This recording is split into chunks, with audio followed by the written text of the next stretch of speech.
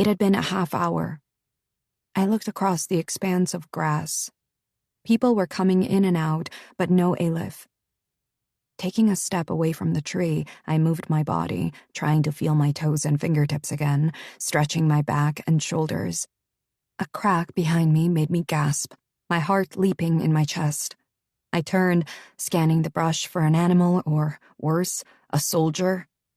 What I saw instead was a young man that looked to be about my age. He held a finger to his lips with one hand, and the other was a shovel. I nodded and stepped back into place behind the tree. Over an hour went by before Aleph finally emerged, stumbling a little in her heels, a gentleman on her arm. He pointed one way, but she gestured toward the park and started walking, leaving him with a choice. He made the correct one. Her laughter floated on the wind, forced, high-pitched, scared. The man followed, completely oblivious, his hands around her shoulders, around her waist, touching her hair, her breast. My grip on the pistol tightened. I wanted to shoot him now so he'd stop touching her, but they were still out in the open. Someone might see. And then, just like when she was with Charlie, they were mere meters away. So close, I could smell the alcohol coming off one or both of them, and hear my sister's little gasps of breath I recognized as the sound she made when she was trying not to cry. Her eyes sought mine through the sparse branches before she stopped and turned to him, keeping her body positioned to the left of the tree trunk like I'd instructed, and out of the line of fire. But unlike when she was with Charlie, this man took her flirtatious offer seriously, rushing in and pressing her to the tree I was hiding behind. "Wait!" she cried out. "Stop! That hurts!" But he only muttered his excitement and continued, ignoring my sister's pleas while I pressed my body to the tree and tried to move around the trunk without him noticing the branches moving or the gun pointing in his direction. My footing was unstable, my nails clawing into the bark to keep me upright, my coat snagging and pulling against me. Aleph's back was pressed against the tree, her face turned toward me, her eyes squeezed shut. That man's face was buried in her chest, one hand under her skirt. I could only see the back half of his head, making the shot dangerous and nearly impossible. Nearly.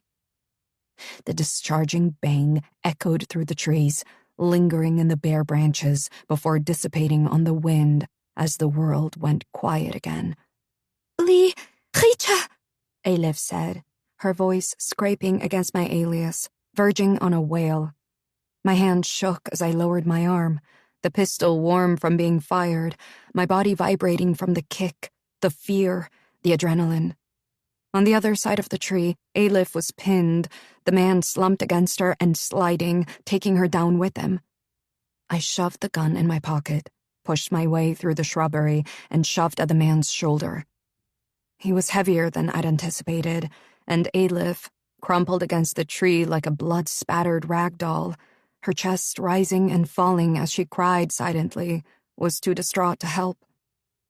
The man finally fell to the ground, and I hurriedly averted my eyes, not wanting to see the result of my actions, the sound of the gunshot still echoing in my ears. We didn't have time for both of us to lose focus. We needed to move. Now. "Here," I said, looking around as I slid out of my coat. So far, no one seemed to be coming to investigate the noise. Gunshots weren't exactly a rare sound these days, but that didn't mean someone wouldn't come eventually. So we needed to go. I held out the garment. "You need to put this on." But she didn't move, her eyes screwed shut, her body shivering. She lurched suddenly and threw up in some shrubbery beside her, and then began crying again. "Aleph." My own eyes welled with tears as I took first one of her arms and slid it in a coat sleeve, and then the other. I buttoned her up like I would a small child, and then grabbed her hand, frowning as I heard a crinkle. She opened her closed fist. Inside it was the list we were supposed to retrieve. Good job, I whispered. Her smile trembled, and I nodded my approval and grinned back. Let's go, I said. As we turned to leave, I saw movement in the trees beyond and froze. The same young man I'd seen earlier moved into the clearing, shovel in hand, waiting to deliver the body to the pre-dug hole. I sighed and nodded, and then Aleph and I hurried out of the park the opposite way we'd entered, while I wondered if I'd ever see this park the same way again, knowing graves had been dug into it, and that I'd supplied some of the bodies. We walked 2 blocks, Aleph wiping at the tiny droplets of blood on her face with the hem of my coat, until I told her to stop fidgeting in case someone took notice and stared too hard. But no one paid us any mind. As, chins tucked, eyes cast down, we circled around to where we'd left our bikes and rode home as quickly as we could without getting yelled at. At the house, we parked our bikes and Aleph hurried to the door, knocking frantically, her gasps barely contained as I tried to calm her by rubbing her back. But she shook me off and knocked harder. "Mama," she said, pressing her forehead to the door. The lock slid out of place, and I sighed with relief as our mother's face appeared in the doorway and she pulled us inside. My sister threw herself into her arms. She looked over Aleph's shoulder at me, and my eyes filled as I shook my head. "It was awful," I whispered. "He touched her. I don't know how much." She closed her eyes and held Aleph tighter. "I can still feel his hands on me," Aleph said, her slender body racked with sobs.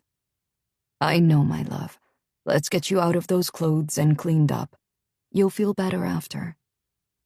I sat on the floor outside the bathroom as Mama drew a bath and helped Aleph into the warm water. I listened as Aleph told her about what had transpired inside the pub, her fear of the older man. And then her voice broke as she recounted how his rough fingers had torn at her blouse and reached beneath her skirt, grabbing at her thighs and touching the part of her she'd never even touched herself.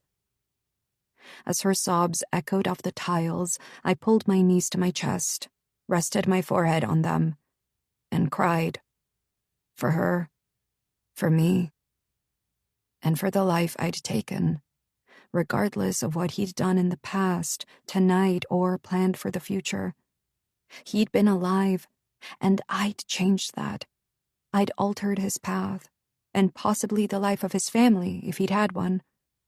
These were the things Aunt Liv hadn't talked about. These were the things that would haunt me forever. I was just glad I'd been numb in the park.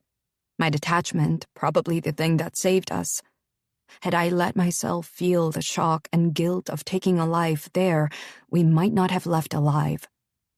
But now I could allow myself the luxury of remembering the moment of clarity when I'd seen the shot, the horror of the back of the man's head exploding, and the sound of Aleph's anguish in my ears.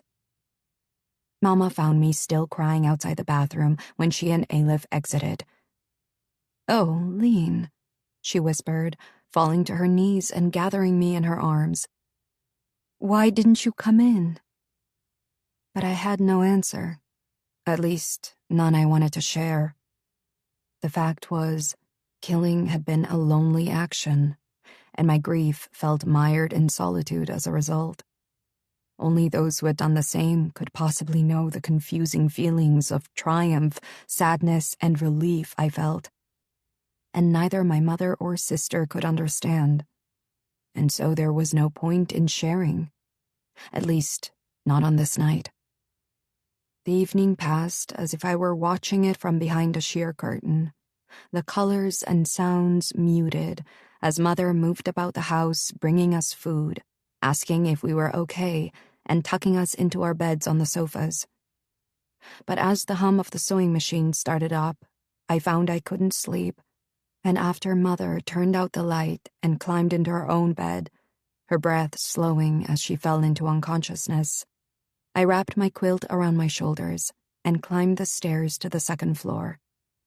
I opened my younger sister's bedroom door and peered through the darkness at the belongings she'd so lovingly cared for. Everything had thrilled Maddie. Nothing was too small or insignificant to receive her attention. I stepped inside and ran my fingers over her dolls, books, and various trinkets, the dust of disuse coating my fingertips. When I reached her bed, I crawled up onto it, pulling my quilt around me and resting my face on the cool pillowcase. I inhaled, hoping for a glimpse of the scent that was hers and hers alone, but time had erased it, and I closed my eyes and let my tears soak the pillow beneath me. Hearing a sound, I looked up and saw Alif's silhouette in the doorway. "Come," I said.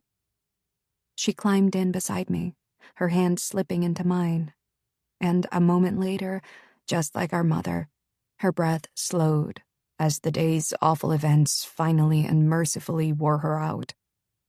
As I lay there, listening to my sister's soft breaths pushing against the dark of the night, I added her to my list. A life for a life. Maddie, Tess, Alif. I would fight for all of them. 20.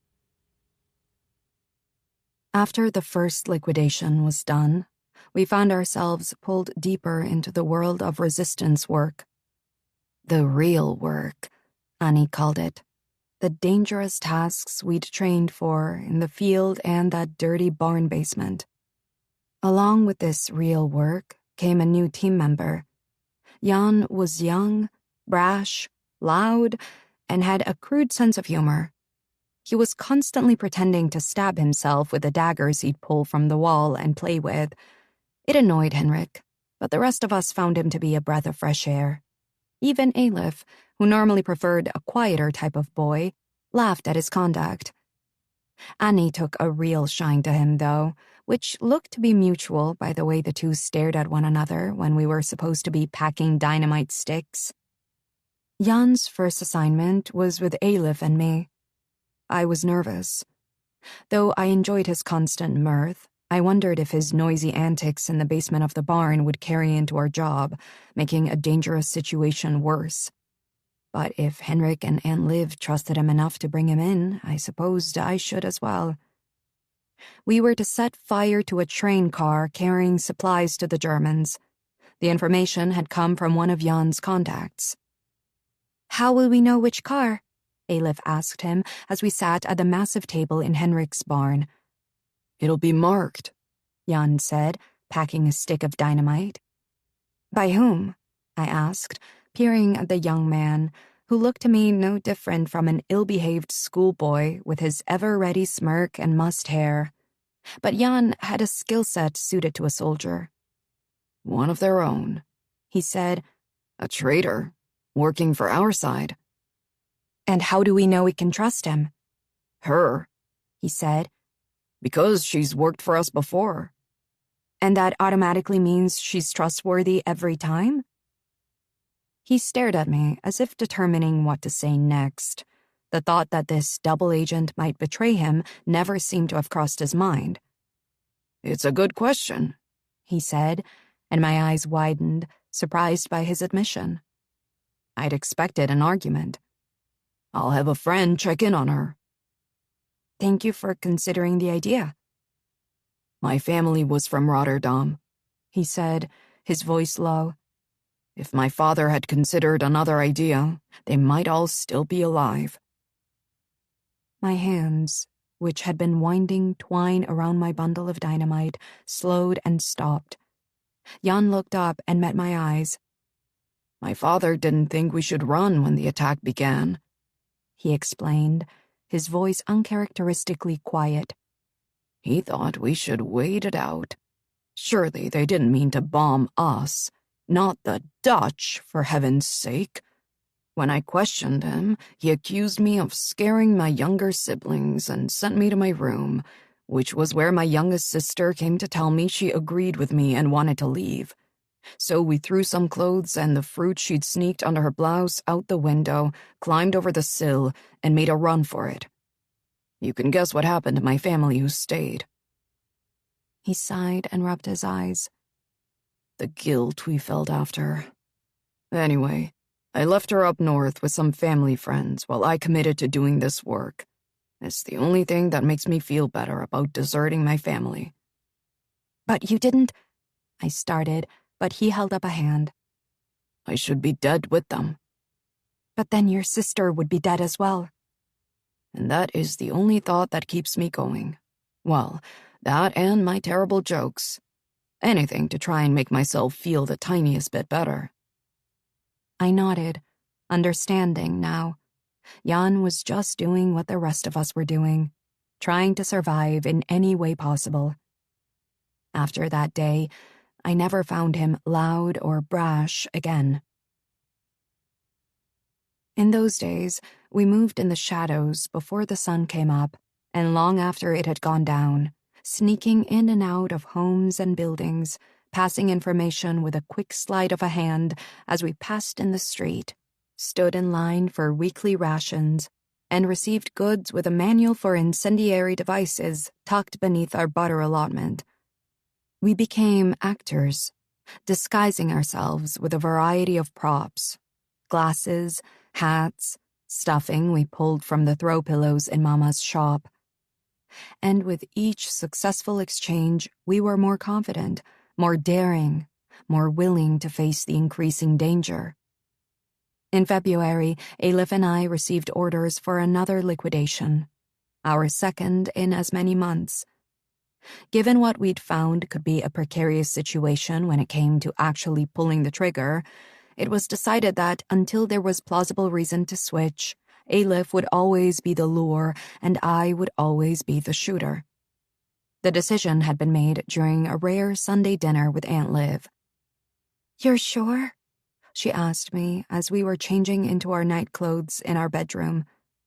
"It's fine," I said from beneath the folds of my nightgown. "I'm the better shot." "But," I said, "it's fine." But my vehemence gave me away. It wasn't fine, and we both knew it. After the first liquidation, I found I couldn't erase it from my mind, the images finding me at any given moment, most often when I lay in bed at night. I tried to shove the thoughts away, crawling onto the narrow settee beside Aleph in hopes being near her would stave them off. But they found me in the dark, fueling nightmares that woke me and left me bleary and sad in the mornings.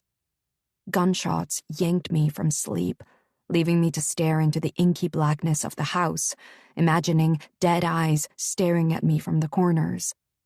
And the sound of Aleph's scared breaths echoed in my ears constantly. Mama would wake sometimes in the early morning hours and find me sitting at the dining table, where I'd wandered when a dream had woken me, head on arms, fast asleep. Time and time again, I tried to bury the feelings of fear and guilt that intermingled like the roots of a tree, digging deeper into the earth, searching for solid footing so that it wouldn't tip. "Now," Mama said, looking over Aleph's makeup and outfit and giving her a nod. "Don't get too caught up that you forget yourselves and head home instead of the safe house.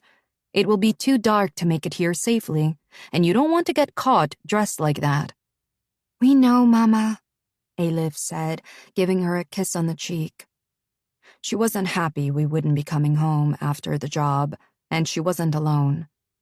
Despite being reassured someone would be there to let us in, Aleph and I both worried that this might be the rare occasion there wouldn't be. Or maybe, because whoever owned the home didn't know us, they wouldn't let us in. Being caught out after curfew was dangerous. We could be taken to jail, or worse, we could be shot on sight. But we put on brave faces, said what we could to comfort our mother and ourselves, and hurried out the door. The pub where we were to meet our target was farther south from the one we'd gone to before, but still near Haarlemmerhout Park, which was large and sprawling. We stood out of sight, shivering as Aleph fidgeted, twisting her fingers, her eyes darting from mine to the ground between us. "What if he grabs me?" she said. "What if he touches me like—" She shuddered, and I reached out and wrapped my hand around her wrist. "I'll be faster this time," I said. "I won't worry about being quiet or him seeing me. I'll just take the shot." She nodded and wiped away the tears sitting on her lower lashes. "Okay," she whispered. "Just lead him to the trees," I said, trying to make my voice sound soothing, which was hard when my teeth kept chattering. "I'll take care of the rest. I promise. I won't let you down." She met my scared gaze. "I trust you," she said, and squeezed both eyes shut. I squeezed mine in reply, and we exchanged a small smile. "Are you ready?" she asked. I swallowed and looked across the street to the park.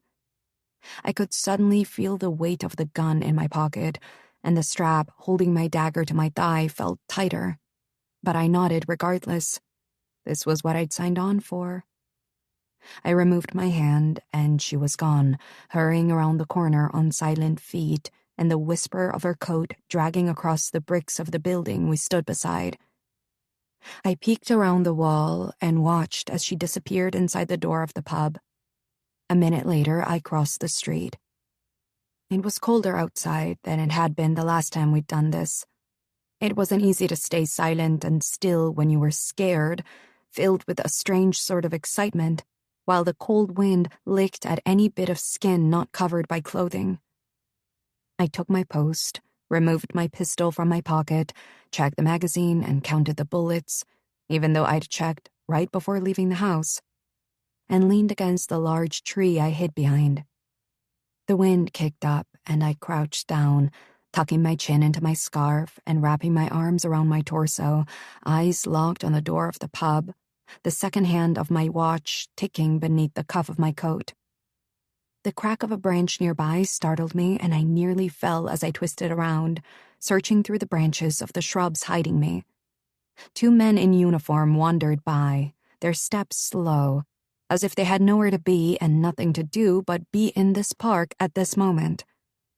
They were chatting and stopped not 20 yards from where I hid, while I alternately held my breath and exhaled slowly and silently into the leaves, praying neither noticed the puff of air floating up out of the shrubbery. I craned my head to look toward the pub, bracing myself with my hand in the dirt and trying not to tip over. A shout from the opposite direction caused me to nearly lose my balance, and I watched as the 2 soldiers went to meet their comrade, the 3 standing on the dirt pathway, talking and laughing. "Damn it," I whispered. This would not do at all if they didn't move on. I looked to the pub again. The door opened and a couple emerged, but the woman wasn't Aleph. I sighed with relief and glanced at the men again. They had begun walking away from me, and I urged them on inside my head, willing them to walk faster, to put as much distance as possible between the discharge of my gun and them. They disappeared from sight, and I once more turned my attention to the pub door. 3 men went in. 1 came out. My fingers began to ache from the cold, my knees from being crouched. I stood, still staying low, and moved my legs as best I could, while first flexing the fingers of one hand, then the other. I was so preoccupied, I didn't notice Aleph and her mark were walking toward me until I heard the crunch of leaves and the murmur of voices. I nudged the safety off my gun, readying myself for what would come next, my heartbeat gathering speed in my chest as I listened to Aleph's voice, high-pitched with nerves, her laugh shaky and brittle. They were 20 yards away now, and I could see her eyes searching for mine through the brush as she simultaneously smiled and nodded at whatever the man with her was saying. And then I got a look at him. He was a small mouse of a man who was limping badly and seemed to be clinging to my sister not out of desire, but need. The look of distaste on her face screamed, "Don't touch me." I braced myself. "Slow down," he said, wheezing slightly. Her eyes scanned the shrubbery once more, and then she turned her back to me and stepped to her left, giving me a clear shot. My heartbeat thundered in my chest and echoed in my ears as I stared at the man, sweat rising on my upper lip as my palms grew clammy. I took in a shaky breath. I could do this. I would do this. I raised my gun and, knowing my aim was true, pulled the trigger. His look of surprise as the bullet pierced the spot above his eye imprinted itself on my mind, and I watched as he folded into himself, dropping to the ground, the crack of the pistol still lingering in the air. "Come on!" Aleph reached through the brush and found my sleeve, dragging me into the open and then pulling me down the path the soldiers had been on not long before. I stopped. "What are you doing?" she asked, her face etched with fear. "We can't go that way," I said, pulling her across the pathway from where I'd just been hiding, deeper into the woods. "We'll get trapped if we hide in there," Aleph said, and then her eyes widened at the sound of boots hitting the ground headed toward us. "This way," a hushed male voice said, making me jump and my sister clap a hand over her mouth so she didn't scream. "Hurry." The man looked to be our father's age, were he still alive, and wore a dirt-stained shirt and trousers. Clearly, he was one of the gravediggers. The cleaners, Jan called them. They dragged the bodies we'd shot out of sight and into the holes they'd pre-dug, covering them quickly before hunkering down nearby, waiting until it was safe to leave. Sometimes, we'd heard, they weren't able to escape until morning. "I heard of a guy who had to lie down next to the corpse and cover himself with branches because the place was crawling with soldiers," Jan had told us once. I'd shuddered in response. We followed the man deeper into the brush, and then he stopped and lifted a large, low-hanging tree branch where a hole sat empty. "No," Aleph whispered. "There's no time," the man said. "It's this or get caught." "It's okay," I said, squeezing my sister's hand and then reaching for the man who helped me lower myself into the darkness. It wasn't very deep, but that wasn't the point. The point was, it was a grave, and it took everything I had not to get sick at the thought. I turned and looked up at Aleph, who nodded and then allowed the man to help her as well. We knelt and then lay down in the soft, cool dirt, face to face, heads resting on arms folded beneath them, legs intertwined, hands grasped tightly around one another's. As the footsteps got louder, voices rising on the other side of the brush from where we hid, we stared at one another and then squeezed our eyes shut as branches were laid over us. "Stop!" a voice yelled. "Come out of there! Who are you? Did you do this?" There was a rustle, more footsteps, words in German I didn't understand, and then a shot rang out, followed by the thud of a body falling.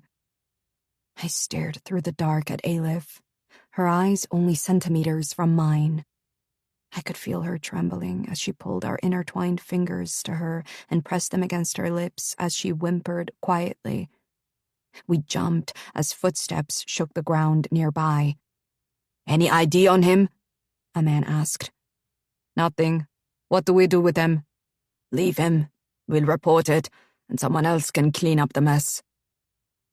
Their footsteps grew fainter, but neither Aleph nor I moved.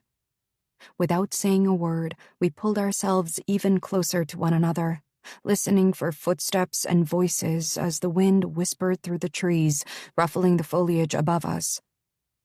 We slept in fits and starts, hidden beneath the branches of another man's grave, the earth cold and damp around us. I tried not to think of the man who had helped us, and who had died because of it, or the fact that we were lying where a corpse belonged. In a horrid twist of fate, the hole dug for the enemy now cradled us, keeping us safe while we waited out the night, cold, frightened, and wishing for the light of morning. For days after lying in another man's grave while the man who saved us lay dead just above, I felt haunted. The nightmares this time around were quiet images that felt like death, even though I couldn't see death. A dark space with light peeking through branches. And as much as I pulled at them, they multiplied, and I was unable to get out of the grave I'd stepped into, causing me to wake breathless and in a panic. Other nights I dreamed I was at school, or my mother's shop, or the market, sometimes the beach. But no matter where I was in the dream, I could hear a shovel not far away digging, and my sister's panicked breaths in my ear. Thankfully, the jobs we did in the weeks following were less traumatic. Busy work, Aunt Liv called it. Forging of documents, delivering of information, and setting fire to another train. It kept me physically busy, which kept my mind busy, and eventually the nightmares dimmed and became less frequent. They still woke me when they came, but now they barely lingered, leaving me almost completely by the time I woke in the morning. But a few weeks later, I was once again crouched behind a tree, waiting for Aleph and the unsuspecting target trailing behind, hoping to slide a hand up her skirt and a tongue down her throat. This one was younger than the others had been, and didn't waste any time going for what he thought he was being offered. They'd barely made it to the cover of trees before he had his hands all over her, all the while pulling her in another direction, away from me, and obscuring my shot by keeping her in front of him. "No," Aleph said, her voice stern but not too loud, not wanting to alert anyone. "Wait, not over here." I eased from my spot and kept to the edges of the brush, following along close enough to hear them, but not so close that he could see me. "Shh," he said. "It doesn't matter where we do it. Come on now, you promised. Don't play innocent now." "I'm not. It's just—" She gasped as he pushed her away, having caught sight of me. I stood and raised my gun, but rather than turn and run, he charged at me. I pulled the trigger, but the gun didn't fire. A rare occurrence we'd been warned could happen with these old pistols. The mark rammed into me, sending me into the air before I crashed to the ground, my head hitting the dirt, the wind knocked from my lungs. The pistol was kicked from my hands, and he dragged me to my feet, his eyes glittering dangerously. He held me up by my coat. "And who do we have here?" he asked. Aleph pushed him, and once more I was tossed away as though I were a rag doll. He turned and went after my sister, who ran, but not fast enough. "I'm going to get what I came here for," he said, his jaw clenched, teeth bared. I heard the rip of fabric and Aleph's whimper of fear and got to my hands and knees, scanning the grass and dirt for my pistol. "No," Aleph said. "Please." Giving up on finding the gun, I pulled my dagger from its sheath and got to my feet. As I ran toward them on silent feet, Aleph's scared gaze caught mine. "Cover his mouth," I said. Before he could turn his head, I jammed my weapon into his neck, just like Charlie had taught me. The sound of the gunny sack ripping, the feel of my blade sinking into packed hay, was nothing like shoving a knife into human flesh. My knees went weak as blood, hot and thick, spilled over his jacket, a strange, animal-like sound coming from between his lips. "Oh my God!" Aleph whispered as she jumped out of the way. We watched him fall face first into the tree he'd had her pinned against, before tipping sideways onto the dirt, a dark puddle growing beneath him. "Help me," I said, pulling his shoulder back to grab my dagger. His lifeless eyes stared up at me, but for once I didn't look. I pulled the knife free, wiped it on his shirt, and slid it back in its holster at my hip. "Let's go." On our way to the safe house, I felt Aleph's eyes on me. After we arrived, she used the bathroom first, and when I entered the bedroom we were to share for the night, I met her gaze. "What is it?" I asked. I've never seen you like that, she said. Like what? I sat on the bed across from her with a frown. Like you didn't care, or you weren't affected. The crease between her brows deepened. You stabbed him in the neck. I took in a deep breath, images of the evening flashing through my mind, and then exhaled. I was scared, I said, and mad.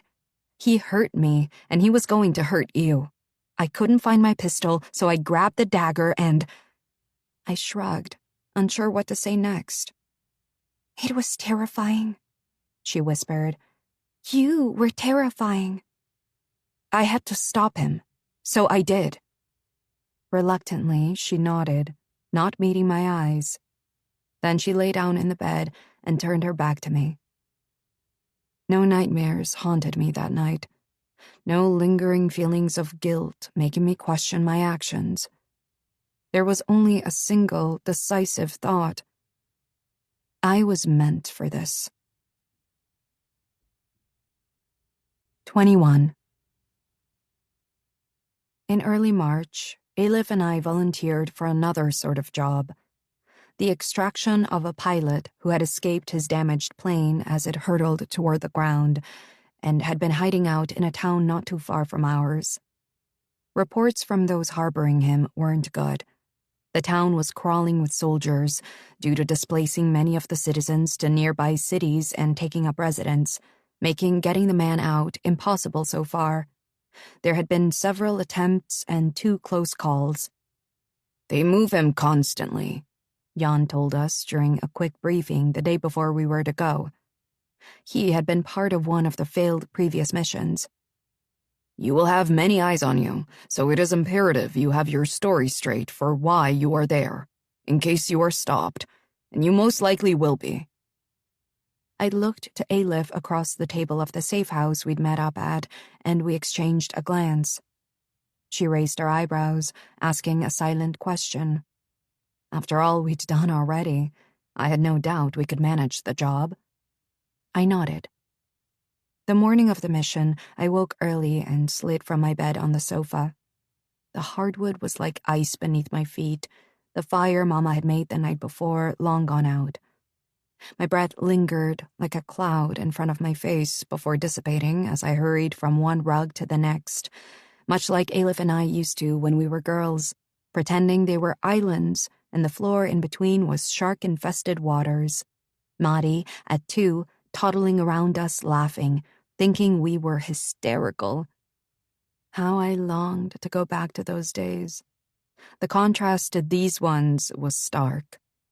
Would the girl I was then recognize the one I was now? Daggers strapped beneath dresses, a gun hidden in her pocket. I was positive the young woman I'd been would never have imagined she'd become this version of me. No, she'd dreamed of libraries that stretched floor to ceiling, smart clothes, and long nights writing even longer papers. Would I ever return to that version of me? Or had she been vanquished, as so many others had, by this war?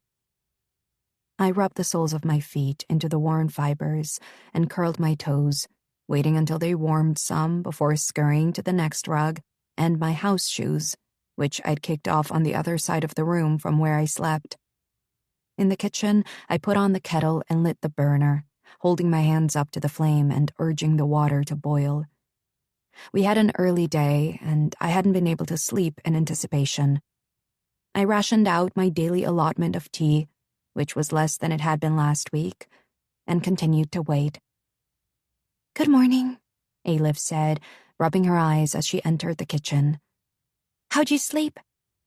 I didn't. Me neither. I'm worried about today. There are too many opportunities for things to go wrong. We'll just have to stick to the plan as best we can and improvise when we need to. Hopefully, by this time tomorrow, we'll be on our way home, neither of us worse for wear. But she didn't look convinced, and I didn't blame her.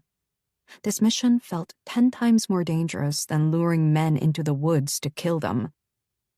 30 minutes later, we'd had our weak tea, which we drank while it was still scalding hot to disguise the lack of flavor, a small bowl of warm oats each, and were dressed for the day. We wore plain, bulky dresses with layers of long-sleeved shirts that had belonged to our father beneath, trousers for added warmth, and our most worn pairs of shoes. As usual for this sort of job, our hair was twisted in plaits, and our faces were left free of any sort of cosmetics.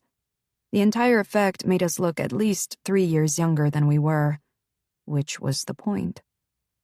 We checked we had the correct ID cards. I patted my pocket to make sure the little red bird was in its place. We bid our mother goodbye with the usual promises of staying alert and watching out for one another, and then we were on our way. Our bicycles bumped over the cobblestones as we rode through Harlem, our heads down, eyes darting in search of soldiers and pedestrians, doing our best to not draw attention to ourselves. We were just 2 young women out for a bike ride, our blonde plaits flying out behind us, our layers of clothes hiding weapons.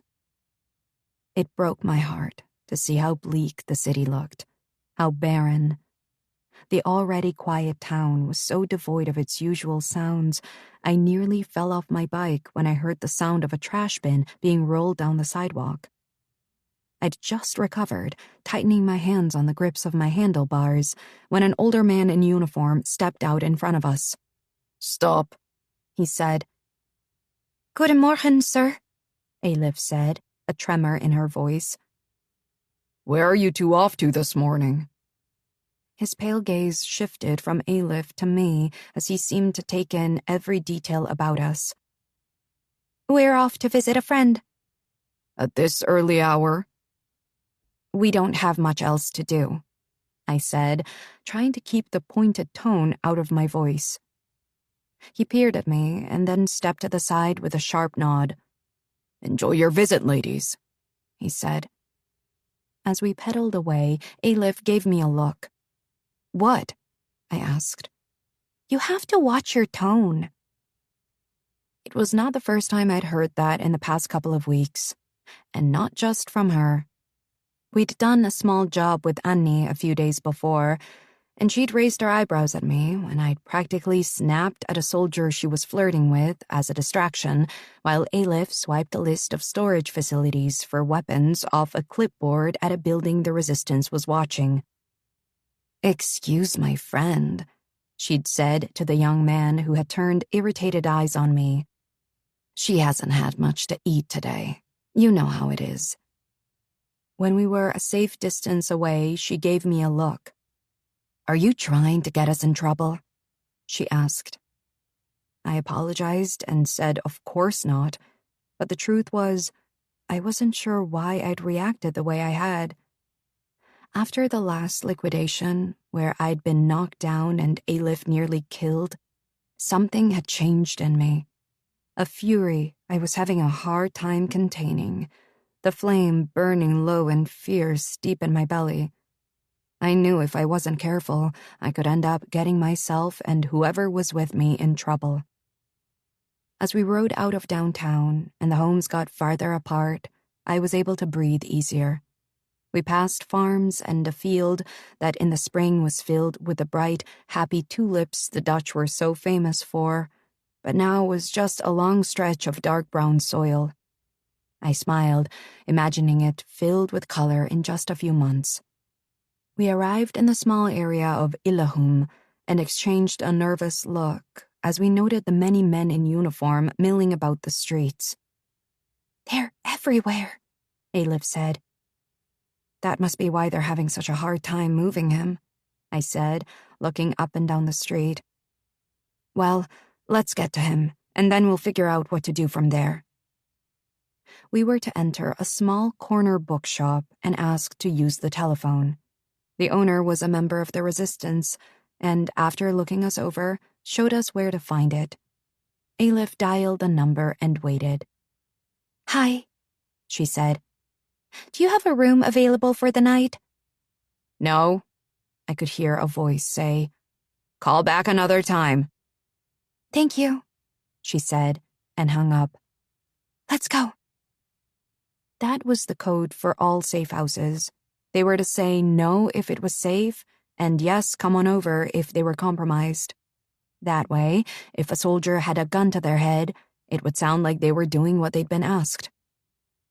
In the clear, we headed to the address we'd memorized, where a man had been hiding out for several days. A pilot for the RAF, he'd gone down near The Hague and had been slowly making his way north. The goal was to get him to Pas op Kamp, the hiding camp in the woods of Vierhouten, a town east of Amsterdam. Referred to as the Secret Village, it supposedly had a handful of huts dug into the ground and hidden from sight by the forest. Once we got him out of Illachum, the rest of the trip should be relatively easy. The problem was getting him out, though. Someone had sworn they'd seen him enter the town, and soldiers had swooped in and searched all houses and buildings. 2 townspeople had been shot over the matter. How the safe house had managed to hide him, I had no idea. But the situation was becoming dire, and it was well past time to move him. Double-checking the number beside the door, Ailif knocked and we waited, keeping watch up and down the narrow alleyway. A curtain in the window next door moved, and I turned my head away and raised a hand to shield my face just in case. A moment later, the door opened, and we were ushered in by a middle-aged woman. "Come," she said, gesturing for us to follow her into the dark home. Darach Walsh was Irish through and through, with an accent so thick I looked to my sister helplessly as I tried to understand a word he said. "They'll never believe his papers if we get stopped," I said. "I speak Dutch," he said, in Dutch. The Irish brogue was still there, but much less. Hopefully he wouldn't have to speak at all. "How will we leave?" "I think I have an idea," Ailif said. My sister's idea was daring to say the least, and not for the faint of heart. "We go to the market," she said, pointing in the direction of the small market we'd passed when we'd left the bookshop. "What?" I said, confused at how this was a good idea. My confidence might be building with every mission, but I didn't have a death wish. "The market is small," the woman of the house said. "There's nowhere to hide." "That's the point," Ailif said. "They're looking for someone trying to stay hidden, someone staying to the shadows, not someone out in the open." We'd been informed that this was a last-chance effort to move the hiding pilot. There was movement happening from the Germans, and residents of Illachum might soon find themselves homeless. If we couldn't get him out, he would be on his own. His chances of surviving not good. I considered what my sister said and nodded slowly. "Hiding in plain sight," I said, and looked Darach over. He wasn't particularly tall, his features as plain as ours. His clothing, clearly cast-offs from someone bigger than him, were nondescript and baggy. "There's a picture of you circulating," I said. "Probably from your pilot's license. Do you have it on you?" He nodded and left the room to retrieve it. When he returned and handed it over, I nearly laughed. The young man in the picture was baby-faced and clean-shaven, his hair cropped close, eyes bright and eager. The man standing before us barely resembled the image. His hair was shaggy, he had a beard, his skin pale and lined. Even his eyes had dulled. "Perfect," I said. "Did you get the photo?" Ailif asked the woman, who nodded, opened a drawer, and removed its false bottom. She handed over an envelope, and Ailif removed the picture another member of the resistance had come by to take, then took a book from the bag she carried, removing a false ID from behind the removable end paper, and made quick work of attaching the photo. "It needs to dry," she said. "We'll have tea while we wait," the woman said. "I'm Agatha, by the way." "Nice to meet you," we said, and offered the names printed on our fake IDs as we'd been trained. It was safer for everyone involved. We drank tea while checking our watches and preparing ourselves for the task at hand, the enormous risk we were about to take. Darak worked at memorizing our aliases in case he was asked, and we got our story straight about how we knew each other and where we were headed. When it was time, Elif, Darak, and I got to our feet, took a collective breath, said goodbye to Agatha, and stepped outside. It had begun to rain, large coin-sized droplets that splashed on the cobblestones and formed almost instant puddles. Elif looked back at me, a look of panic in her eyes. "It will be fine," I said. "Let's go." We grabbed our bicycles, Darak taking the one that had been left out for him by Agatha. Swinging our legs over the seats, we pushed off and headed for the center of town. I counted the uniforms we passed as we went. 1, 2, 5, 10. None of them even looked our way as they hurried to take cover from the sudden onslaught of weather. We turned down the street that led to the market and saw the few vendors that had ventured out were packing up. Lack of a crowd that could afford their wares, paired with the freezing rain, wasn't enough to keep them out. The defeated looks on their faces tore at my heart.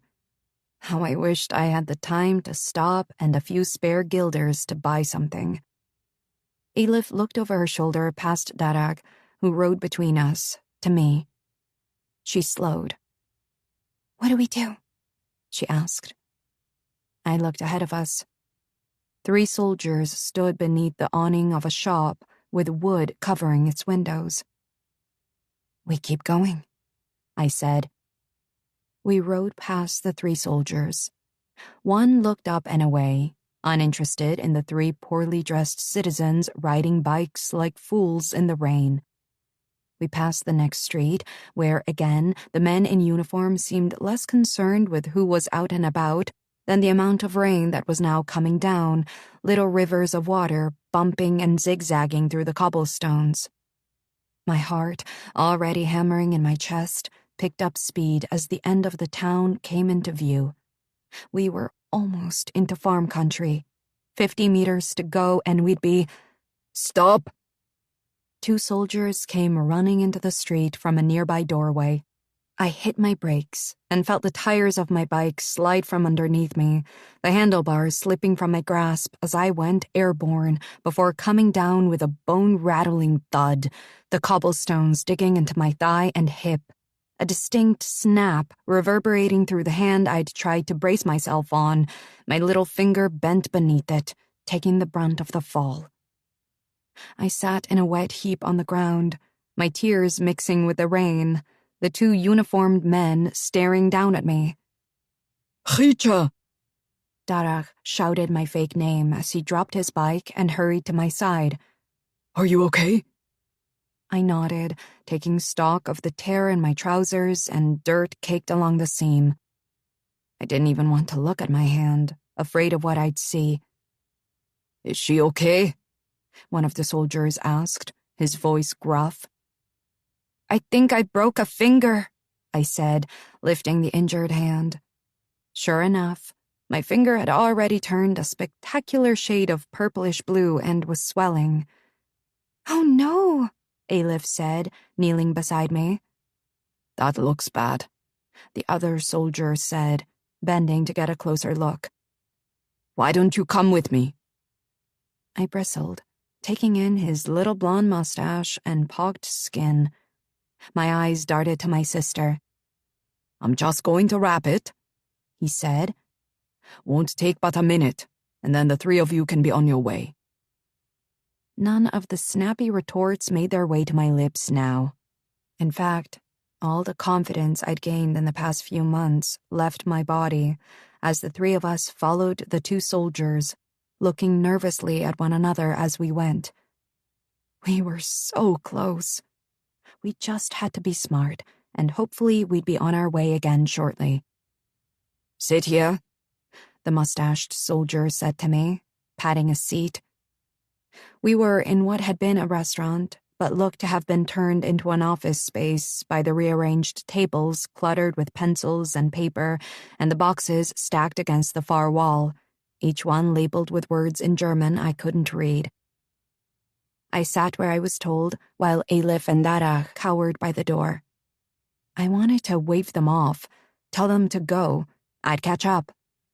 But before I could open my mouth, the soldier had taken my hand and was wrapping the smaller finger to the one next to it, and the pain was making me see stars. "Where were the three of you off to?" he asked. I swallowed. "Harlem, sir." "Is that where you live?" "Mm-hmm," I said, wincing as he wound more bandage in place. "All three of you?" "No," I said. "Our cousin, Tim, lives in The Hague." That was what it said on Darak's forged ID. "We rode down to meet him here and are riding back to Harlem. He's staying with us for a while." "How come you're not fighting for the Führer?" the other soldier asked, taking a step toward Darak and Elif. He was larger than the one wrapping my hand, his eyes suspicious, his demeanor threatening. "I have a condition," Darak said, keeping his face placid. "Got your papers on you?" "Of course." He reached into his pocket and pulled out the ID card I'd so recently finished putting together. Elif's eyes darted to mine, but I held steady in my calm demeanor. I'd been instructed to list a condition should the question arise. But the soldier looking over the papers was taking his time, making me anxious that I'd got something wrong. I leaned forward and gasped when the soldier tending to my finger tightened his hold. "Almost done," he said, giving me a grim smile, his eyes moving to his comrade, watching the exchange intently. "Just need to tape it." The soldier holding the ID card handed it back with a grunt, and I breathed a small sigh of relief, looking over my shoulder at Elif again, and noticing she'd slid her hand deep into the pocket of her dress where her pistol was hiding. I gave a slight shake of my head. Guns made noise. With all the soldiers in this town, one gunshot would have them all running our way. We were going to have to use daggers if we attacked. The rip of tape startled me, and I turned back to the man tending to my injury. He placed a strip along the cut edge and pressed, making me squirm in my seat. "We've been searching for a downed pilot who was seen entering town a few days ago. You three know anything about that?" he said, still holding my fingers, applying a bit more pressure. "I've heard of it," Elif said, "but I can't say I know much about it. We don't live here." "Thing is, someone saw him come, but no one has seen him leave, which means he has to still be here." "Couldn't he have left in the night?" I asked, sliding my free hand beneath my skirt and into the concealed pocket where my dagger was. "Not likely. We work in shifts. We have the entirety of this place being watched at all times. But now here you three are. Three faces neither of us has seen before. Curious, don't you think?" The pain in my fingers made it easy for me to work up tears.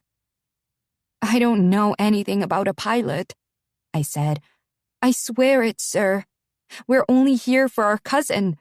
He's never been to our house, so we rode down to show him the way and—" "If that's true, then explain what this is."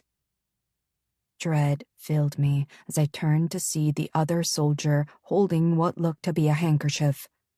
Confused, I again looked to Elif, but she looked as puzzled as me. Then I saw Darak's face, which had paled. He took a step back. "Funny thing," the soldier said. "I caught a British pilot a few weeks ago. He was carrying an identical one of these."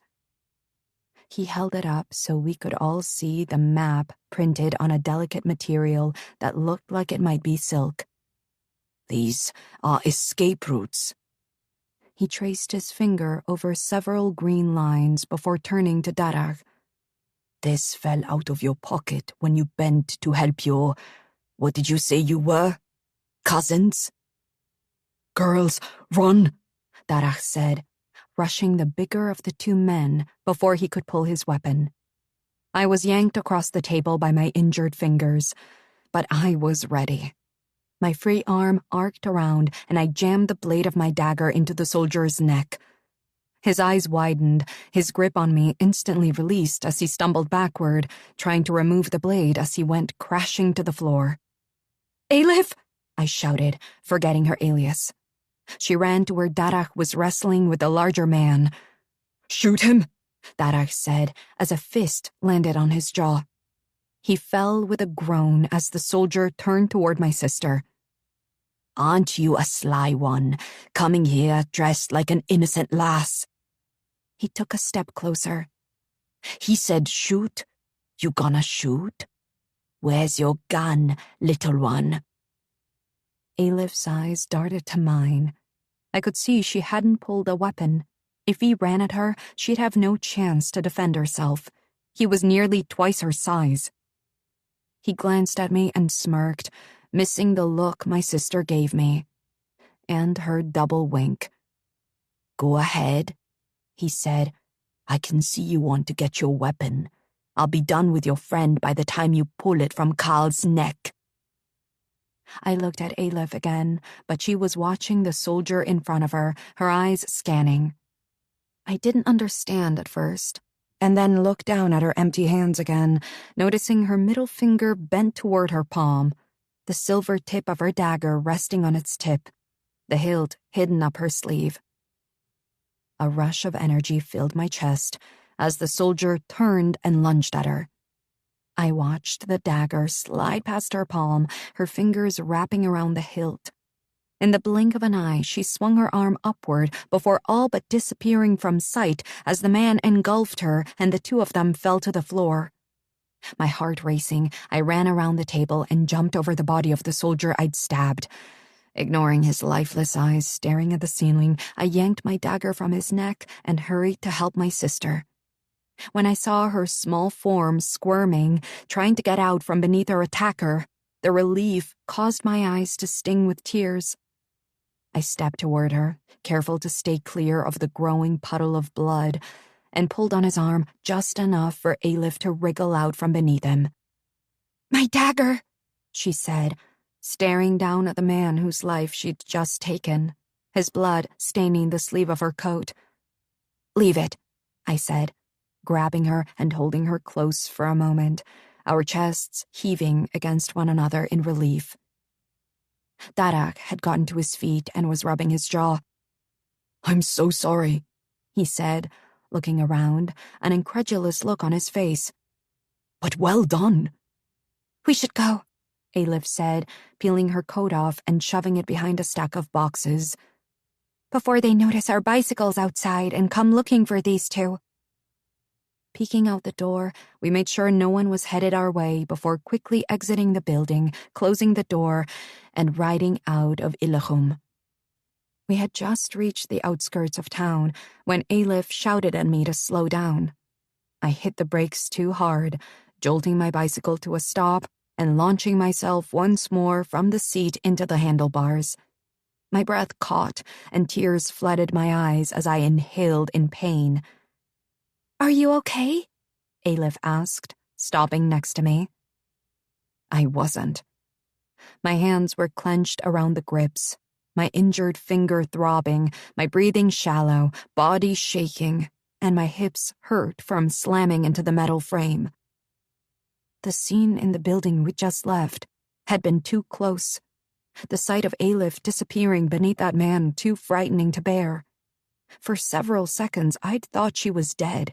He was massive compared to her tiny frame, and so much stronger. "I thought you were dead," I whispered. "I thought—" She reached for me, and this time it was she who pulled me to her. She was stronger than I remembered her to be, her arms lean and hard from training for this job we'd signed on to do. It comforted me, knowing she wasn't the same meek girl I'd grown up with, but also scared me because her new assuredness made her braver, and her bravery nearly got her killed back there. "Why didn't you use your gun?" I asked. "Same reason you didn't," she said. "The noise." "I was so scared. When he fell on you, I thought he'd killed you." "But he didn't. I killed him," she said. "And now we need to get going.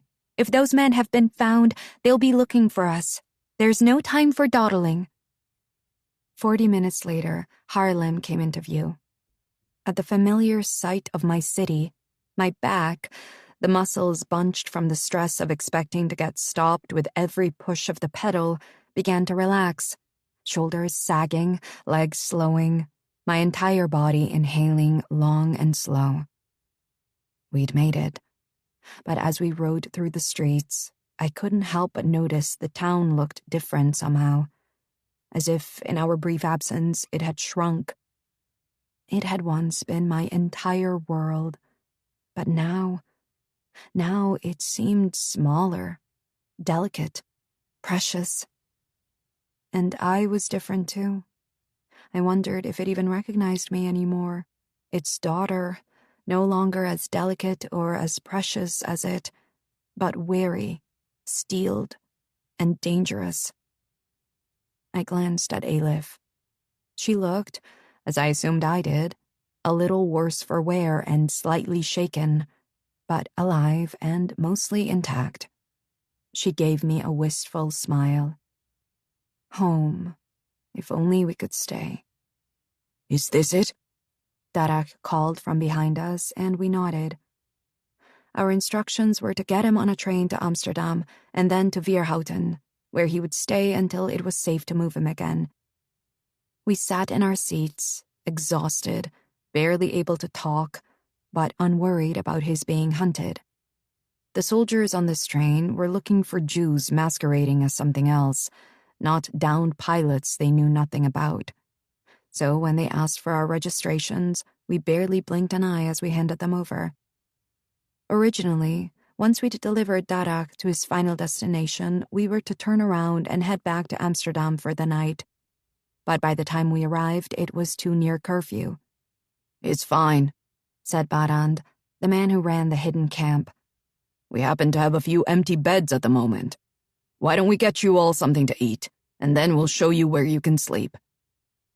We followed him through the camp, marveling as we passed the opening of a hut, barely noticeable in the dimming light, large swaths of branches obscuring it from view.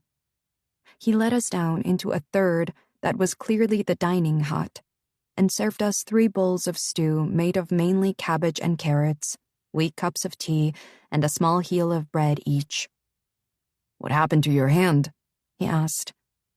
I explained I fell on it, and he nodded and pulled a box of medical supplies from beneath a table, offering to rewrap it for me. I accepted. After we ate, we were shown where we'd sleep. "Darach," Barand said, pointing to an entrance where the soft glow of light lit it from within. "You're here." Darach looked at Alif and I with a small, weary smile. "You'll probably be gone by the time I wake tomorrow, yes?" "Yes," Alif said as I nodded. "How can I ever thank you?" he asked. "I nearly got us all killed, and you—" He looked from me to Alif and shook his head. "You were incredible. When I was told angels were being sent to retrieve me, I didn't understand or believe it. But now—" His eyes moved from our pale eyes to our hair. "I think I understand. Thank you both. You are braver than the toughest soldiers I've ever met." "Someone called us angels?" I asked. He shrugged. "That's what Agatha told me. She said she'd been told 2 angels were coming. I believe that's what your group calls you. That's their code for the 2 of you." "Uncle Franz," Alif murmured, and I nodded, understanding. We woke in the morning before the rest of the camp and hurried back to town and the train that would take us first to Amsterdam and then Haarlem. As the soldiers made their way through the car, collecting and checking registrations, I looked out the window, seeing our reflections ethereal and shimmering in the glass. "Angels," I whispered. 22. A flurry of new jobs came in mid-March. Smaller things, ranging from forgeries and planting incendiary bombs, to bigger things, like moving an entire family and another liquidation. After the job in Illachum, Eilif and I were split up as a team for a time for the sake of safety. People will be on the lookout for two young women who look similar to each other, Aunt Liv explained. It's best the two of you aren't seen in public together for the next little while. We'll pair Eilif with Annie, and Lean, you'll be with Charlie. And Jan will go between the two groups, as usual. It was pointless to argue. We were doing what was safest for the team. But it still felt odd to not prepare for missions with my sister, instead watching her walk out of the house alone, or waving goodbye to me as we exchanged a look of regret at not having one another to count on. Not only was it strange not to be with my sister, but I hadn't seen Charlie in weeks, the last time having been in the barn when I'd gone for supplies. He'd been sitting on the sofa reading a comic book, and I'd stopped in my tracks, unsure of what to say, and then hurried to the table to tell Henrik what I needed. When I'd left, Charlie was standing by the door. "How are you?" he asked. "Okay," I'd said, unable to meet his eyes as I searched for something to say. "How are you? Have you heard anything from your mother and sister?" "I have. They're good." I looked up when I heard the smile in his voice. "They sent more comic books and some strange American treats. I'll have to bring them next time for you to try." "I'd like that." "Well," he said, suddenly looking as though he too now needed to search for words. "Be careful out there. Promise?" I looked up then, meeting his gaze with my own. My lungs filled with air, my heartbeat quickening in my chest. I was warm, despite the chill drifting in from outside, a quiver of anticipation running up my spine. I'd forgotten how being near him affected me, the thrill at seeing that look in his eyes when he stared at me. "I will," I said. "Promise."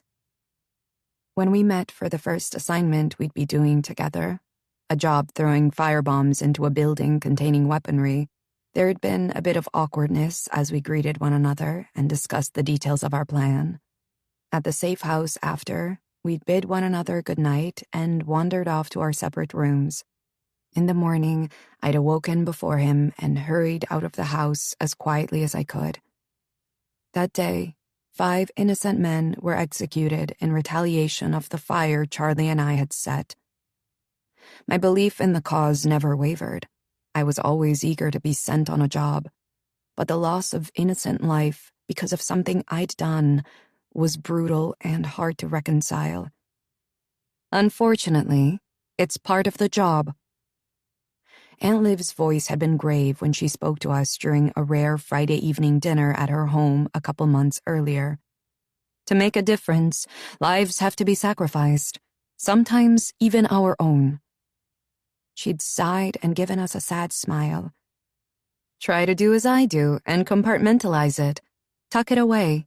One day, never fear, it will all come back to haunt you. Put it off as long as you can, dear ones. Bury it deep." That I was used to doing. To deal with the unwieldy feelings, Aunt Liv gave Eilif and I each a set of beautiful leather-bound journals. "Sometimes stowing feelings is easier said than done," she told us. "I've found writing them can give release, and afterward, if the words are too painful and you wish to never see them again, they provide a lovely fire to warm you with." I'd nodded, thinking of the notebook I'd been writing in whenever I needed to get feelings out. Before writing in it, I'd never been one to keep a diary, had never felt the need to transcribe thoughts or feelings. But now, whenever I felt my emotions bursting at the seams of me, I pulled out that old notebook and scribbled away. On one particular evening, after a job that had gone perfectly, I found myself considering what I'd become. It was almost as if there were two of me, the one who carried out the deeds and the one who wrote about them afterward, one so engulfed, the other distanced. I found the difference interesting, if not a little bit disturbing, from where I'd begun to where I was now. "I have learned," I wrote, Evil cannot be bargained with, and to destroy it, one must almost become it oneself. I tell myself it is temporary, but I worry that it bleeds through. Who will I be when this is over? Will I recognize myself at all? A few days later, I stood outside a safe house door, my head bowed beneath the hat I wore. I knocked, and listened as always for the sound of heavy boots coming toward me down the alleyway. One never knew when a house was being watched, a neighbor growing suspicious and having called it in hopes of receiving a favor in return. "Hello," Charlie said, opening the door. "Hello, Charlie," I said, and stepped inside. We stood in the entryway for a moment, not moving, just watching one another and being in each other's space. There was something so comforting about being near him. Maybe it was the confidence that never bordered on being egotistical, the patience he always showed us girls when we were unsure of something or afraid, or just the way he never treated me like I was too young, too small, or too female. He respected me. Aleph said once he was like the older brother we'd never had, but I was pretty sure my feelings were not of a familial nature. "How was the walk over?" he asked, breaking the silence with a smile that washed over me and warmed me from the inside out. I knew he wasn't asking about the quality of the walk, which was clear by the rain still dripping off my hat and coat. No, he was asking about any activity I might have seen on the way, and nearby clusters of soldiers, anything we may need to work around. "Calm," I said. "Nothing of note. What are we doing?" He led me to the parlor, and we sat as the woman who owned the house came through and offered us tea while we discussed the job, which was another liquidation. A woman this time. I was surprised, and it must have shown because Charlie gave me a grim smile. "Women are some of the best spies out there," he said. "They're very good at using their minds, as well as their bodies, like weapons."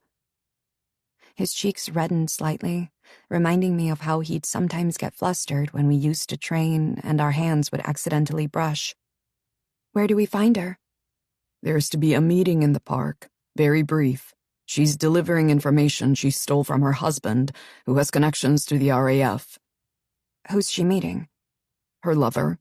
She's been having an affair with a German officer who told one of his buddies about the information she's been handing over. His friend happens to be a double agent for us." I sighed. I could understand the women who did these things because they were homeless or starving, but this woman was the wife of an officer. She was likely neither of those things. Why wouldn't she just wait until they meet up again to give him information? "Her husband is back in town. This is her only opportunity to see him for a while." "So what are we supposed to do? Get the information or just kill her?" "Both." "Are we killing him too?" "Only if we have to." The plan was to intercept her before she met up with her lover. She was the traitor. He was merely the enemy. One gunshot ringing out would be better than two. We had no idea how tight the time frame would be between her arriving at the park and meeting him, though. We knew only that they planned to meet before dark so that she wouldn't get stuck outside after curfew. But when before dark? Since the information had come in not that long ago, it could be any time between now and sunset, which was only a couple hours away. "There's a bench at the north end of the park where they meet, and from what I was told, a good thick cluster of trees and some shrubbery nearby. You'll need to get her to follow you behind the brush so you're out of sight." I frowned. How was I supposed to get a woman to follow me? A low-cut blouse wasn't going to do it. "How?" I asked. "Say you lost your dog. Ask for her help finding it. Or maybe start in the bushes and call out. Say you've been hurt." "I'll think of something," I said. "Good. Then let's get what we need and go." While Charlie checked his pistol, I hurried to the restroom and pulled my hair into 2 long plaits, making myself look instantly younger than my years. When I was done, I checked my own set of weapons and then grabbed a comb and a small compact off the shelf and pocketed them.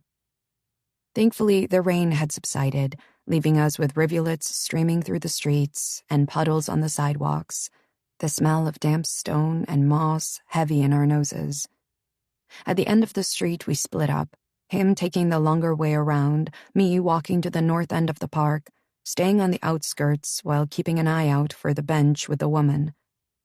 I didn't see either at first, and then I noticed the trees Charlie had been told about. In this part of the park, it was mostly grass, with only a few trees here and there, except for the one larger grouping that had the area's one lone bench next to it. A bench that was currently empty.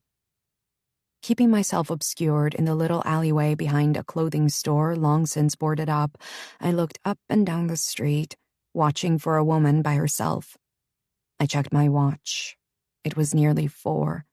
Sunset was around 4:30. We would be cutting it close.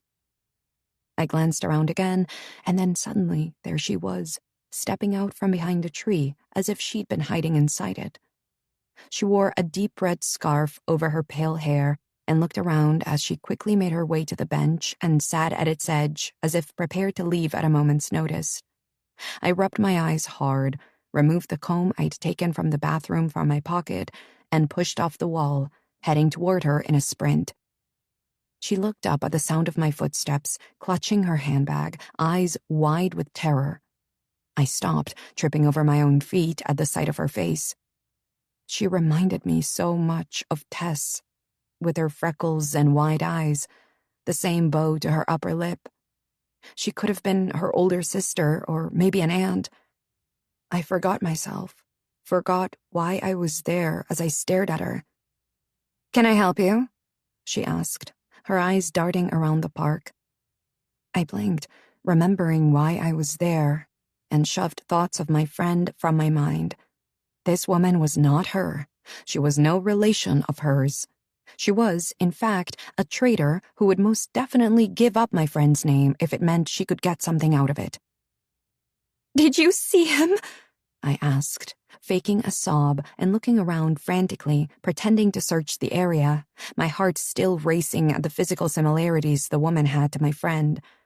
In an instant, she'd made herself human to me, and I had to fight to stay focused. "See whom?" she asked, frowning as she glanced around. "The boy," I said. "He took my handbag and ran this way. I know he must have come through here. I found my comb just over there." I showed her the comb and pointed. "I'm sorry," she said. "I didn't see a boy." I pretended to see something and hurried across the grass, pulling the compact discreetly from my pocket and pretending to find it on the ground. "See?" I said, holding it up. "He was here." "Well, he must have come through before I got here," she said. "Can you help me, please?" I asked. "The keys to my house were in there. My mother will be so angry if I've lost them again. Maybe he dropped them." She checked her watch and sighed. Her clothes were nicer than what most people wore these days and seemed so out of place, but made sense if she was meeting her lover, even if only for a moment. "I can help for a minute," she said. "But I'm sure your mother will understand if you explain the situation." As she spoke, she stood and followed me behind the cover of the trees where Charlie hid, waiting. I pointed to the ID card on the ground by him. "My ID!" I said. But as I bent to pick it up, rather than duck quickly so Charlie could get the shot off quick and we could escape, I hesitated for the briefest of moments, the woman's face, so similar to my friend's, lingering in my mind. I wanted it to be different.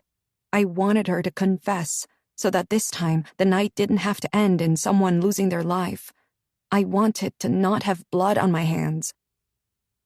But at the sight of Charlie emerging from the brush, my body acted as if of its own accord, and I ducked. His gun discharged, the crack echoing off the trees, the bullet whizzing over me. I heard a thud, and Charlie raced past me. Kneeling beside the woman's body, he pulled her handbag open, removed a wad of papers, turned, and grabbed my hand. "Come on," he said. We ran to the edge of the park and then slowed to a walk. I linked my arm through his and rested my head on his shoulder. We were just a couple out for a stroll before the dark of night fell. It didn't take long for us to hear shouts and the thunder of boots hitting the ground from the direction of the park. We walked faster, reaching the other side of the street where we disappeared down alleyways that took us to the safe house moments before the sun set for the night. "Are you okay?" Charlie asked as we ate a meager dinner of watered-down stew. I nodded, wiping a tear hovering on my lower lid with a trembling hand. "I've never seen you hesitate before." His voice was gentle, rather than accusing. "She looked like Tess," I said. "I thought maybe if I gave her time to confess, she might, and then we could all go home alive for once." He sighed and nodded, reaching across the table to take my hand. "There have been a couple incidents where I've wished the same. Boys younger than me." He rubbed his eyes. "An old woman once. It's hard, impossible. And yet every time I pull that trigger, am I a monster?" I squeezed his hand hard and shook my head. "It's them or us, Charlie. It's them or our best friend, our favorite teacher, a neighbor." "I know," he said. Still, I said, giving him a sad smile of understanding. Still, it was awful. Still, it felt wrong, no matter how many pages of my journals I filled to justify my actions. It was strange to be alone with Charlie at night. All our previous jobs had either taken place during the day or the safe house we'd gone to after had several other occupants. Tonight, it was just us and the woman harboring us. When we finished eating and cleaning up, we sat on either side of a small, shabby green sofa with hot cups of weak tea. Charlie pulled the papers he'd taken off the woman from his pocket and spread them out on the coffee table before us. Sure enough, there were several buildings of an airfield in England marked on a map. Charlie shook his head. "I wonder if her husband had a clue," I said. "I doubt it," he said, bitterness in his voice. "Like I said, women are masters at deception." I peered at him. I seemed to remember a certain man tricking me not so long ago. He looked at me, his brows drawn, and then understanding washed over his face. "It was a test, not a trick," he said. "It was awful." "It was." His voice was soft. "Is that what you think of me?" I asked. "That I'm a master at deception?" He tilted his head, a little smile taking the place of the usually serious expression he wore. I felt like I hadn't seen that smile since the days of training and swapping comics. "No, Lean. I think you are incredible." The words were simple, but the tone of his voice, the warmth in his eyes, made me realize they were anything but. He didn't move closer, but he turned so that he faced me. "Right before I came here, I had joined a similar cause in England. I met a girl. She was older, exciting. I fancied myself in love." He sighed. "She turned out to be a German spy. We used to lie together at night and talk. I would tell her the things I'd learned. Turns out she was passing the information off to her comrades. When I found out..." "Did you kill her?" I asked. His chuckle was bitter. "No. I thought about it. I had my gun turned on her. I couldn't do it, though, which she found amusing. I told her to leave." He ran a hand through his hair and leaned forward, resting his elbows on his knees. "A few weeks later, she was part of a mission that got my best friend killed. When I heard, I went after her, but it turned out she died that night too, a victim of her own attack." "Charlie," I said, moving closer and lacing my fingers with his. "I'm so sorry." His fingers tightened around mine. "I thought she was like you," he said. "Strong, brave, smart, loyal. But there's no one like you, Lean. I've watched you go from unsure girl to this incredible woman, determined to do what's right for all the right reasons. It's inspiring. And a tiny bit intimidating, if I'm to be honest. His hands were feather-light as he brushed his fingertips over my face before running them over my hair. He stopped to pull the elastics holding the plaits in place, and then gently undid each twist piece by piece. I watched him as he worked, studying his furrowed brow, straight nose, the dark blue of his eyes, the scar that disappeared into his hairline. Reaching up, I ran my palm along his jaw, thrilling at the bite of his whiskers on my skin. A sensation I'd never felt before bloomed in the center of me, and I moved closer, wanting more than his too gentle touches. I said, and then stopped, unsure what I wanted or how to even tell him. His eyes met mine again, and I was sure I had never and would never see such longing ever again. This time, when he reached for me, it wasn't as gentle. Charlie's body was full of contradictions. Strong hands, soft lips, lean muscles hard beneath my hands, playful tongue teasing my mouth open so he could explore it more fully. I was aware of his every breath, gasp, and moan as my own less experienced hands trailed along the skin of his arms and neck. After a time, he pulled away and smiled down at me with a bashful grin. I suppressed a yawn, and he chuckled. "Let me walk you to your room," he said. He put out the fire, then held out a hand and helped me to my feet, leading the way up the stairs to where two identical bedrooms sat across the hall from one another. At the door to mine, he leaned down and kissed me once more. "Sleep well." I turned the light back on and sat up. A moment later, I was standing outside Charlie's door. "You okay?" he asked when he opened the door. He'd removed his sweater and socks and wore only his t-shirt and trousers. "I know it's silly," I said, feeling my cheeks burn. "And I'm too old to be afraid of the dark, but it's strange not having Alif with me. We usually share a room. It's so quiet and dark and—" "Do you want to sleep in here with me?" he asked. "I can make a bed on the floor for myself, or—" He held up his hands in a sort of surrender. "We can share the bed. I promise to behave." My cheeks, if possible, burned hotter. But I nodded, and he stood aside to let me in. He lay down, and I lay beside him, unsure if I should face him or not. His soft, "Come here," answered the question, though, and I curled up into him, winding my body around his and tucking my head into his chest. "Will you talk to me?" I asked. "Tell me something else about you that I don't know." Isn't it your turn to tell me something? "I suppose you're right. What do you want to know?"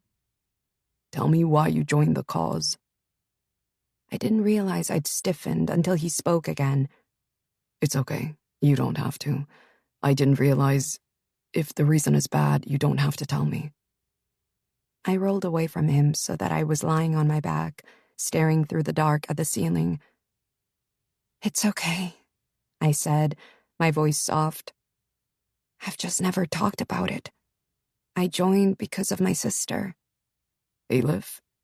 "No, my younger sister, Madalif."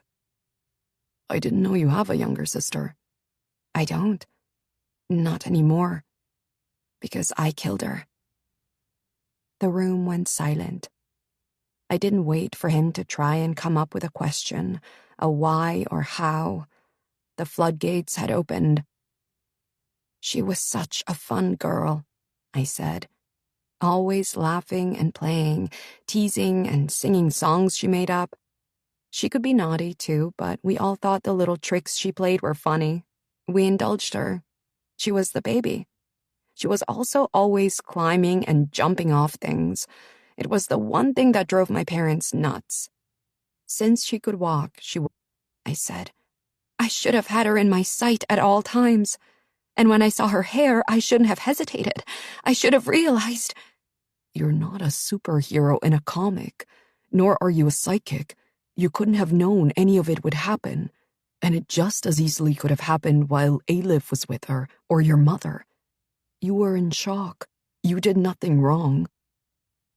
Well, I said, bristling a little. You asked why, and that's my answer. After it happened, I swore to myself I would never stand by idly for anything ever again. I would always be one step ahead. I would take charge, never be late, and help others every chance I got. Lean, he whispered and pulled me closer still. I'm sorry that happened. I'm sorry you felt so helpless. But it wasn't your fault. Even if you hadn't walked ahead and could see her, it doesn't mean she wouldn't have slipped. If she was always being told not to go on the ledge and she did it anyway, that's her fault, not yours. But I was in charge of her. It's still not your fault. He pulled back then, and I felt the loss of his closeness like a rejection, until his lips found mine in the dark. But no matter how much I wanted to believe him, to let him kiss my sadness and guilt away, as I drifted off to sleep, the strands of Maddie's blonde hair sliding over the ledge filled my mind, and I knew I'd never believe I couldn't have saved her. 23. There was no season off limits from the horrors of living in an occupied country. Summer came, and with it the sun, but the usual sights and sounds that accompanied were nowhere to be found. Streets normally filled with bicycles, the sound of bells chiming their chipper warnings, were empty as tires had been confiscated, the rubber needed for military vehicles. And the foot traffic, often heaviest at this time of year, was practically non-existent. The citizens of Harlem, too scared to be out in case they were stopped for any small misdemeanor, some kid in a uniform who was barely old enough to be called a man saw fit. The few people who ventured to the beach, the parks, or the tulip fields were so intimidated by the soldiers already taking up residence, they were often seen trudging back home, the disappointment on their faces palpable. There was nowhere we could go anymore, no place we felt safe or free. Even our homes were subject to being searched whenever someone got the hankering to force their way in. If we protested, we risked jail or death. With fewer people out and about, it also made it harder for us to do our jobs, as there weren't as many people to hide behind or blend in with. This was especially difficult for Annie, whose red hair had begun to stand out so much she now had to wear a wig every time she was on a mission or keep it dyed, and hair color wasn't easy to come by these days. We'd learned the Gestapo called her the girl with the red hair, and were keeping a keen eye out for her.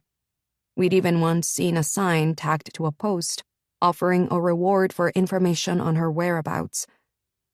"I'm famous," she'd said, proud to be seen as someone dangerous to the Nazi regime, a bag of hats from Aunt Liv over her shoulder. Despite the increasing danger, though, the jobs kept coming. Some days I started out doing inventory at my mother's sewing shop, but by afternoon I was delivering a gun, forged registration papers, or a human to another location. The 10-boom watch shop a few stores down became one of our biggest drop-off and pick-up points for Jewish citizens in hiding. The bedroom of one of the sisters in the upstairs apartment had been outfitted with a hiding place in the wall, the access to it through the bottom shelf of a bookcase. At any one time, they could get 6 adults inside it, and had put a special buzzer under a counter in the shop to alert them upstairs to threats of being discovered. I'd never seen it used, but I'd seen the room it was in and couldn't believe how cleverly hidden it was. When I returned to the shop, Aleph peeked at me from the back room and waved me over. There were still restrictions on us going on jobs together, or even just being seen together when not on a job, and I missed her. In the evenings now, when we were both home, we caught up on the things we'd missed. She was still mostly paired with Annie and me with Charlie, Jan bounced around between the two groups. He'd proved to be loyal and, more importantly, a valued and quiet ally during delicate missions. His knowledge of weapons rivaled Henrik's. He could always lighten the mood, and he and Charlie had become good friends. Something Charlie told me in private meant a lot to him. But it was his way with Annie that endeared me to Jan the most. It was clear he was taken with her, and she with him, the way their eyes constantly met across any room, as though none of the rest of us existed. "It's annoying," Alif said when I mentioned how sweet I found them to be. "It's lovely. You only say that because you and Charlie do the same thing." "I don't believe Henrik is seeing anyone," I said. She pretended to gag and threw a sock at me, making us both laugh. I stepped into the room now and surveyed the thread spools lined up on the table. "I went by the house before I came here," she said. "This came for you." She held out a letter and I gasped and grabbed it, recognizing Tess's familiar scrawl. It had been so long since I'd received that first letter, I'd almost given up hope there would ever be another. I sat in the chair and turned the envelope over in my hands, studying it as though looking for clues to why I hadn't heard from her in so long. I wondered if the return address, which looked different from the one before, had anything to do with it. "She's in Germany," I said to Alif, who nodded, clearly having noted that herself. I sighed and opened the envelope. The pages inside were crinkled and dirty, grit rubbing off on my fingertips, and some of the words had been blacked out. I sat quietly, reading each side of the 2-page letter, and then folded it and put it back in its envelope. "What does she say?" Alif asked. She said a lot. She was Tess, after all. She could look at a piece of wood and make up a story about its life on Earth, where it originated from, how it got to that particular spot, where it would go next on its journey.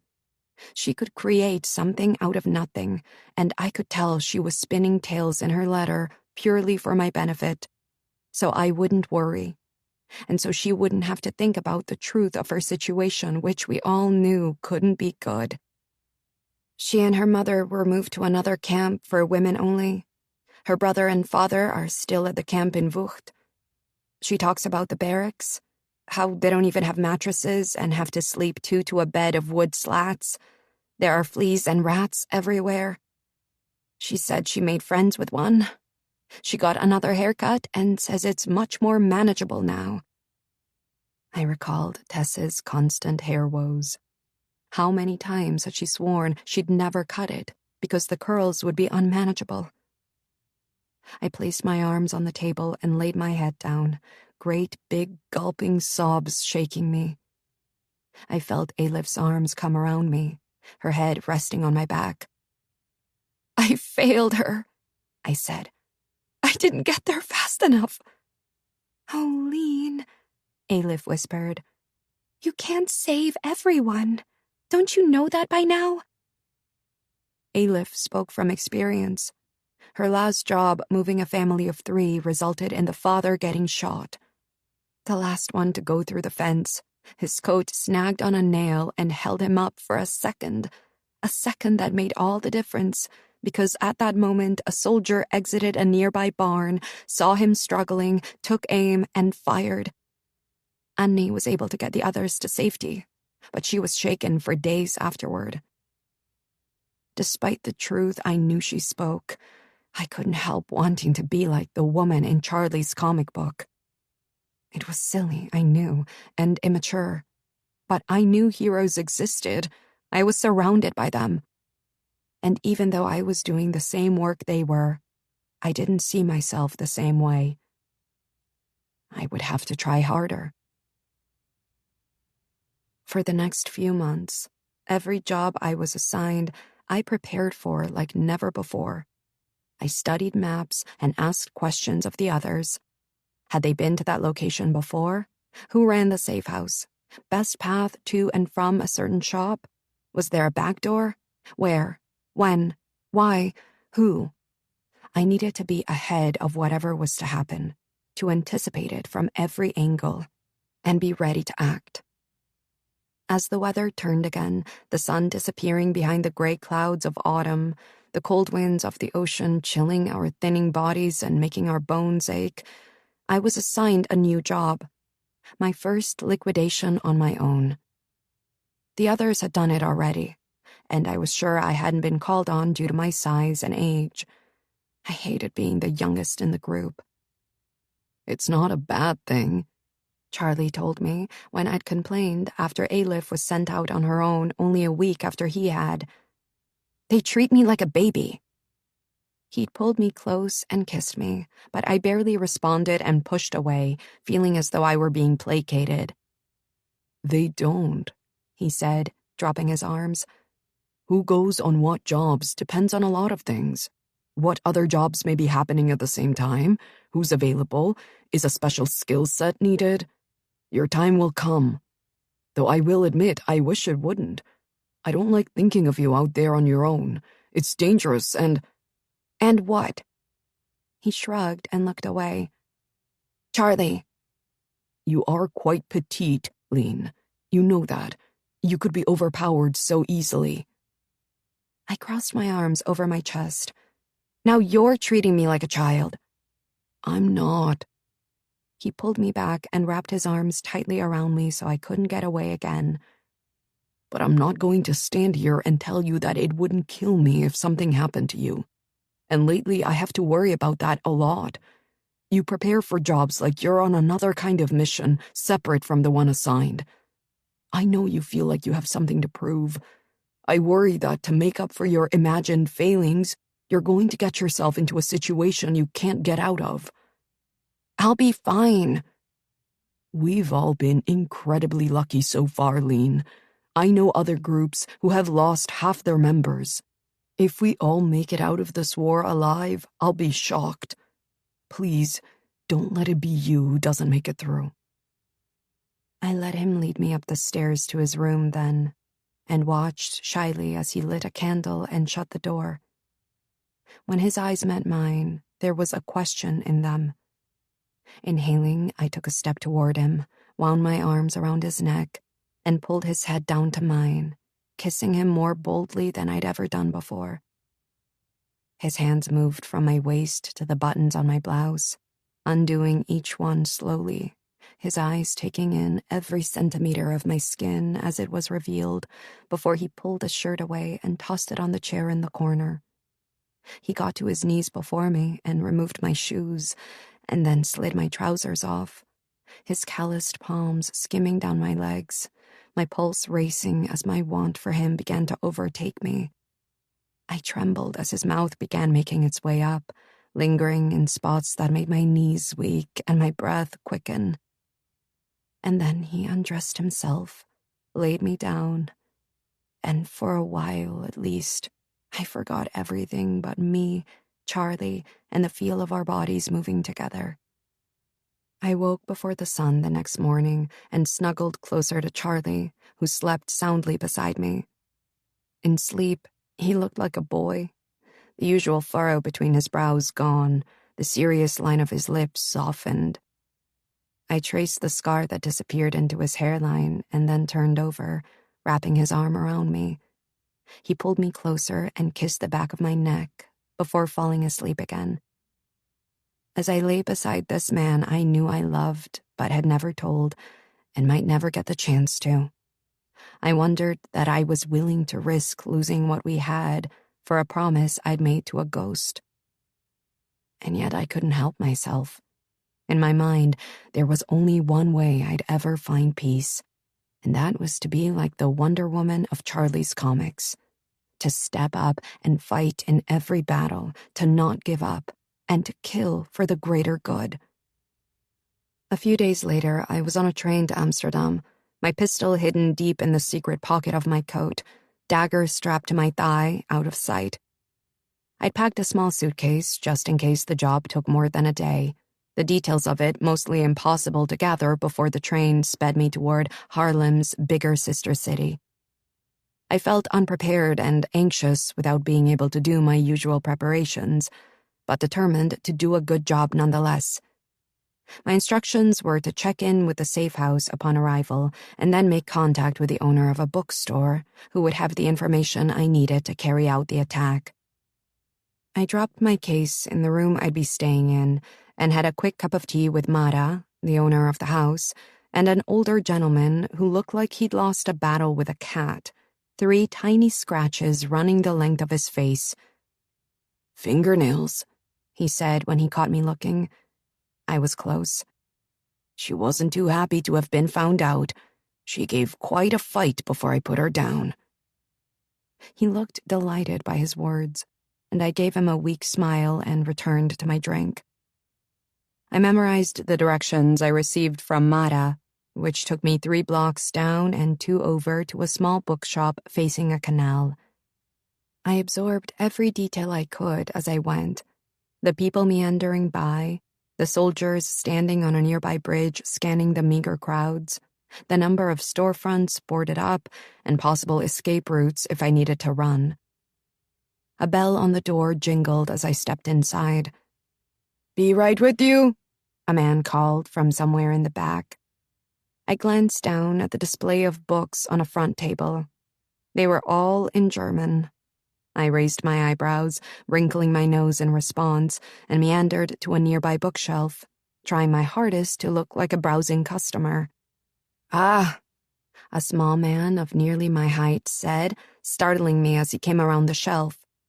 "There you are. How can I help you, miss?" "I'm here to pick up a book I ordered." He nodded and started walking to the back of the store again. "What's the title?" he asked over his shoulder. "Little Women," I said. "It's a special edition." He tripped, righted himself, and turned. His eyes swept over me, and he gave a little nod, a slight grin on his face. "Right," he said. "Well, I'll just go and get it then." He disappeared into a back room, and I slid my hand down into my coat pocket, undid the snap in the lining that obscured the hidden compartment, and wrapped my hand around the grip of my pistol. The seconds ticked by, punctuated by the thud of my heart. I walked slowly to the front of the store, glancing from the doorway he'd gone through to the entrance of the shop, wondering if I was going to have to make a run for it. My eyes landed on the table of German books again, and I picked one up. When the man reappeared, he smiled apologetically and held up the book. "Sorry, it was beneath the box." He pressed his hand to his heart, clearly out of breath from his frantic search. I smiled and walked to the counter and put down the book I'd grabbed, sliding it toward him. It was for insurance in case I was stopped and searched, something Aunt Liv had suggested. "They're likely to harass you less if they think you're trying to learn their ways," she'd said. "This too," I said to the man. He looked at the book. His eyes narrowed. "Not this one," he said, and held up a finger. I watched as he went to the table I'd taken it from and exchanged it for another. "This one." "What is it?" I asked, looking at the cover and wondering what it said. How to Speak German Instructional," he said, his eyes full of mischief. "Perfect," I smiled. He rang up the books and then wrapped both in a sheet of brown paper and tied it with a string. As he handed me the package, he glanced toward the front door before looking back at me. "I have to admit," he said, "you're not what I expected." "Would you be surprised to hear that's not the first time I've heard that?" I asked, and he grinned. "Be safe, miss," he said. "I'll do my best, sir. Thank you." I opened the door, the bell jingling, and stepped outside, running straight into a man walking by. "Oh, I'm so sorry," I said, clutching the package to my... His eyes narrowed and he tilted his head, causing my heartbeat to pick up. "We think the owner is passing information, helping the Jews. Would you know anything about that?" I forced a laugh. "I should hope not. I'm not in the habit of helping would-be traitors." I could very well have been talking about him, but as I'd hoped, he missed the possible accusation entirely and eyed me even closer. "And your friend?" he asked. "I seem to remember you wanting to help her not so long ago. She was a traitor. Her entire family was." I waved a hand and shrugged, plastering a wistful smile on my face as inside I seethed, wanting nothing more than to pull my gun and leave him on the ground with a hole in his head. "I was misguided," I said in a breezy voice. "Young and uneducated." "And now you are not?" "I am not." The tenseness left his body in a long exhale, and he allowed himself a small smile. "Well, that's good news," he said, and then looked almost bashful. "I'm sorry for what I did. It was necessary, but I hope you weren't hurt too badly." The gun in my pocket seemed to take on extra weight suddenly, but I forced my smile to widen. "Barely a scratch," I said. "Good." He pointed at the books. "What did you get?" I couldn't tell if he still wasn't quite sure about me or if he was just curious. In case it was the former, I handed the package over, hopefully proving in doing so that I wasn't a threat, but praying he wouldn't call my bluff and open it. My hopes were dashed when he pulled one end of the string and pushed the paper aside, his eyes flicking quickly over the copy of Little Women before landing on the German translation book, which made him visibly perk.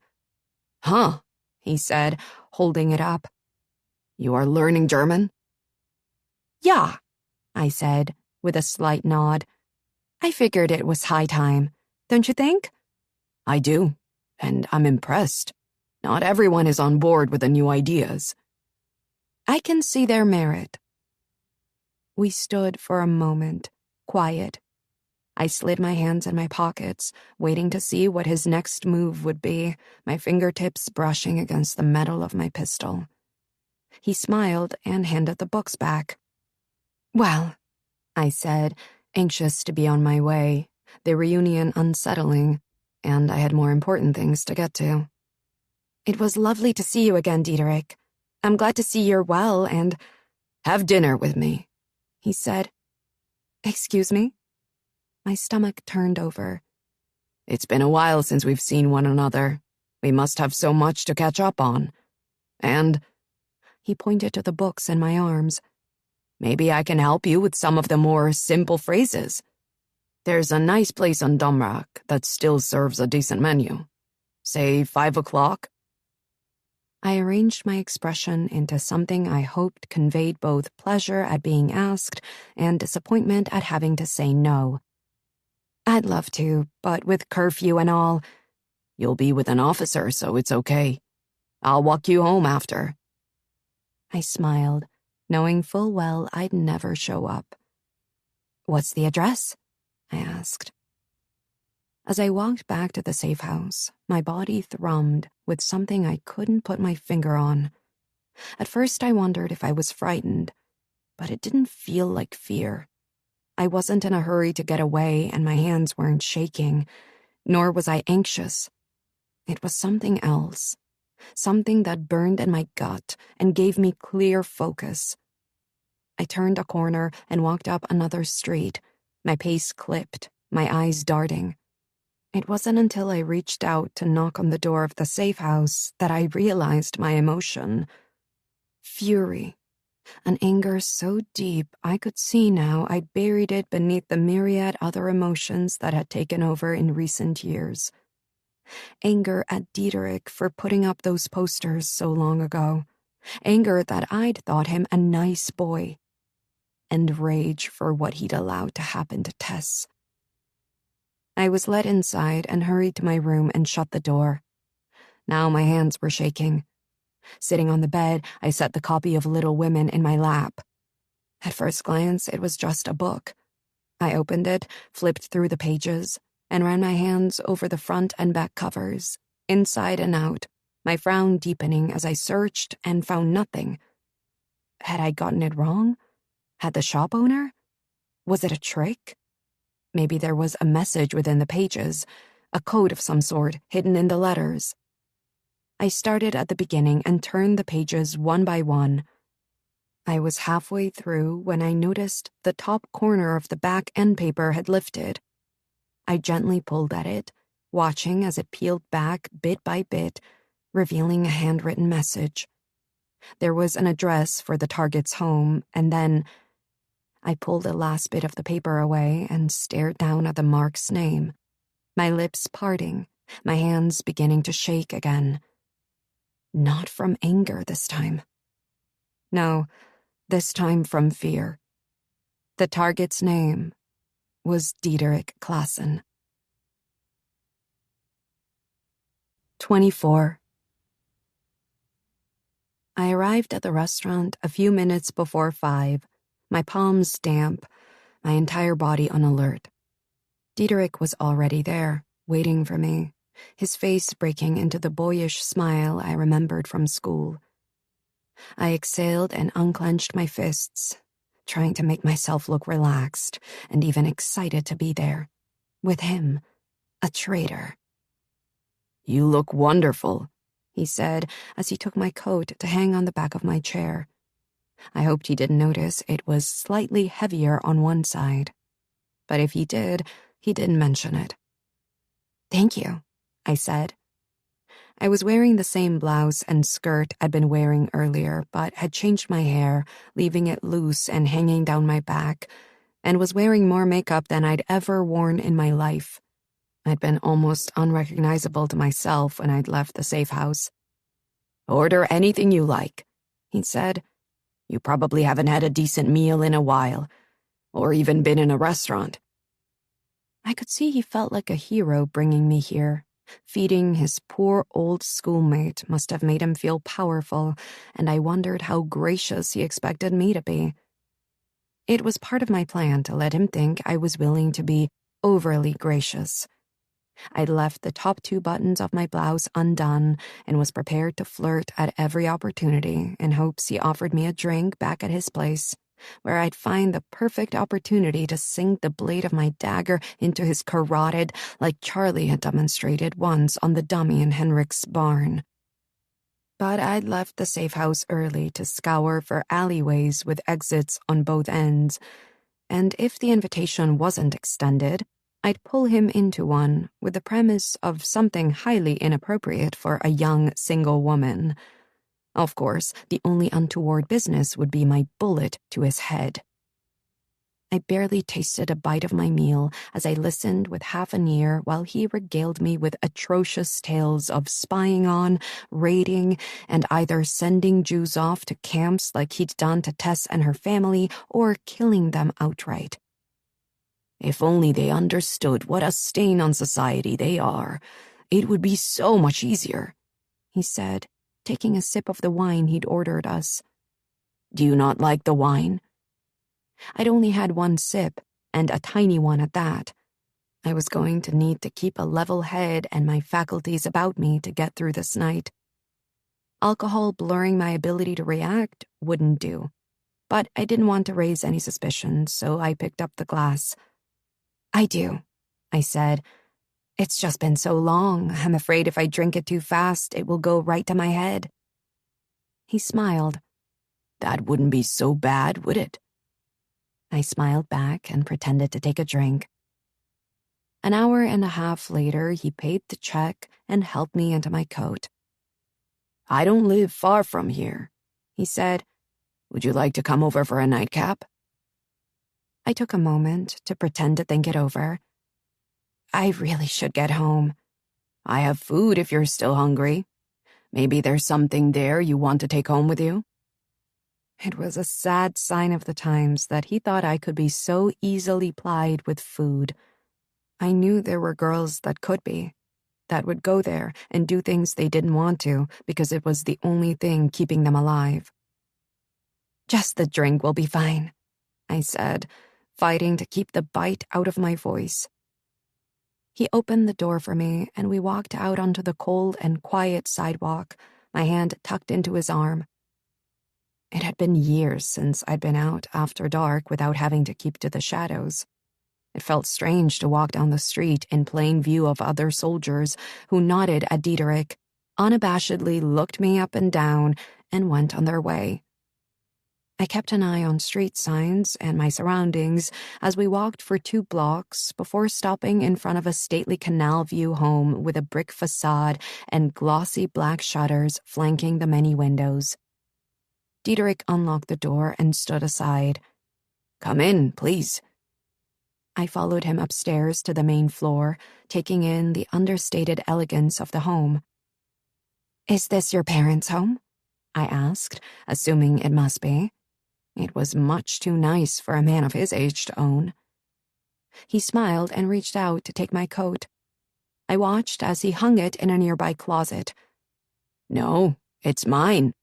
It used to belong to a Jewish doctor and his wife who were helping other Jews, much like your friend's father." I wanted to slap him for having the nerve to say it, but instead forced my face to remain placid. "As a reward for hunting them down and delivering them to my superior, I was given their home." "Well done," I managed to say, and took the seat he offered. He removed a bottle of wine from a bronze bar cart in the corner and poured us each a glass of wine. The room filled with an awkward silence as he took swigs of his drink while I barely let the liquid in my glass pass my lips. "Music," he said, and shot to his feet to put on a record. As a familiar melody filled the room, he took my glass and pulled me to my feet. "Dance with me," he said, wrapping one arm around my waist, taking my hand with the other. Every part of me wanted to scream for him not to touch me. I tried to imagine it was Charlie. I reminded myself it was all part of the job and soon it would be over. But his hot breath on my neck, his clammy hand in mine, made my stomach turn over, and I pushed away from him. "What's the matter?" he asked, grabbing my arm. "I have to use the restroom," I said, looking up at him from beneath my lashes, hoping I looked embarrassed. "The wine." He exhaled and nodded. "Of course," he said, stepping back and pointing. "It's right down that hallway, first door on the right." "Thank you. I'll be right back. Don't go anywhere," I said, turning away and holding back tears as I hurried to the door he'd indicated, shut and locked it behind me, and stood in the dark, trying to catch my breath. I turned on the light and gasped. Diederik hadn't bothered to remove evidence of the previous owners. Their belongings were everywhere in here, from a floral robe to clusters of pink and lavender glass bottles lined up on a shelf for her, amber-colored ones for him.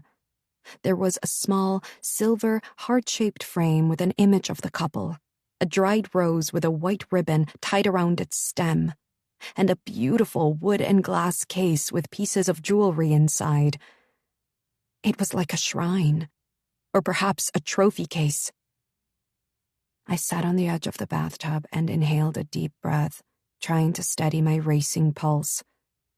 When I'd settled some, I leaned to one side and raised my skirt. Loosening the strap, I turned it so the weapon no longer rested on the delicate skin of my inner thigh but on the outside, making it easier to grab the moment I needed it. It was strange to not have my pistol within my reach, but the dagger would be much quieter. Even if he was able to get a shout out before his life drained from him, it was less likely to draw attention than a gunshot, making my getaway that much easier. I wrapped my hand around the hilt, my fingertips brushing the familiar nicks in the wood, my thumb nestling in its spot, and unsheathed it. I held it in my hand, feeling its weight, comforted by its familiar curves and lines, and then slid it back in its holder and stood, taking another steadying breath as my skirt fell with a whisper back in place. At the mirror above the sink, I stopped and peered at my reflection, meeting the return gaze of my pale eyes. I barely recognized the face in the mirror, the uncertainty lurking in the gray-blue of the irises at odds with the resolve in the set of my jaw. I smoothed my hair, licked my lips to give them a bit of a shine, and closed my eyes as I drew in one last deep breath and held it. A soft knock on the door sent a jolt through me. "Lean?" Diederik called, his deep voice resonating through the door. "Coming," I said. With a last glance in the mirror, I ran my hand down my leg, giving the hilt of the dagger a last, quick, reassuring squeeze, and then turned and reached for the door handle. "Everything okay?" Diederik asked when I opened the door. "Yes," I said, and laughed softly. "I was just a little woozy from the wine and needed a minute." "Can I get you a glass of water?" "Yes, please, thank you," I said, following him into the kitchen, where again there were signs of the couple who had lived here before, including a ruffled apron and a box of cigars on the counter.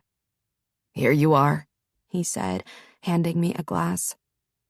He watched me as I took slow sips, my own eyes on his neck, mentally pinpointing the location of his most important artery. He was so tall, I'd most likely need to get him seated before I could hand him the ticket to wherever bastards like him went when they died. I drained the glass, and he took it from me and set it on the table. "Should we go back to the sitting room?" I asked. "Listen to more Muse?" His mouth was on mine before I could register what was happening. His body pressed against me, walking me backward until I hit the wall and cried out, my head ringing with the impact. I couldn't breathe as he bore down on me, his hands grabbing at my blouse and pulling it free of my skirt. I tried to bat him away, but my squirming only seemed to excite him more as he slid his mouth to my ear. "I like a good struggle," he whispered. My blood ran cold. He pulled my blouse open with one hand, the buttons popping off and scattering across the kitchen floor.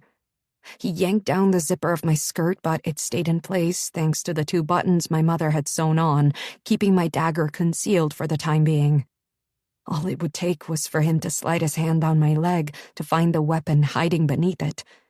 I pushed at his hands uselessly as he kept me pinned with his body, his hand moving from my waistband to my brassiere, squeezing painfully at my breasts, his mouth everywhere, kissing, sucking, biting. He was stronger than I'd anticipated, and I couldn't get leverage to employ any of the movements we'd practiced so diligently in the barn. I tried reaching for the hilt, but he grabbed my wrists and held them above my head with one hand, while the other made its way over my body, defiling the places I'd only let one other man touch. As his mouth left mine and made its way down my neck to my chest, I frantically tried to think of a way to get free, but he was pressed so close against me there was no way to maneuver myself to kick or elbow him in any of the places Charlie had taught me so long ago. When he moved in for another kiss, I bit down. He pulled away, raising his free hand to his mouth.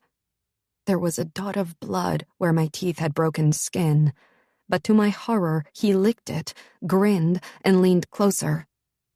"That's it. Fight me." His words reminded me of training with Henrik, of feeling completely depleted, but having to go again because we were to fight until we were dead or our attacker was. He had easily overpowered me already, but maybe if he thought I was trying to please him, I could free up a hand. It was all I needed. One free hand. I kissed him back now, biting him as he laughed and goaded me on before spinning me around, my cheekbones smashing against the wall. My arms were yanked behind my back, and my skirt lifted.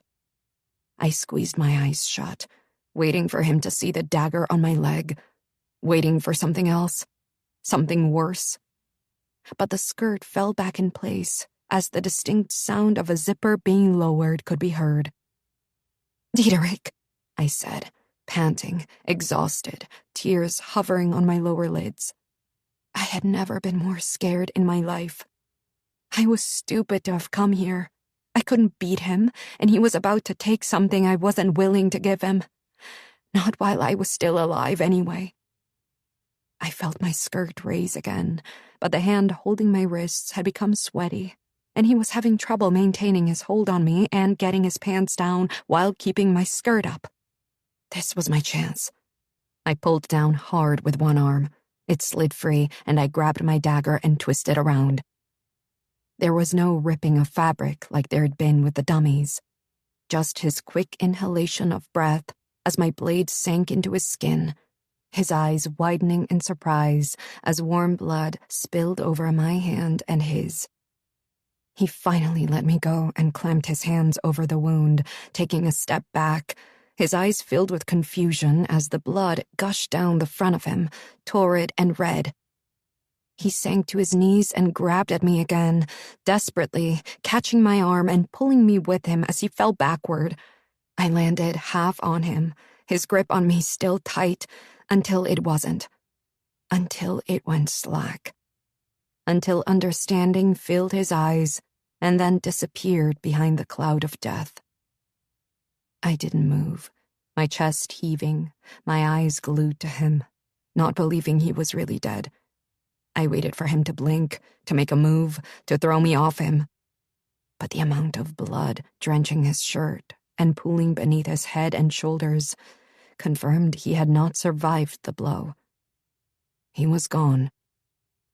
I slid off and leaned against him, unable to move, sitting in his blood in the middle of the floor. I began to shake, deep, quaking movements that jarred me and made my jaw ache. I gathered my knees into my chest and began to cry, quietly, sorrowfully, in relief. When my body finally stilled, I rose and looked down at him. His eyes were open, his lips parted as if for a last breath. Sighing, I wiped the dagger on my bloodied skirt, lifted the hem, sheathed it, and went down the hall to the bathroom to clean up. The blood wouldn't come off. I had stripped down, dumping my ruined clothes in the tub and scrubbing at my skin in the lukewarm spray of the shower with a bar of soap and a wash rag. But the blood had stained my hands and arms, saturating my skin. The thought that he had somehow become part of me made my stomach heave, and I slipped, hitting my knee on the side of the tub as I hauled myself over it and barely made it to the toilet, where I threw up the entirety of my restaurant meal. As my body calmed, I caught sight of my fingernails, Diederik's blood caked beneath. With a sob, I doubled over and retched again. When I felt well enough to stand, I shoved my dirty clothes into the trash bin, rinsed again in vain in the shower, threw the wash rag in the bin with my soiled clothing, and went in search of something clean to wear. I had to force myself not to be sick again when I found a woman's full wardrobe piled on what looked to be a guest room bed. Diederik hadn't disposed of anything. He had just lived among their things, as if perhaps they were gone on holiday and he was taking care of the place. Or maybe he'd enjoyed knowing he ruined their lives and walked through the house proudly gazing upon the many trophies. On bare feet, I padded back to the living room and sat on the sofa, determining my next moves. Unlike the liquidations done in various parks, there was no one coming to clean up this mess. It was part of the risk that came with the job. There wasn't always someone to remove the body. Sometimes you just had to let it lie where it fell and run. But because I'd done this after dark while a curfew was in place, I was trapped in a house with the dead body of a German soldier. I could leave and, if caught, play embarrassed. Say I was out visiting my boyfriend and it got late. But what if they made me take them back to where I'd come from? I glanced toward the kitchen where I could just see one of Diederik's shoes from my place on the sofa. Shuddering, I checked the time. It was after 9 o'clock. I could either take my chances getting to the safe house by slipping through the shadows down alleyways I'd checked earlier, or wait until morning, when I could mix in with whatever pedestrians were making their way through town. I decided on the latter and made a bed for myself on the sofa with a blanket I pulled from a closet. Rolling over so I didn't have to see the body, I curled into a ball and tried to erase the feeling of his hands on my body. I was hurt in places I'd never imagined, my skin tender, torn, and bruised. I tried to keep the tears from coming. It was over. There was no need to be scared anymore. I'd stopped him. But I almost hadn't, and the thought of what might have happened if I'd not gotten my hand on my dagger caused my body to shiver uncontrollably, and I buried my face in the blanket and cried until I fell asleep. I woke before the sun, after a fitful night of sleep, on a stranger's sofa, folded the blanket and put it away, and grabbed the bag of bloodied clothes, shoving some clean ones from the pile in the guest room on top. Should I be stopped, I could say I was donating or selling. I washed and put away the glasses we drank out of the night before. All other traces of me cleaned or hidden away. Whoever found him would wonder who had done this. Perhaps the soldiers we had passed after we'd left the restaurants would tell of the young woman they'd seen him with. Perhaps not.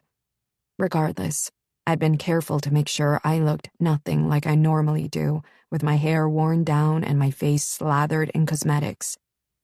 This morning I was back to normal, hair in plaits, face devoid of the eyeliner and lipstick from the night before. I looked pale, plain, and harmless. "It's your secret weapon," Aunt Liv had told Alif and me once. We blended in, our faces blank slates, invisible. I took a last look around, avoiding Diederik's body and his unseeing eyes staring at the ceiling, the dark pool of blood shimmering around him, and hurried down the stairs to the front door, the sack of clothes over my shoulder. At the landing, I took in a deep breath, letting it out as I opened the door and stepped outside. I didn't hurry, not wanting to call attention to myself. I was just one more weary citizen going about her business. The air was cold, the wind whipping beneath my layers, the silence so deafening I barely dared to breathe as I followed the maze of streets and alleyways I'd memorized before, dressed in a dead woman's clothes, all the way back to the safe house. I knocked the special knock, trying to keep myself from glancing around in case anyone was watching and thought I looked guilty of something. A moment later, Mara opened the door and ushered me in. "You look like you had a bad night," she said as I slipped inside the darkened house. "Tea?" "Please," I said, dropping the sack of clothes, pulling a chair out, and easing my aching body into it. As the water boiled, she sat across from me at the table. "Did it go okay?" she asked. An image of Diederik's malevolent grin as he leaned into me, my hands pinned over my head, flashed in my mind. "Mm-hmm," I said. "You got what you needed?" Another image, this time of my dagger, blood spilling dark and red down his shirt and over my hand. "I did."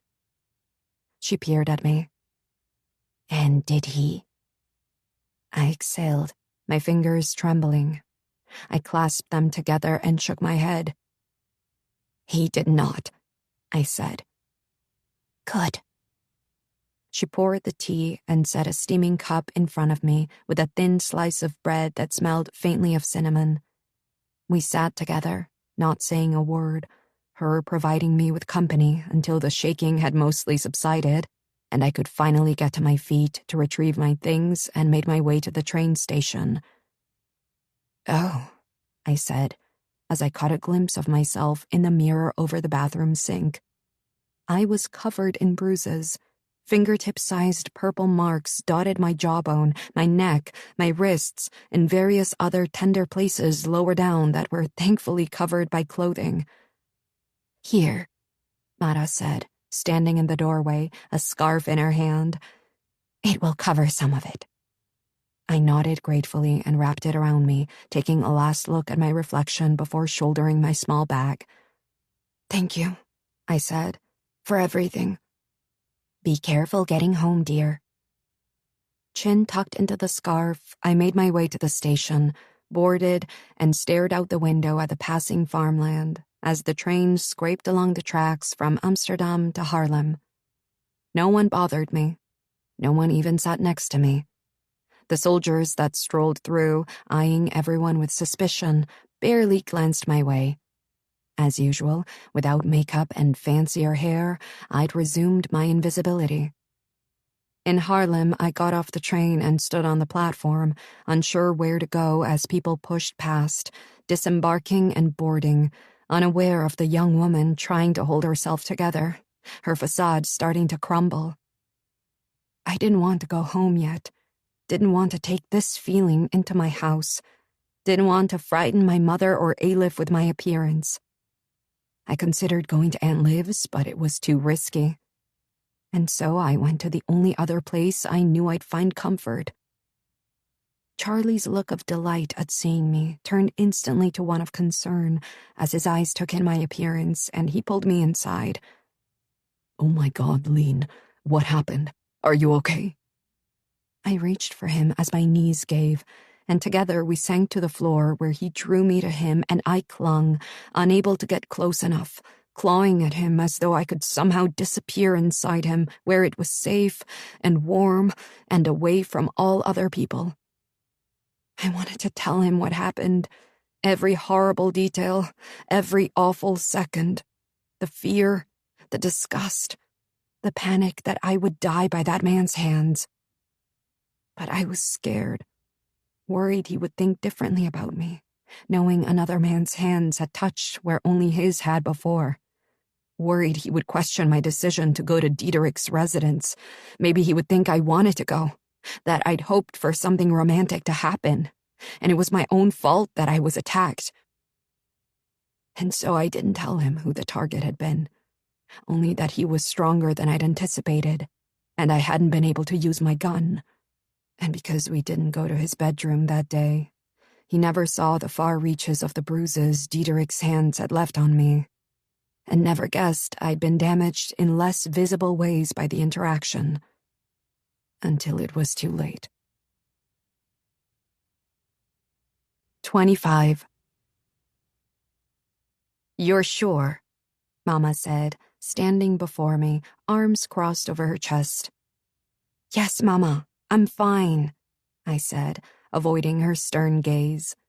Since arriving home from Amsterdam the week before, quiet and withdrawn, bruises dotting my skin from my head to parts of me I hadn't dared show anyone, our mother had been watching me more carefully.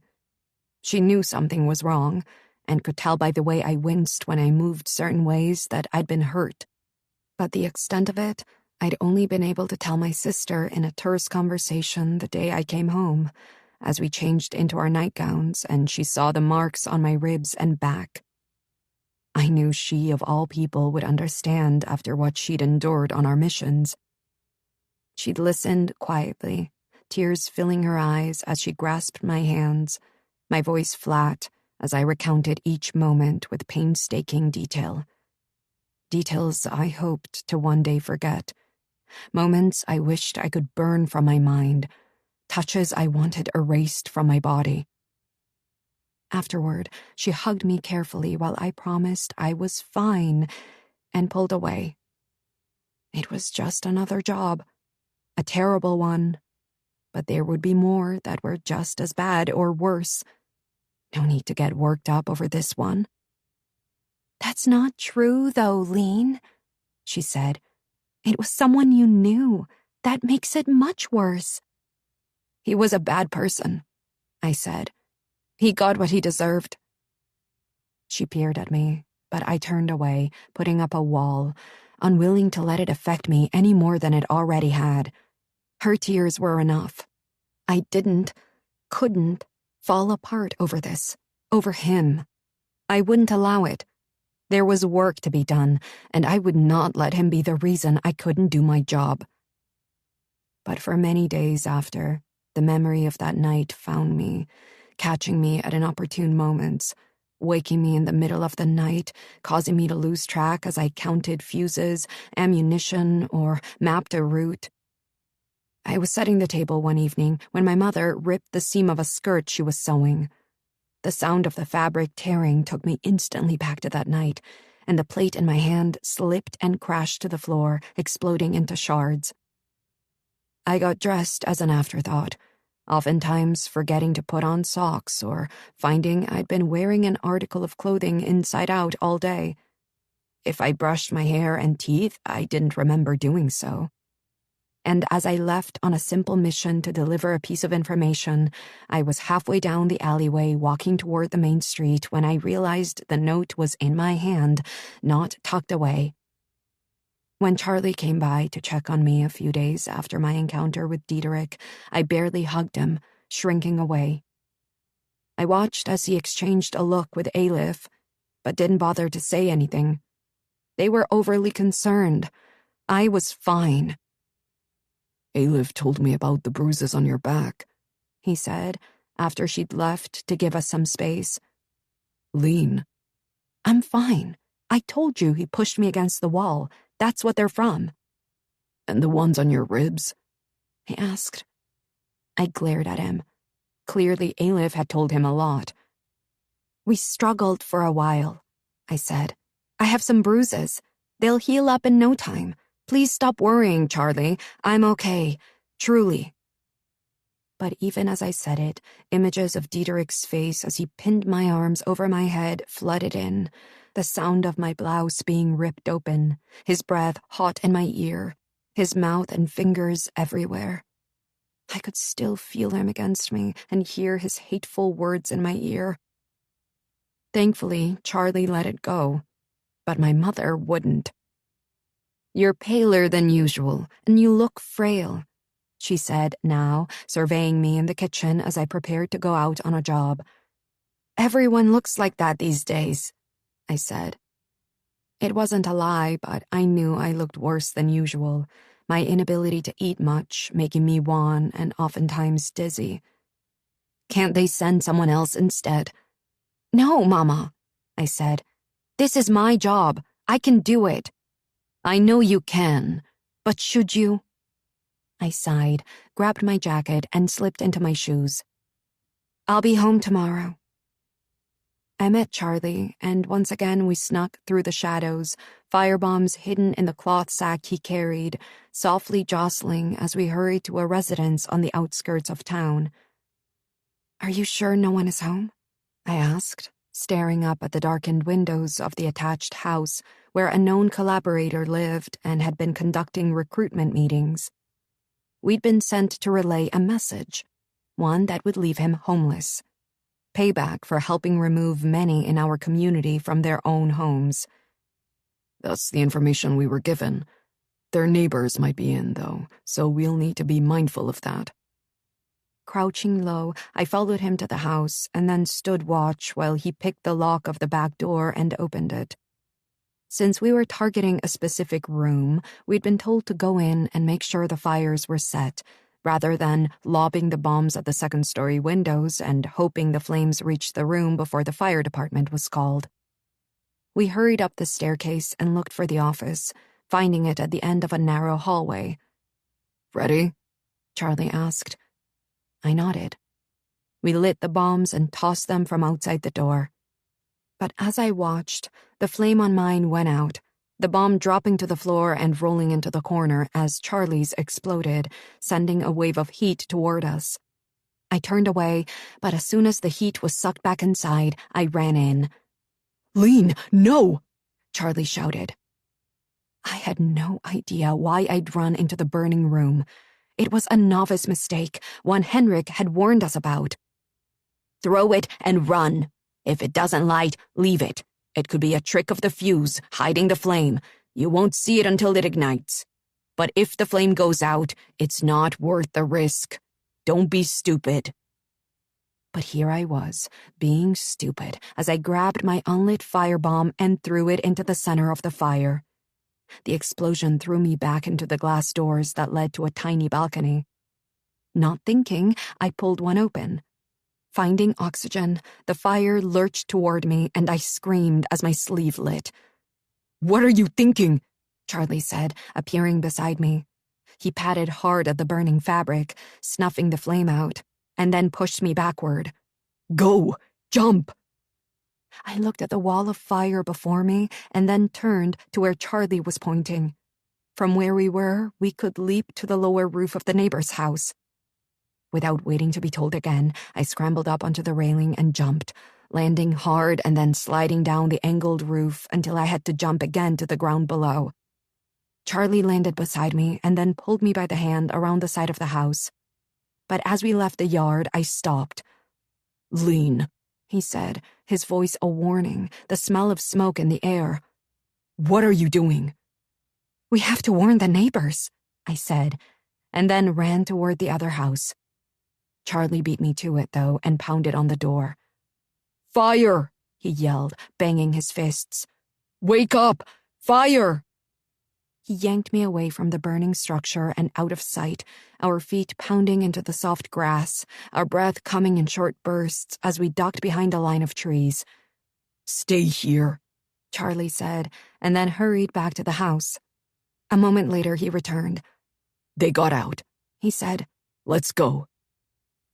At the safe house, he gently peeled the singed fabric from my raw and blistered arm and applied an ointment supplied by the house owner while I bit onto a towel to keep from screaming. "Thank you for going back to check that the people got out of the other house." "I knew if I didn't, you'd fret," he said, as he wrapped a bandage around the wound. "I just don't understand why you ran in that room. You know better than that." I shrugged. "The flame went out on the fuse. I had to make sure I did my job right." "But that was dangerous, Lean, and incredibly stupid. You could have seen it wrong. The flame could have been too small for you to see from where you were, and the bomb could have exploded in your face. What were you thinking?" His words were harsh, but instead of crying, I steeled myself. "I was thinking, I said I'd set fire to that room," I said. "And so I did." To me, it seemed a valid excuse for my recklessness. But 2 days later, I had another mishap. The job, another liquidation, was no different from any of the others we'd done. Aleph went into the pub, I waited in the trees. But when I saw the target, he was tall and blonde and had a smirk on his handsome face that reminded me so much of Diederik that I found myself paralyzed, unable to move, even as he led my sister down a different path and pushed her to the ground, his hand covering her mouth. As she struggled against him, her screams muffled, I couldn't raise my arm, my fingers slipping from the trigger. The man yelled out, and I blinked, watching as he pulled his hand away to look at it. There was blood on his palm, and he reached back and smacked Aleph across the face, leaving a smear of red on her cheek. "Lean!" she screamed, forgetting in her terror to use my alias. He turned and saw me, and as he got to his feet, Aleph scrambled to her own, her hair in disarray, her face tear and blood-streaked. Getting hold of myself, I raised the pistol.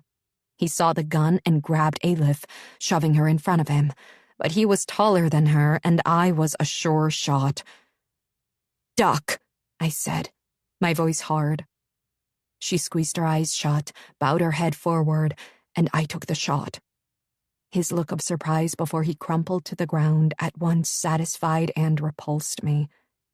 "Come on," I said, gesturing for Aleph to follow me into the trees. "We have to get out of here." But she didn't take my hand. She merely followed, her eyes darting to me every so often as we hurried through the shadows to the safe house. "What?" I said, as we sat at the spindly kitchen table we'd become oddly familiar with. We'd spent so much time in this particular house, it almost felt like we lived here. Aleph sat across from me, her eyes narrowed, her lips pressed into a straight line. "You could have killed me," she said in a hushed voice. "And why did you wait so long? You had a clear shot when he was on top of me." "He was moving too much," I said, looking down into my watery tea to avoid her accusing glare. "You're lying." It wasn't a good shot." "I saw you lower your arm." "Girls." We both jumped at the urgent whispered voice of the homeowner. She pressed her finger to her lips and then left the room again. "It wasn't a good shot," I said again, my voice quiet and insistent. "I don't believe you. I saw your face. You look like you'd seen a ghost." "I was just concerned for you. I wasn't sure." "I know he looked like Diederik." The room went silent as we stared at one another. I shook my head, trying to deny that was what had affected me. But tears filled my eyes, and I swiped at them angrily. "Lean." She reached across the table, but I pulled my hands back, clasping them in my lap. "It was just an off night," I insisted. "That could have gotten me killed, and certainly got me hurt." I glanced at the smear of blood now dried on her cheek. I felt sick as I recalled him hitting her and bolted to my feet. Finding a dish rag at the sink, I wetted it and then knelt beside my sister, gently wiping at her face until the blood was gone and all that remained were the tears streaming down her face as my own eyes filled and blurred. "Lean," she whispered, grasping my hand. "You're not fine. That was a reckless shot to take, and you know it." I bowed my head, resting it on her knee, my shoulders heaving as I cried. "I'm so sorry, Aleph," I whispered. "I'm sorry. I'm sorry. I'm sorry." We slept side by side that night, grasping one another's hands, our tears dried, our bodies spent from fear, anger, and exhaustion. She'd forgiven me, but as I listened to her breathing slow, I wondered if I'd ever forgive myself. We returned home the following morning, and when I came downstairs after washing up and changing into clean clothes, Charlie was waiting for me. My mother and Aleph nowhere to be found. "I came to see you," he said. "Aleph told me what happened last night." I hung my head, ashamed, embarrassed, and angry with myself. "He looked like someone I knew," I said, my voice low. "It won't happen again." "Ever since that job in Amsterdam, you've not been yourself, Lean. I know you told me what happened, but I'm starting to think you didn't give me the whole story. It's the only explanation I can come up with for why you seem so different. You're jumpy, and you tense up when I hug you." His eyes reddened as they filled with tears. "I thought it was me. I thought maybe you didn't feel the same about me anymore. But now I think it's something else, because I know you would never let harm come to your sister. And normally you wouldn't jump stupidly into fire. So please, talk to me. Tell me what's happening, or what happened before." I sighed and sank into one of the 4 remaining dining chairs. Charlie sat across from me, hands folded on the table, listening as I tried and failed and then tried again to tell him what had happened the night I met Diederik Claassen for dinner. "You can trust me, Lean," he said, reaching across the table and taking my hand. I stared at him, hearing his words, letting them sink in as I met and held his gaze. Those warm blue eyes with all their depth and understanding and love looking back at me. I sighed. I knew without doubt I could trust Charlie, that he would never hurt me and would hold whatever I told him close to his heart and protect it. But that didn't make it easier to say the actual words, to open my mouth and release them. I was frightened. What if he thought differently of me? I wouldn't be able to bear it. But despite that fear, haltingly the words came. I told him about the house, the drinks, and the bathroom. And then I told him about the sound of my clothing being ripped, the feeling of my skin being touched and torn and clawed. Hot breath, my head and face slammed into the wall, my vision blurred and spinning, unable to catch my own breath, all the while thinking this was it. He would take me, and then he would kill me. Or maybe he'd kill me as he took me. And then the dagger in my hand, the feeling of his blood spilling over my hand, and the look in his eyes as the life left him. Charlie didn't move. He didn't say a word. He simply sat, his eyes both sad and angry as he listened. When I was done, He waited until I let him know it was okay to touch me. "You need to step away from this for a while," he said quietly as we sat on the sofa, my head on his chest, his arms wrapped around me. "You're too dangerous right now, too raw and hurt. You need time." I wanted to fight him, to tell him he was wrong. I was fine. He couldn't tell me what to do. But I knew he was right. I was anxious all the time these days. I barely slept, barely ate the little food we had, and I had made stupid, life-threatening mistakes. I nodded into his shirt, and he held me tighter. The following day, while Alif headed out on an assignment with Annie and Jan, I threw the straps of my cloth bag over my shoulder and followed Mama out the door to her shop. Customers were practically non-existent these days, most wearing what they already had, unable to afford new or not wanting to venture out due to the number of soldiers stationed on our particular street. As it happened, we had one customer come in, a wealthy neighbor of Aunt Liv's, who asked to have several garments altered to fit her diminishing size. "This is not the way I thought I'd lose weight," she said, standing still as Mother pinned in the waist of a dress. "But I'll take it." I pasted a smile on my face and bit my tongue. On my second day, in a fit of anger at having to be there rather than helping in the resistance effort, I overturned a basket of fabric swatches and threw a spool at the wall. Mama, usually so patient and quiet, kicked me out of the shop and wouldn't let me come back until the next day. "I don't know what's gotten into you," she said as she held the door open. "But you need to go home now. You'll draw attention acting like that, and we can't have anyone snooping around in here." Her tone, one I'd remembered from my childhood when I threw a particularly explosive tantrum, stopped me in my tracks. After a tense evening of avoiding one another, I returned the next day and sat in the back room doing as I was told. When there weren't customers, Mama and I cut fabric into squares, which she then sewed together into blankets that were given out to those in need. I cleaned shelves, counted thread spools, and logged the numbers into a supplies book, reduced prices, dressed and redressed the mannequin in the window, and dusted and swept the floor. After 5 days, I was itching for something else to do. "I'm sure I'm fine to go on an assignment," I said from my post behind the cash register.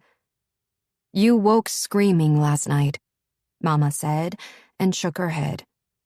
I sighed and went back to counting straight pins. Saturday, I wasn't expected to go into the shop, and was surprised when Mama decided not to go in either. "If they need anything, it can wait until Monday," she said.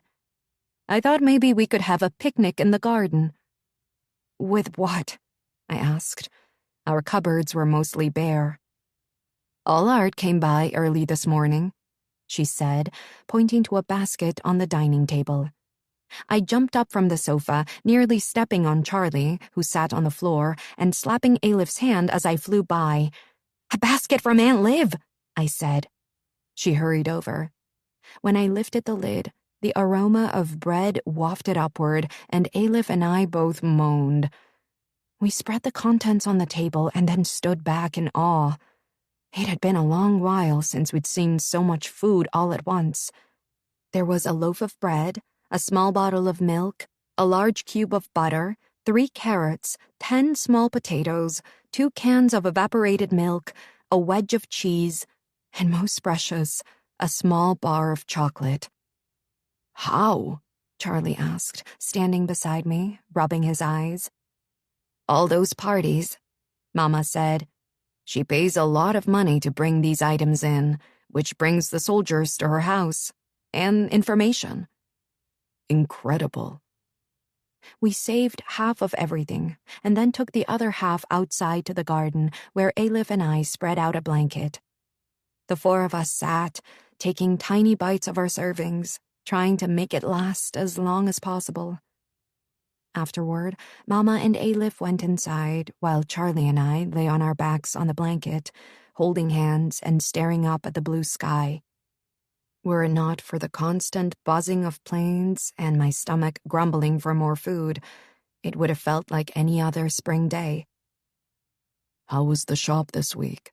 Charlie asked, his thumb making small circles on my palm. "Boring." He chuckled. "Good. I think you need boring for now." I shot him a look, and he widened his eyes. "Do I need to remind you why?" "No," I said, pulling my hand away and crossing my arms over my chest. "Are you pouting?" he asked. I didn't have to look at him to know he was grinning. "No." I tried to be irritated, but found I couldn't keep the smile from my face. He pulled me to him, placing a kiss on my forehead. "Just give it some time," he said. "A little bit longer at least. You can read and sleep, help your mom, and rest. I can even bring you a stack of comic books if you like." I grumbled something incoherent, and he laughed. "Was that a yes?" "I suppose," I said. "And didn't you say sometimes you write thoughts in a notebook? Maybe that would be helpful." I glanced up at him, and he smiled. "You're awfully adorable, Charlie." "I adore you, Lean. And I want you to be well. You need to take care of yourself. For you, and for the rest of us who need you around. But especially for me." I grinned, and he kissed me. "Yuck," Aleph said from the back door. "Can you two stop that for a minute?" We looked up at her. "Mama and I are going to run those new blankets you two made to the 10 booms. We'll be back soon." As soon as the door clicked closed, I got to my feet and reached out to Charlie. "Where are we going?" he asked. "Bed." "Lean, are you sure?" he asked, resisting the tug of my hand. "I'm afraid it will just remind you." I wrapped my arms around his waist, tipping my head back to stare at his handsome face. "I can still feel his hands on me," I said. "I need yours to make me forget." For the next 2 weeks, I did exactly as Charlie had suggested. When I wasn't at the sewing shop, I reread my favorite books, wrote in my journal, slept, and went through my belongings, making piles of clothes that no longer fit to be given away or had holes to be sewn. I was standing in the center of Aleph's and my bedroom one evening, determining what to go through next in the dim light from a candle, when my mother walked in and sat on my bed. "How are you?" she asked. I'd spent the whole day with her at the shop and was surprised by the question. It had been a good day. "I'm okay," I said, and she nodded. "You seem less angry, less, I don't know, sad, I guess." I turned and looked at her, and then sank down beside her and took her hand in mine as I lay my head on her shoulder. While she sat quietly next to me, I told her about the night I killed Dietrich. Recounting the details a second time came slightly easier now that I'd told them to Charlie, though it was no easier to watch her react to the story than it had been him. "I still think about it," I said. "It's hard to put it out of my head, but I feel calmer now. What happened was—" I sucked in a breath, images and sounds starting to flood in, but I stopped them and exhaled. "Frightening, awful. I thought I was going to die, but somehow I didn't. Even through everything he was doing, I kept my wits about me. I remembered my dagger. I knew if I could just get my hand on it, I would be okay. And so I let him be distracted by all the awful things he was doing, and as soon as he eased his grip, it was over." "You are so brave, Lean," she said. "I don't know anyone who could have stayed so focused in that situation." A sob stopped her from saying more, and I hurried to wrap my arms around her. "I'm just so proud of you for being so strong," she said. "I learned that from you." She held me close and kissed my cheek. "I want to go back to work," I said, and held up my hand as her mouth opened in what I assumed would be a protest. I've been thinking about it, about what happened to me that night, and if I can prevent that from happening to anyone else. If I can liquidate the men who would do those things and save other girls from being hurt that way, then I want to, and I will. She sighed and leaned into me. I've never been so proud of you girls, she said. It's terrifying watching you both leave on these assignments that no young woman or man should have to deal with. As much as I want to stop you every time, I won't. Maybe one day I'll regret that, but the world needs women like you. Women willing to risk everything to save as many others as they can. She hugged me close again, her tears dampening my face, and then stood to leave. "Mama?" I said, my voice small. "Yes?" "Would you mind sitting here with me for a while?" She smiled and climbed onto the bed beside me, our backs against the wall, her hand reaching for mine. "Nothing would make me happier," she said. 26.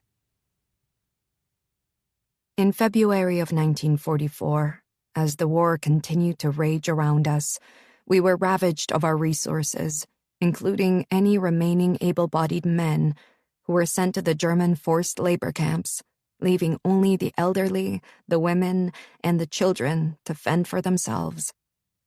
Food, scarce before, was even less available now, as each citizen was granted only a small portion of bread a day and a helping of soup consisting of cabbage leaves and potato skins, if you were lucky.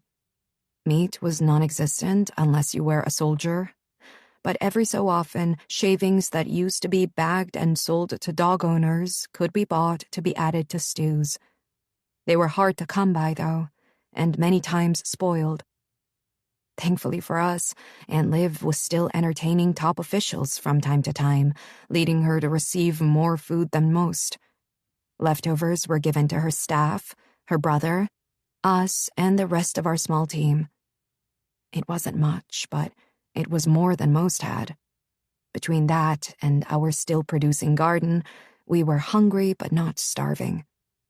This year more than ever, though, we all looked forward to the warmer months, when the crops in the surrounding farms became available to barter for.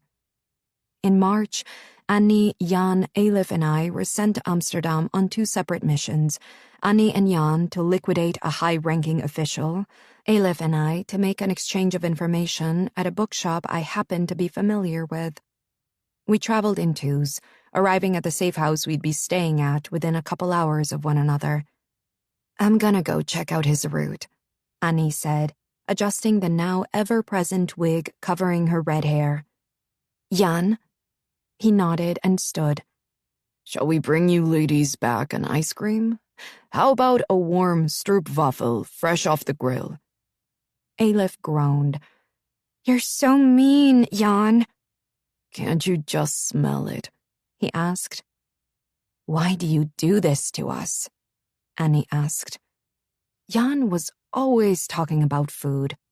His favorite dish his mom made, his favorite dish his Oma made, what he would eat at that very moment if he could, and then asking the same of us. "I miss food," he said. "Imagining having it again keeps me going." "Imagining having it again just makes me hungry." Annie pushed him out the door, calling over her shoulder as they went, "We'll be back soon." While they scouted their target's route to and from work, Eilif and I left for the bookshop. It was bittersweet walking into the store where I'd run into Diederik for the very last time. It had only been months, but it seemed like a lifetime ago. The bell on the door jingled like I remembered, and I was happy to see it looked exactly the same, though the owner looked worse for wear with a bruised and swollen cheek and a small blood stain on the cuff of his sleeve. "Ah," he said with a smile when he saw me. "So you made it after all. I wondered and hoped." "I did," I said, returning his smile. "Thank you." "I'm glad it went well." While I wouldn't exactly describe that night as having gone well, I just nodded and offered the book we were there to exchange, and then pretended to peruse the shelves while he went to the back to put it somewhere safe. The bell on the door sounded, and I turned to see two men in uniform enter, their sharp stares darting from me to Aleph. I gave them a well-practiced, demure smile and turned back to the shelves, my heart racing in my chest as my eyes met Aleph's over a row of books in the next aisle over. When the shop owner returned, he slowed for a moment at the sight of the new customers, his smile wavering. "Can I help you find something, gentlemen?" he called. "Just looking," the one said. "How about you, ladies?" the shop owner asked. "Do you have something with romance?" Aleph asked, smiling shyly when one of the two soldiers looked her way. "Indeed I do, miss. Right this way." He led her to another section, raising his voice a decibel as he asked her what kind of romance she was looking for, while I continued to run my fingers along colored spines, pretending to browse as I kept my eyes on the men in uniform. Should either of them make a move for their weapon, I was prepared to grab Aleph and run. "I'll take that one," I heard Aleph say. I peeked around the corner and watched her follow the shop owner to the counter to pay. "Ready?"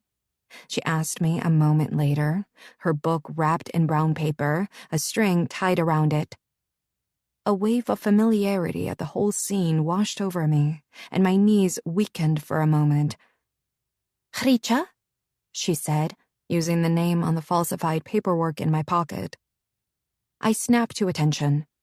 "Yes, I'm ready. Shall we go then?" As we turned to leave, a deep voice said, "Stop." I glanced at my sister, who turned wide eyes at the officer stalking toward her, his hand outstretched. "The book," he said. She frowned and handed it over as my heart lodged itself in my throat. "Sir?" she said as he tore the paper off, the string floating to the floor.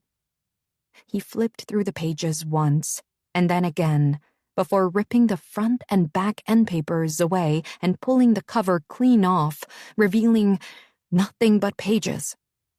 He shoved it at Aleph, glared at the shop owner, signaled to his comrade, and they stalked out of the store. "Thanks again," Aleph called as she grabbed my arm and pulled me from the store. We were down the street before she tapped her belly and a hollow sound emerged. Somehow, while we were in the shop, the owner had passed her the book we'd come for, and she'd managed to slip it beneath her dress. "You never failed to surprise me," I said, and linked my arm through hers.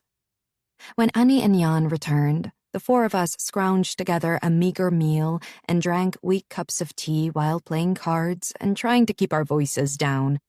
Not an easy task with Jan and Annie around.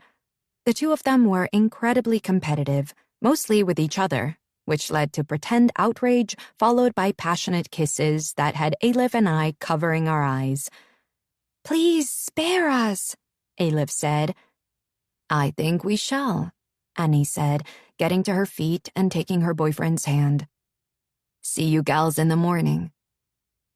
With the two of them gone, the house was quiet. We cleaned up the cards and the dishes, washed up separately in the bathroom, and sank into twin beds across from one another in the bedroom across from the others, where soft sounds and a creaking bed made us cover our mouths and giggle. Despite the brief moment of terror at the bookshop, it had been a good day, and for once, when I closed my eyes and drifted off to sleep, my mind wasn't clouded with thoughts of what had been, but instead, hope for what might come. Over breakfast the next morning, Annie asked from behind Jan's hand, which she'd been playfully biting, "You two off on the first train, then?" "Yes," I said, shaking my head as Jan pulled her from her chair onto his lap. "You two ready for today?" "Always," Jan said. "Always," Annie repeated, and kissed the tip of his nose. "In fact, I need to get changed. Want to help?" They ran off, and I caught Aleph's eye. Thank you for not being like that with Charlie in front of me, she said. I'm starting to feel like we're doing something wrong, I said. You mean you don't bite his knuckles? She asked, smirking. I felt my face heat. Well, not at the breakfast table anyway, I said. Her laughter, something I hadn't heard in what felt like years, would follow me through the day, standing in stark contrast to the horrors that transpired that afternoon. We took our time packing up the few things we'd brought for the brief trip, not in any hurry to return home to a cold house or the sewing shop where we'd undoubtedly spend hours reorganizing something Mother deemed important, just to keep our minds busy and off our hungry stomachs. Got the book? I asked Alif, who patted the bottom of her bag in response. Mrs. Decker, the owner of the house, was knitting in a well-worn rocking chair in the sitting room. We stopped and chatted for a while, and were thanking her once more before we left, when someone pounded on the front door. Stay here, Mrs. Decker said as she hurried from the room. We stared at one another with wide eyes, listening as our hostess answered the door. My goodness, we heard her say, before she was cut off by a loud wail. Is that? I said, looking at my sister, but she was already on her feet, and I rushed to follow. Annie, she said, seeing their friend in the entryway. What's happened? Annie's face was pale beneath the dark brown wig, her back pressed to the door. Jan, she whispered, and her eyes filled with tears. Where is he? I asked. Was he? I didn't want to say it. Captured, shot, dead. None of the options were good. I have to go back, she said, pushing off the door. Back where? Annie, where is he? She sniffled and wiped her nose on her sleeve. We were near Vondelpark. I was on the bike and I took the shot, but my pistol failed, so he took it. I saw the man stumble and grab his side. I thought it was over. But then he turned around and fired back, and Jan... She covered her face with her hands. He was hit. He fell, and I didn't know what to do. I was afraid if I stopped, if I turned around, I'd be shot too, so I kept riding. I came back here and... She stared at us in horror. I left him there. I left him on the ground, bleeding. I should have gone back. Oh my God. She turned and grabbed the doorknob. I have to go back. Alif shoved her foot in front of the door. You can't, she said, her voice firm. Someone might recognize you. Lean or I will go. She glanced at me and I nodded. I'll go now, I said. While Mrs. Decker led Annie to the sofa, I pulled Alif aside. What if he's not there? I asked. Then either the Germans have him or someone took him to the hospital. By the look on her face, I could tell she felt as I did, that it was most likely the former. Be careful. She squeezed my hand.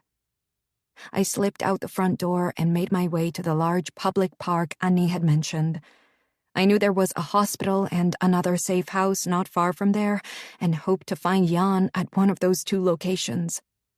I headed toward the park first, in case he'd never gotten up from where Annie had seen him fall.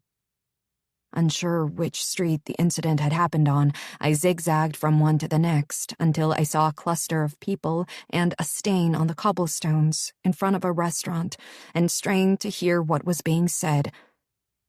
Awful, isn't it? A voice said from behind me. I turned to see an older woman staring at the group as well, her fingers clutching the cross hanging from her neck. I didn't see what happened, I said.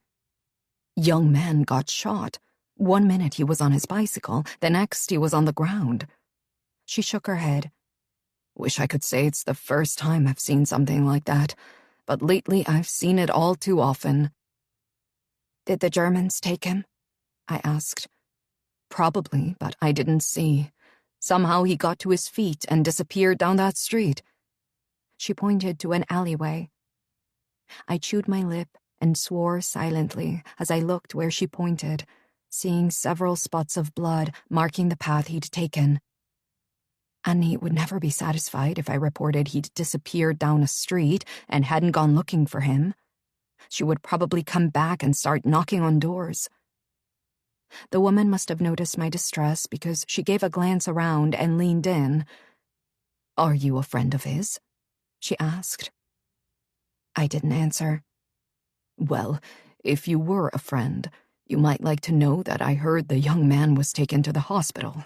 I mean, I can't be sure. It may just be a rumor, but—" I squeezed her arm.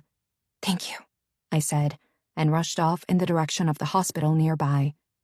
Minutes later, out of breath, my legs weary from running, I pushed through the doors of the hospital and raced to the front desk near an emergency sign. "Can I help you?" the receptionist asked, looking startled by my entrance. "I'm looking for—" I stopped. Saying his name, alias or real, would connect us. "A young man," I said. "I don't know his name. He was shot, and I helped bring him here, but I don't know where they took him." "Oh," she said. "Right. I believe he was taken to emergency. Someone there should be able to locate him for you." She pointed to the emergency department sign down the hall. "Thank you," I said, and hurried away. As I pushed through the door, I noticed a large man leaning against the wall, a blood stain covering half his shirt. "Excuse me," I said. "Was it you who brought in the young man that was shot?" "I am," he said. "Do you know him?" Like with the woman earlier, I wasn't sure what to say, so I said nothing. Like her, he seemed to understand. "They took him back a little while ago, but I haven't heard anything. He was alive and talking when we got here, though, if that helps." "It does, thank you." "Excuse me, sir." We looked up to see a young nurse with bouncy blonde curls heading toward us. She glanced at me and then addressed the gentleman again.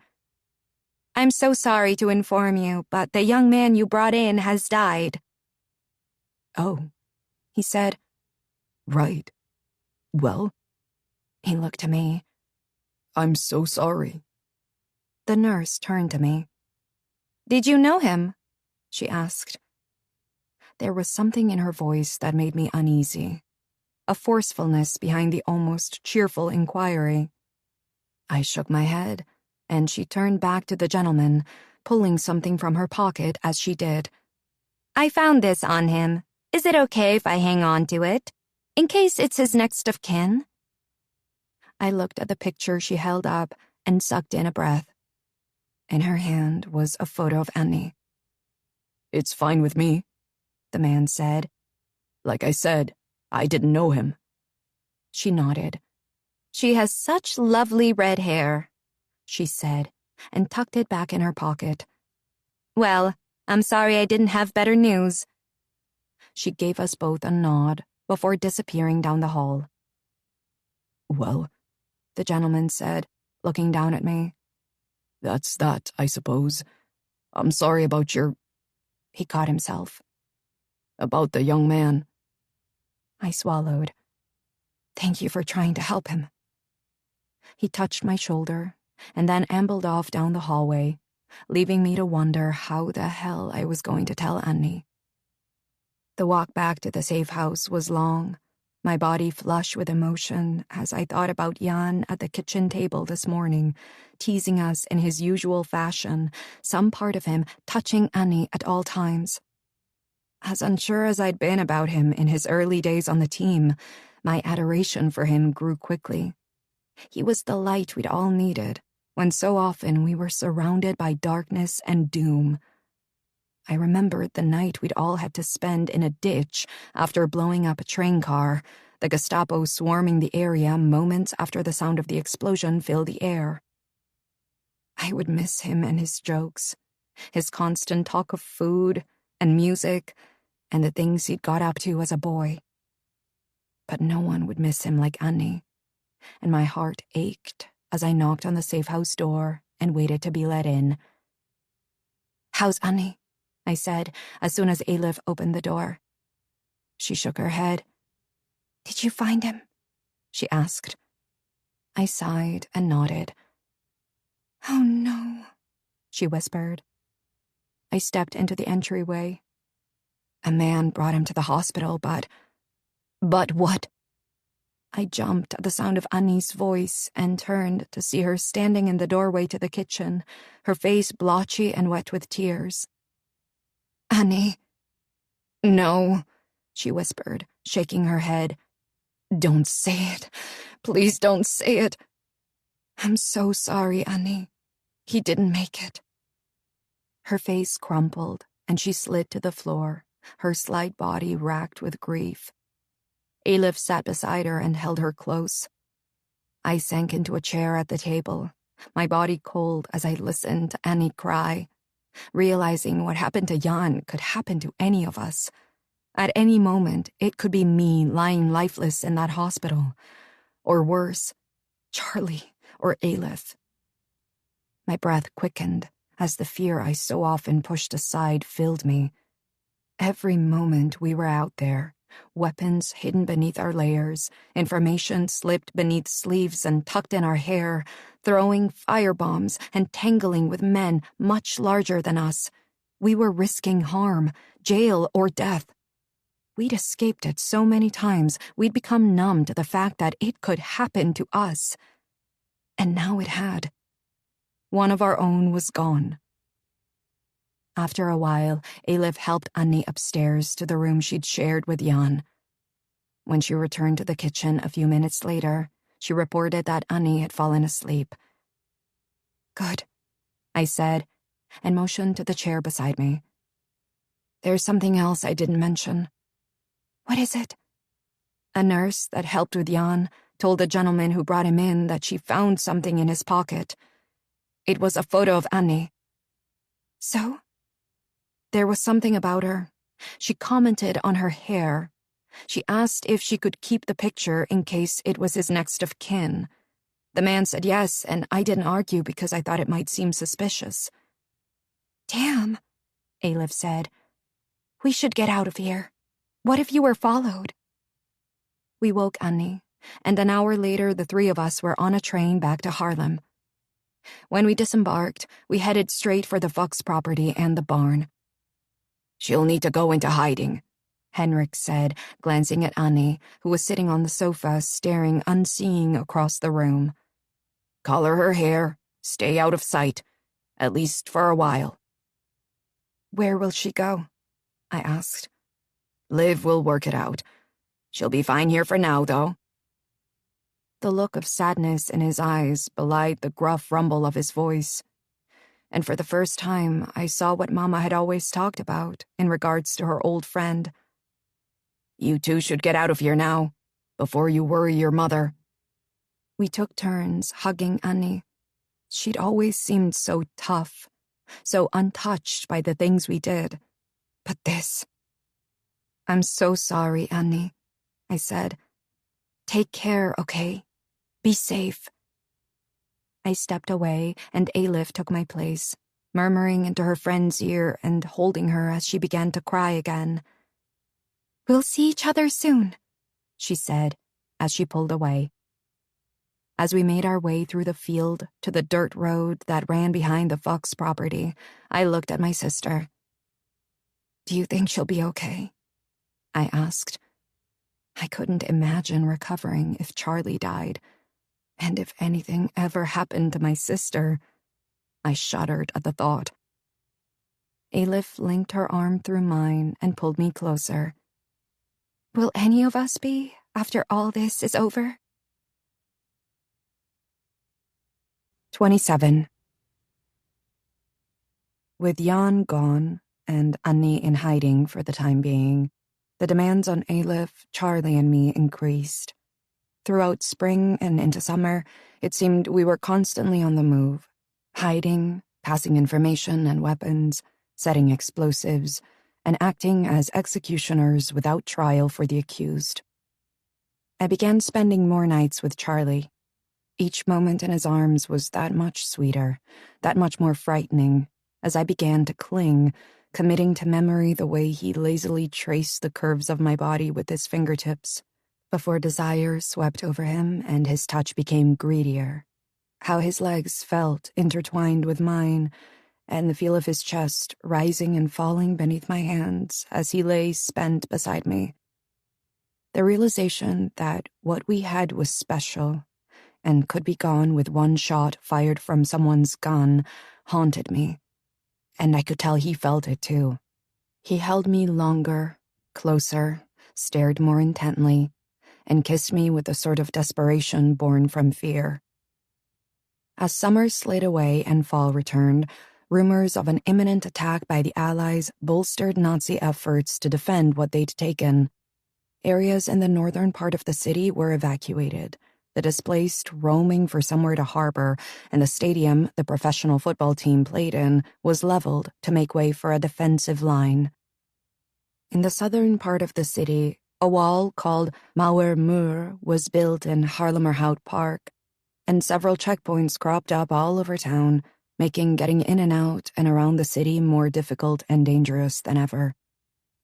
The most unnerving part was how the streets cleared. Thousands of Dutch collaborators throughout the country, we learned, had packed up and left for Germany. But in the end, it was all for naught when the rumored attack by the Allies turned out to be true and the mission failed, disappointment blanketing Haarlem with a heaviness it was hard to get out from under. Annie returned to the fold in early October, but she wasn't the same. The feistiness had all but gone out of her without Jan around to tease and goad her, and her determination to do well on missions became less urgent and more careless, because she, it turned out, cared less. I understood in my own way. Though I hadn't cared about Diederik, the loss of a life of someone you knew was a shock to the system.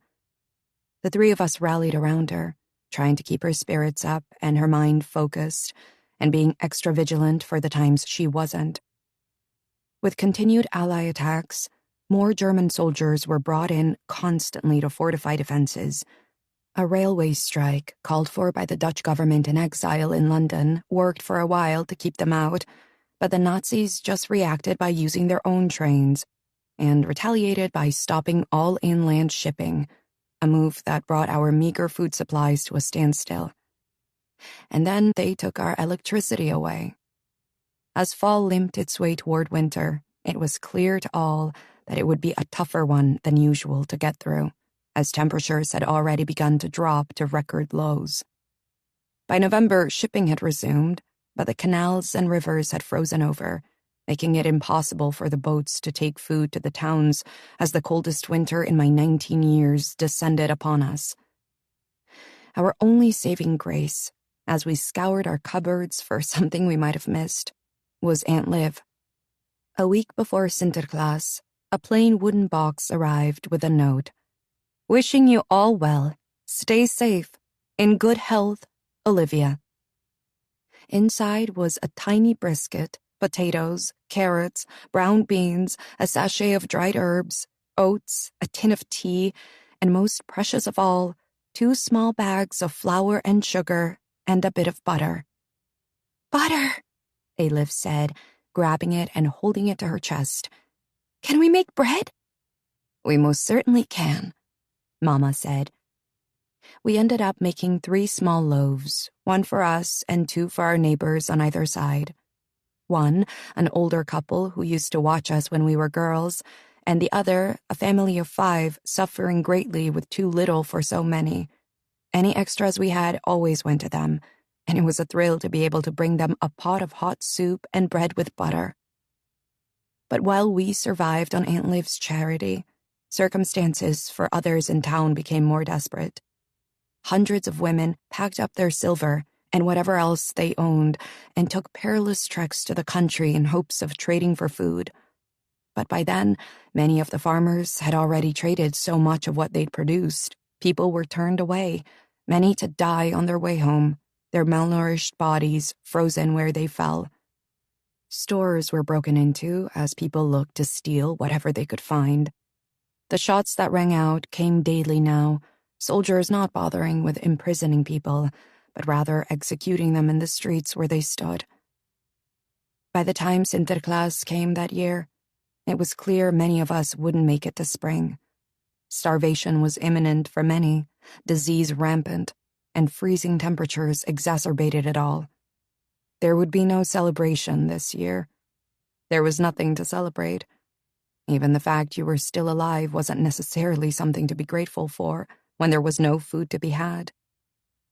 On Christmas Day, Charlie came over, and he, Aleph, Mother, and I passed the time by playing card games on the floor in front of a fire made from what was left of the dining room table.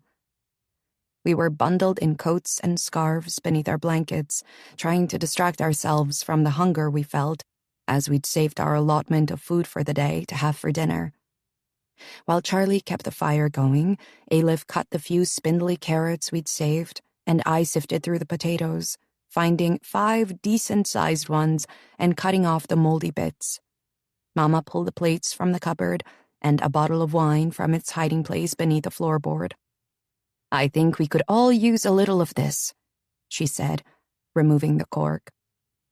We ate our meal in front of the fireplace, telling stories of Christmases past and laughing as we recalled the worst gift we'd ever received from a distant relative, the alcohol warming us from the inside and turning our cheeks and noses pink. "I wish we had dessert," Aleph said, reclining on the floor in front of the sofa she slept on at night. "Oh," Charlie said, getting to his feet. "I almost forgot." He hurried from the room, disappearing into the foyer, and returning a moment later with the bag he'd brought. Inside was a can of sweetened condensed milk. "Wherever did you get it?" I asked, picking it up and marveling at the mere sight of something that had once been a staple in our home. "It was in a small box of food Allard delivered." Mama poured it equally into 4 teacups, and then we sat once more in front of the fire and slowly spooned the creamy liquid into our mouths, savoring the taste of something sweet on our tongues, each of us lost in our own thoughts. When the fire was nearly out, we piled blankets on the floor for Charlie and climbed onto our sofas. By candlelight, Mama read us the same Christmas story she'd been reading since we were babies, and as we'd done then, we fell asleep to the comforting sound of her voice, my fingers intertwined with Charlie's, the roar of planes flying overhead through the darkened skies. In the coldest January I could remember, I hurried through town running errands.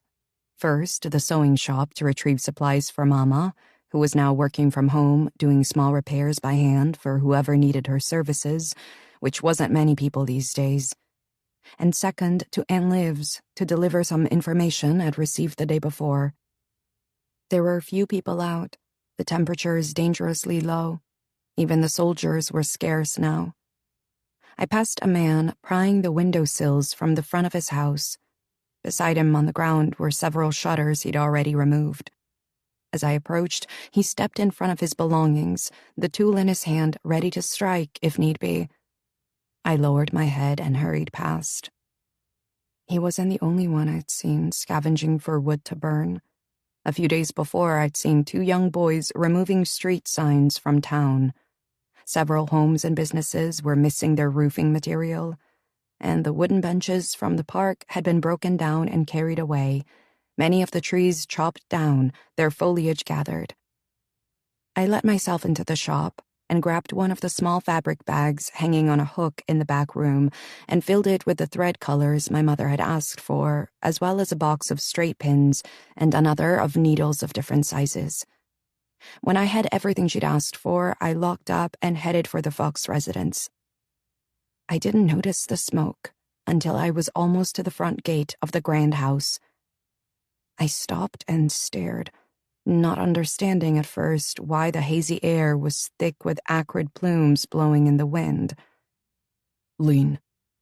I turned and frowned in confusion at the sight of Charlie disguised as an old man, hiding not far away, gesturing for me to come closer. "Get down before they see you," he said. I looked past the gate at the estate, where several military vehicles were parked in the driveway, men in uniforms going in and out the front door. 2 of the upstairs windows were smashed, black smoke billowing out. A chill went up my spine, and I ran to where Charlie was. "Aunt Liv," I said quickly. "Is she inside? Do they have her?" He shook his head. "I got here a few minutes before you. I haven't seen her or Allard. I've no idea if they're inside. If someone else is responsible and these guys came to help, or if she was found out and—" He stopped, his eyes meeting mine. "Don't say it," I said, staring in horror at the house. "What do we do?" "The barn?" he asked. "Do you think Henrik's in there?" It was highly possible Liv's brother had no idea what was happening at the main house. In the basement of the barn, it was hard to hear anything outside. "Maybe Liv is with him. Should we go around the back?" At Charlie's nod, we extricated ourselves from the shrubbery and hurried down the street to the path that cut through a wooded area between the Vox residence and the home next door. We kept low until we reached the dirt road that ran behind the property, then pushed through the gate and made our way to the rear of the barn. From our hiding spot, we could see the greenhouse was smashed in, the plants inside brown and lifeless from the bitter cold. Beyond it, the back doors of the house stood open, smoke seeping out, the wind sweeping it across the yard. "Come on," Charlie said, taking my hand and edging us along the side of the barn. When he reached the corner, he stopped, his grip tightening, his body tense. He turned to look at me, his eyes filled with an expression I'd become familiar with the past couple of years. It was a warning, one I couldn't heed. I inhaled, and as I breathed out, I peeked around Charlie and the corner of the barn. Nothing could have prepared me for the sight of Henrik lying in the grass, his already bent body twisted in a pool of blood, his head at an odd angle, his neck slit. Beyond him, near the gate to the backyard, was another body. At first I couldn't tell who it was, but then I saw the tie of the apron blowing in the wind. "Elka." I whimpered and my knees buckled, threatening to collapse beneath me. "We need to get out of here," Charlie said. "But Aunt Liv—" "Lean." "Charlie!" My voice was small, desperate. My eyes filled with tears. I knew it was too late. If she were alive, the others would be too. Charlie's hand tightened in mine, and I nodded. It was time to go. We weren't safe here any longer. With a last look at the house, I followed him across the pasture and out the gate to the dirt road beyond. As we walked, my hand in his, vision blurred, I wondered the same thing I had so many times before. Was this the end we'd all find? Was death the price we would pay for standing up for what we believed to be true and just? In our pursuit of righting the wrongs inflicted by others, I'd often considered the consequences for being one of the good guys. Winning didn't always mean a life lived after the fight was over. Perhaps, like so many soldiers who had fallen already, I was just another name to one day be forgotten. Just one more body to be buried. 28. Aunt Liv's death left us all gasping a little for breath. It wasn't just that she'd provided food, it was her calming sense of clarity. She was always able to see beyond what was in front of us. Before wealth had cloaked her knowledge of how cruel life could be beneath fur and jewels, she too had spent time in ditches and hiding in plain sight. She knew what we were only just learning, the lessons that would follow us, the wisdom and skills we would glean if we only paid attention and stayed alive. With her death also came fear. Were we now in danger? Could the men at the grand residence trace us back here? And Liv had always been so careful, using the fake names on our forged identification papers. But what if it hadn't been enough? What if someone had talked? What if one of the kitchen staff had spilled our real identities in the hope they'd be spared? "We'll need to be extra careful now," Mama said. "Don't go out alone if it can be helped. Always be armed." "What about our missions?" Aleph asked. Is this done? I imagine Franz will put someone in place to continue what Liv was doing. Until then, though, I want you both to stay inside as much as possible. Please, I can't lose you girls. I just can't. Her voice broke, and I hurried to her and wrapped my arms around her shoulders. We'd always been in danger, and she'd always known this.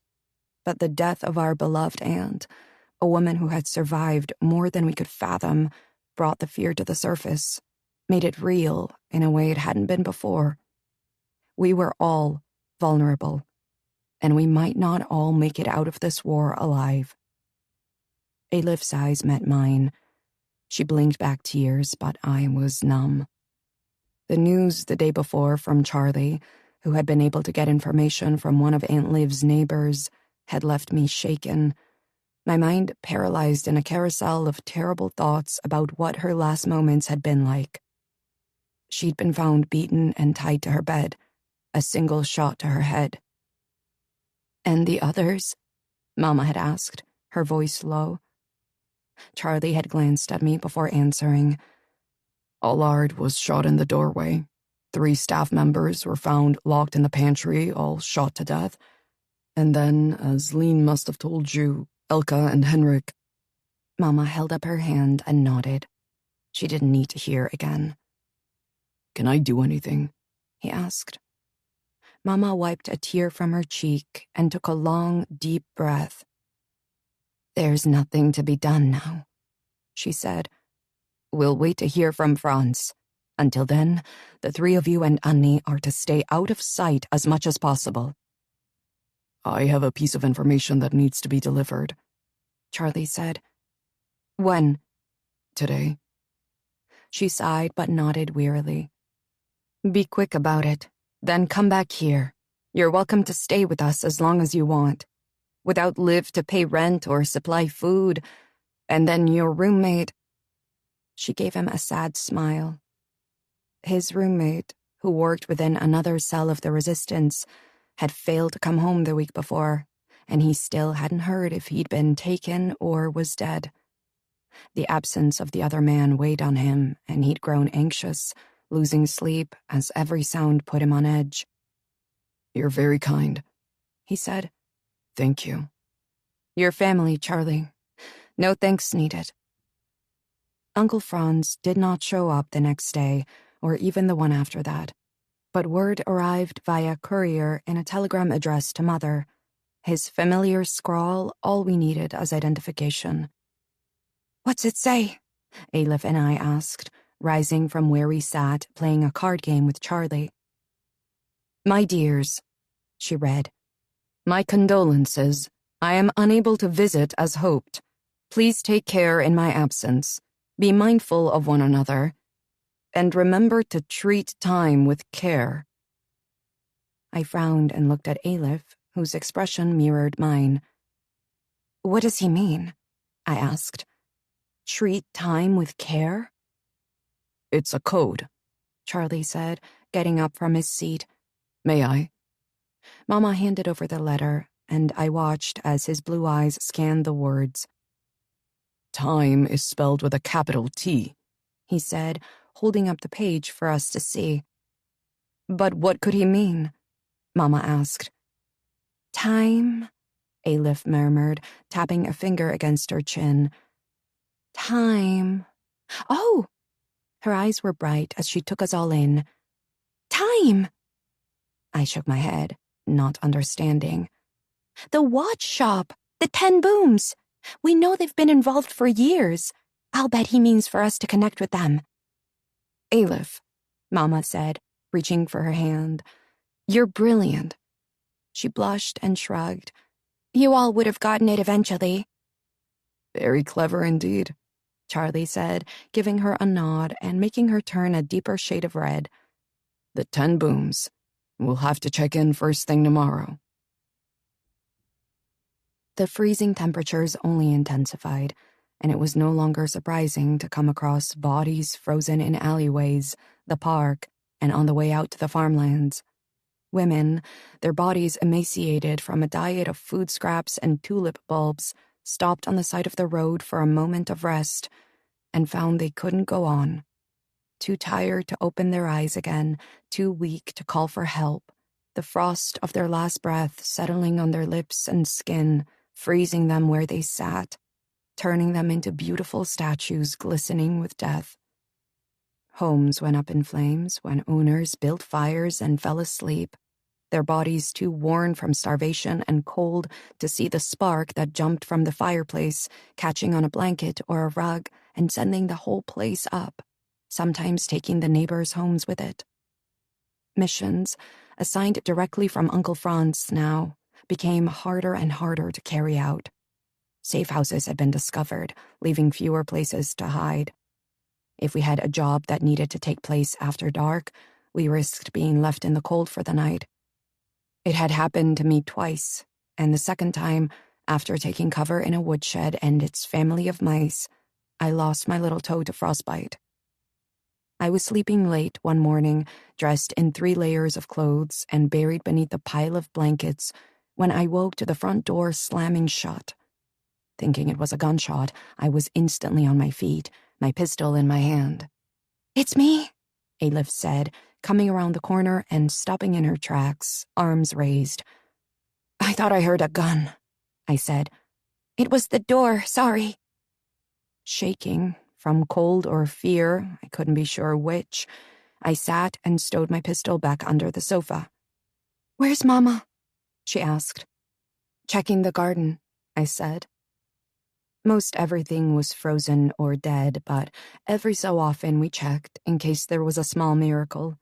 We'd found a beet one day that had somehow been missed in months previous. It was buried, but as Aleph used a small shovel to dig into the frozen ground, its round head had shown itself, and she'd given a shout and ran inside with it. "Is everything okay?" I asked my sister as I climbed back under the bedding. "No," she said, and opened the back door to call to our mother. "What is it?" Mama asked as she came inside, shut the door, and moved the bookcase back into place in front of it. "The 10 Booms was raided last night. Casper, Betsy, Corey, and a slew of others were arrested." "Oh no," Mama said. "How did you find out?" "People were talking about it in line." Mama glanced toward the kitchen, momentarily distracted by the thought of food. "Was there bread today?" Aleph shook her head. "Did anyone happen to hear where the family was taken?" "No," Aleph said. "I tried asking discreetly, but—" A pounding on the door startled us, and we all grabbed for our weapons. "Stay here," Mama said, and hurried to the door. I glanced at Aleph, who stood ready with her gun on the other side of the wall from the foyer, while I'd taken cover behind the sofa our mother slept on, prepared to shoot whoever came through the doorway. But a moment later, Mama returned with Charlie, who had been gone since the day before on a job with Annie. He looked ravaged, delirious almost. He couldn't stop moving, flexing and clenching his fists. "They've got her," he said. "They have who?" Aleph asked. But I knew from the look on her face she knew. We all knew. "Annie," he said. "What happened?" Mama asked. "We had to go through the checkpoint at Mauermuur. The place was swarming with soldiers. It was like they were looking for someone or on a mission to gather anyone and everyone they could for no reason at all. There was a truck there half filled with people when we arrived." He ran a hand through his hair. "We split up to be safe. She went ahead of me. She insisted, and I didn't think anything of it. Everyone had to go through regardless. We were just 2 more faces, and with her hair dyed, I knew she didn't stand out more or less than anyone else. But then I heard a shout, and they were dragging her from the line. She didn't even—" I'd only seen Charlie get emotional a few times since we'd known one another. The first time after receiving a letter from his sister in America.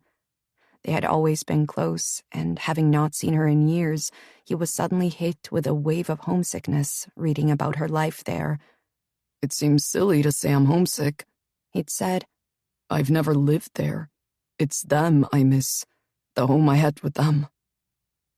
The other 2 times were when we told him Jan had died and after the attack on the Fox property. Like they were to us, Aunt Liv and her brother had been special to Charlie. They'd taken care of him in place of his real family, and the loss left a hole in all our hearts. As he stood beside me now, his hand in mine, his face ashen as if he was watching Annie being taken all over again, a single tear rolled down his cheek. "She didn't even what?" I asked. His sigh was a shudder, and he shook his head. "She didn't even look back at me." She didn't want them to know she wasn't alone. Mama's voice was quiet. "Can we find out where they took her?" Aleph asked. "We should have someone on the inside. Hopefully we'll hear something." "Damn it," I whispered. "I should go," Charlie said. "What? Where?" I asked, clinging to his hand now. I didn't want him to go back out there. Disguise or not, it wasn't safe, especially not now. "I still have to deliver the information I have." He kissed my head. "There's a contact that might be able to get it out for me. Don't worry. I should be back soon." As he adjusted his wig once more, he turned back to the 3 of us. "Don't ask around trying to find out where Annie is. The more people asking, the more likely they'll figure out who she is and that we're connected to her, if they haven't already." He kissed me then, and left. We were restless after he departed, wandering around the downstairs, picking up and folding blankets, dusting, rearranging dishes. After a while, Aleph and I went upstairs. We'd been slowly going through the things in our room, making piles of what we no longer wanted. Clothes that didn't fit, that could be given away or repurposed, their stitches torn out, the material used to make blankets or clothes for smaller children in the neighborhood, should the electricity ever come back on and Mama was able to use her sewing machine again. Charlie arrived before curfew, out of breath from having delivered what he needed to. And while he built a bigger fire, using the wood from Mari's old bedroom door, we gathered what we could for dinner. The following day, word came that Annie was in the city jail. A week later, we found out she'd been transferred to a prison in Amsterdam. "At least she hasn't been sent to one of the camps," Aleph said. But I wasn't sure if prison was the better option. Prison was where they tortured people for information, and Annie had a lot. Names of resistance members to start with. Throughout the next weeks, there was a lot of whispered conversations circulating through the underground about trying to break her out. A couple of guards at the prison were double agents, and the hope was to come up with a plan to sneak in a wig and pretend she was another prisoner being transferred. Once they'd smuggled her out, she'd be brought to a safe house. The day it was planned for, we sat inside our home, no one talking, barely daring to breathe, as we waited to hear that she'd been safely transferred out and was free. Unfortunately, they'd made the plan for a day too late, or at least several hours too late. When they arrived for their scheduled shifts, she'd already been removed from her cell and the grounds. Uncle Franz arrived to deliver the news himself that evening. "She was taken out to the dunes," he said. "They shot her there." Beside me, Charlie's head bowed as Mama gasped and Aleph's sorrowful moan filled the room, leaving me hollow with grief for our spirited, red-headed friend. 29. By April, the only positive news we had was the warming of the weather. The canals had thawed, and food, though still painfully scarce, was more plentiful than it had been, especially with the shorter ration lines, as hundreds had perished during the worst of the winter months, leaving Haarlem to feel a bit like a ghost town. The electricity was still turned off, the nights still cold, but the days were comfortable enough now that we didn't have to walk around our own homes beneath several layers of clothing anymore. And with the return of spring, vegetables began to sprout in the garden. I was pulling weeds out back, while Charlie, who had officially moved in with us, read in Father's old favorite chair with the door open so we could chat. Aleph returned from the sewing shop, where she'd gone with Mama earlier in the day to open the doors and give the space a good cleaning, and to check for any job requests delivered for us through the secret slot in the back door. "We need to go to Amsterdam," she said quietly, glancing at the homes around us as she handed me the note she'd retrieved. I read it over quickly and handed it to Charlie, who frowned as he looked at it, and then handed it back to Aleph. Another family needed to be moved. There were rumors someone was hiding Jews in the neighborhood they were in, and they needed to get out before they were found. "Why can't they just leave them alone?" I whispered, yanking a weed from the soil and throwing it in the pile I'd made. But if they hadn't by now, I knew they never would. Not unless they were made to stop. And while we heard of small successes by the Allies almost daily now, the end of the war still seemed to be a long time away. We arrived in Amsterdam the following afternoon, changed into our disguises at the safe house, and hurried back out to reach our destination. "That one there," Aleph said with a discreet nod. "4 down, red brick, white front door." I looked up and down the street. "There's 5 of them?" I asked. "Dad, Mom, and 3 kids. I think we should split them up." I nodded my agreement. 5 people plus us would stand out these days. Splitting up and reconvening at the next location would be safest. "There are fewer soldiers about than I expected," Aleph said. There were 2 pairs, one to each side of the street, neither walking particularly fast or with purpose. "Do you think it's a trick?" Aleph asked, peering at the 2 soldiers walking our way, chatting and almost casual looking. "Trying not to worry anyone so they'll let their guards down?" "Seems like it. Let's go around back and have a look." We crossed the street and turned down a narrow pathway that led to the green area behind the rows of houses. Little yards with gardens, wrought iron benches beneath trees newly green with the budding of spring, marked the backside of each home. It was obvious it had once been pretty, but neglect had created overgrowth, and trash that was usually taken away was piled in corners and spilling out onto doorsteps and pathways. We walked along the center path that separated one row of properties from the other, slowing as we passed the house the family was in and taking in any details that stood out before exiting through the other end, where we turned back down Willemsparkweg so we could walk by the front once more. We passed 2 of the soldiers, but they didn't bother to look at the 2 old women we were disguised as. At the corner, we stepped out of sight and watched to see what the men did next. Were they patrolling the street or merely walking through? At the opposite corner, they turned and disappeared down the next street. "What do you think?" Aleph asked. "Come back tomorrow?" "Come back tonight," I said, my eyes narrowed as I looked at the house. "Then tomorrow as well." For the next 24 hours, we watched the house on Willemsparkweg. Sometimes together, sometimes on our own, switching out clothing, changing hairstyles, wearing glasses and not. Sometimes we carried shopping bags. Other times we pulled a small wagon filled with random items from the safe house. We kept a list of things we noticed. Soldiers seen, how many of them, times they appeared, times they seemed to go through a changing of the guard, citizens out and about, and so on. We listened and we watched as best we could. And then we went back to the safe house to set our plan. The following day, after checking our weapons and the forged documents we had for each member of the family, we were ready. There was no set time for when they were to expect us, but we decided a midday hiding in plain sight strategy would be best.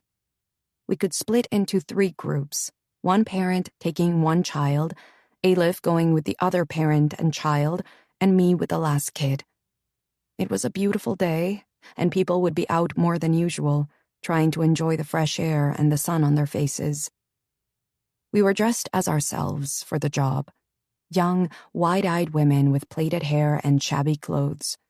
We looked like no one and everyone, which was exactly the point.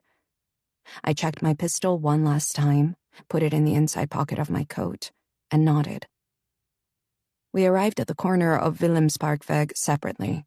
Alif went first and headed to the back of the row of houses. A few minutes later, I walked down the street, eyes focused on the ground, just a timid young woman on her way to see a friend. As I passed the two soldiers we'd seen the day before, one glanced at me, while the other didn't even bother. Breathing a sigh of relief, I continued down the sidewalk and up the steps of the house, where I stepped out of sight beneath the brick arch of the porch and knocked. The lock clicked, and the door opened a crack. "Yes?" the elderly woman on the other side asked. "I'm here for a delivery," I said. Her eyes widened slightly at the words, and she opened the door and let me in. As soon as the door shut and locked behind me, she rang a little bell sitting on a table in the entryway. "My sister should be at that back door," I said. "Come then," she said, and led me through the house to the back, where she undid several locks and peeked out. "I'm here for a delivery," I heard my sister say. A moment later, we were standing in a small, dimly lit kitchen together. Like everywhere else, all the curtains were drawn, the only light inside coming from some well-placed candles. "Why don't you have a seat?" the woman said. "They'll be down shortly." Alif sat, but I couldn't. My body was filled with adrenaline. I wanted to get on with it. Of all the jobs we did, this was the one I liked the least. Seducing men and leading them to their deaths was easy. Throwing firebombs was a bit of a thrill. But moving humans in broad daylight, the margin of error was terrifying, the potential body count horrific. I heard a shuffle in the hall and stood taller. A man entered the room, and I could hear his intake of breath. "Lean," he said. I recognized the voice but couldn't place it, and took a step forward, gasping when he too took a step, his face coming into the light. "Mr. Opperman," I whispered. My beloved teacher pulled me into a hug. A sob caught in my throat as his familiar scent filled my nose. How often I'd thought of this kind man and his family, wondering where they had ended up, fearing the worst. Seeing him now, my heart nearly burst from happiness and relief. He was alive, tired and worn, his face having aged since we last saw one another. But then, what must he think of me? I was clearly not the same girl he had known only years before. My arms no longer carried school books and notes for friends. They were scarred from fire, fingernails in constant need of cleaning, weapons hidden beneath my clothing. Could he even see the girl I used to be? Did she exist any longer? He let me go and turned to give Alif a hug. "Have you been here all this time?" I asked. "No," he said. "We went south first and stayed with a couple different friends, then north, landed here at the end of last year. We try not to stay too long in any one place. We even separated for a while. I took the older kids while Rachel took the little one. We're hoping this next stop is the last one." He smiled at the old woman. "Lotte here has been a wonderful hostess, but we've put her in danger for long enough." "I just can't believe it's you," I said. "I wondered and hoped and... Oh my goodness!" I turned at the sound of Rachel's voice. "Are you girls?" She looked at her husband, who nodded. "But surely the two of you aren't the ones taking us, are you?" "We are," Alif said, getting to her feet. "We've been doing this work for years now, so please just trust us, and we'll do our best to get you where you need to go." Mrs. Opperman hugged her then, and when it was my turn, she held fast, a sob shaking the two of us. "I just can't believe it," she said with a soft smile. Just then, a little girl with a head of dark curls hurried into the room and hurled herself into her father's arms. "Is that Bo?" I asked. "It is," Mr. Aberman said. The two older kids entered the room next. They were nearly as tall as me now, and I smiled at them, wondering if they'd recognize me. "Lean," Lara said, taking a hesitant step toward me. At my nod, she launched herself at me. "I thought I'd never see you again." She looked up at me, her eyes bright with tears. A moment later, Isaac joined us. "Who that?" Bo asked from her father's arms. "That's..." "Hricha," Aleph said, her face suddenly serious. I sobered. "Right. For this, I'm Hricha, and this is Fern." I pointed to my sister. "And you're the Clarks," Aleph said, pulling their forged registration booklets from inside her coat. I checked my watch.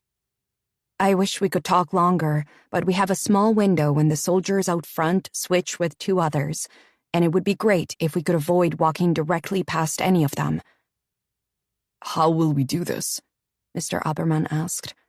"We're such a large group." "We'll split up," Aleph said. "Each parent with one of the two younger kids, and then one of us with Isaac, the other with one of you. One group out the front, the other two out the back, within minutes of each other. We'll make our way across the park separately and meet at the new residence. You are to take nothing with you. Your belongings will be brought to you later. Hopefully, no one will even notice us. We'll just be people out for a late afternoon stroll at the end of a beautiful spring day." Aleph and I excused ourselves then to take a look out both the front and back. Lotte followed me. "They're good people," she said. "I know," I said, and unlocked the back door to have a look outside. There was a couple sitting on their patio 2 doors down, but other than them, the space was empty. I shut the door. "Are you family?" I asked, and she shook her head. "Well then, it's good of you to take them in." "This is what I do," she said. I nodded in understanding. This was what I did too. Aleph and I returned to the kitchen and found 5 expectant faces looking back at us. "Put this on," Aleph said to Mrs. Aberman, handing her the blonde wig she'd stuffed in her coat.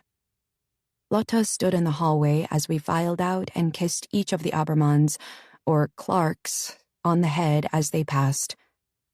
"Godspeed," she whispered. Aleph led Isaac to the front door, and his parents both rushed to hug him. "Listen to Aleph, I mean Fern," his dad said. "She'll do her best to keep you safe." Isaac nodded, giving his parents a solemn look. "Okay?" Aleph said to him, her hand on his arm. "Okay," he said. She turned to me, and our eyes met and held. I squeezed mine shut in a double wink that she returned, and a moment later they were gone. I led the others to the back door. "I'll go with Mr. Aberman," I said, smiling at Bo, who sat secure in her father's arms, before looking to Rachel. "You follow a minute later with Lara. Stay at a distance. Look like you're out enjoying the day. Smile. Don't look around too much. Follow us to the park. Once we get there, if no one is following us, we should be in the clear the rest of the way." She nodded and pulled Lara closer to her, before tilting her head up to kiss her husband and then Bo. "Be good for Daddy, little one," she said, choking back a sob as she then met her husband's eyes. "Be careful." "Stay close," he said, and kissed her again. "It's going to be okay." I squeezed Rachel's hand, gave Lara a quick hug, took a breath, and opened the door. "Let's go," I said, and turned the knob to the back door. It was quiet as we walked through Lotte's garden to the pathway splitting the 2 rows of homes. From the houses around us came the faint sounds of their residents moving about inside. I ducked my head and kept walking. When we reached the corner, we stopped, leaning into the brick wall of the building beside us as we watched Aleph and Isaac cross the street heading away from us. When they made it to the other side safely, I gave a quick look behind me to where Rachel and Lara were just starting our way, and then signaled to Mr. Aberman that it was time to move. As we crossed the street, a woman with a heavily made-up face came toward us, crossing in the other direction. She glanced at me, then Mr. Aberman, then Beau. Her eyes moved past us and focused on something else, narrowing as though trying to get a better look, or wanting to be sure. As soon as she passed us, I reached up and tugged on Mr. Aberman's sleeve. "Be ready to run," I whispered. A moment later, a high-pitched shout split the air. "That's them!" "Go," I said, and turned to see Rachel and Lara stopped at the corner behind us, their eyes wide as they stared at the woman pointing at them, not knowing what to do. "Run!" I yelled. Our feet were like thunder on the cobblestones as we raced toward the park, Mrs. Aberman and Lara close on our heels. I could see Aleph and Isaac already toward the middle of the lawn, Aleph keeping her wits about her and not calling attention to them by breaking out in a run as well. A shot rang out, then another. Both hit the building beside me, sending a spray of brick into the air. I turned my head away as I was showered with debris. Beau whimpered in her daddy's arms. "It's okay, sweetheart," he whispered as we ran harder, leaving the city and entering the park. Another shot. Dirt exploding near Mr. Aberman's foot as the bullet missed its target. I pulled my gun from my pocket. "Go," I said. "Get to Aleph. I'll catch up." I turned and planted my feet, pistol raised, waving at Mrs. Aberman and Lara to keep going. As they passed by, the soldier running at me paused, momentarily confused. Should he shoot mother and daughter, or the young woman aiming a weapon at his chest? While he wrestled with the decision, I took the shot and watched as his body jerked back, his legs slowed and buckled, the shock in his eyes fading as he fell. But the soldiers coming up behind him got me moving again. I took another shot, hitting the next guy in the leg. He stumbled and fell as I spun and took off in a sprint to catch up with the others. "Head for the trees!" I shouted between breaths as I caught up to the group, indicating to where I'd just seen Aleph and Isaac disappear. It was getting dark. Between that and the cover of trees ahead, I would have a better chance at liquidating as many soldiers as I could while Mr. Aberman and his family kept going. But by the increasing volume of their footsteps behind me, I could tell they were gaining ground. We needed to move faster. "Hurry!" I shouted. I heard a shot and then a grunt beside me, followed by a muffled scream. "No!" I said, watching Beau fall from her father's arms and tumble to the ground. "Beau!" Rachel screamed, reaching for the little girl. "I've got her," I said. "Help him!" "Samuel!" she said, reaching for him with one hand, the other one still in Lara's while I scooped up Beau. "It's just my arm," he said. "Keep going," I said. Aleph waited ahead of us, and I saw that she'd sent Isaac on. He stood half-hidden behind an overflowing trash bin on the other side of the park, watching his family run for their lives. We were so close. Just a little farther, and Aleph and I could join forces, fending off the men gaining ground behind us. Gunfire. "Duck!" I shouted, curling myself around Beau like a shield, her little body bouncing in my arms, her breath coming in huffs in my ear, hands grasping at the plaits in my hair. Another shot. The dirt beside me exploded. Another one, and a chunk of tree splintered off and landed in our path. The next shot came from in front of us, and I stumbled and slowed. Were we surrounded? "Come on," a man yelled. "Hurry!" I peered through the dimming light, not understanding what was happening and confused at the familiarity of the voice. And then he stepped into the clearing and I gasped. Charlie. As I wondered how he'd come to be there, I began to falter, the little girl in my arms growing heavier by the second. Mr. Aberman stumbled and fell, pulling Rachel with him, ripping her hand from Lara's, who screamed in panic, "Mama!" As they scrambled to their feet, another shot rang out. I didn't hear where it landed. Didn't understand the jolt of fire at my center as I shifted bow on my hip, too distracted by the commotion, the sound of footfalls from behind and ahead of us, the shouting and gunfire coming from two different directions now. I could see Charlie's face furrowed in concentration, and several meters away, Aleph and... I frowned. Was that Uncle Franz?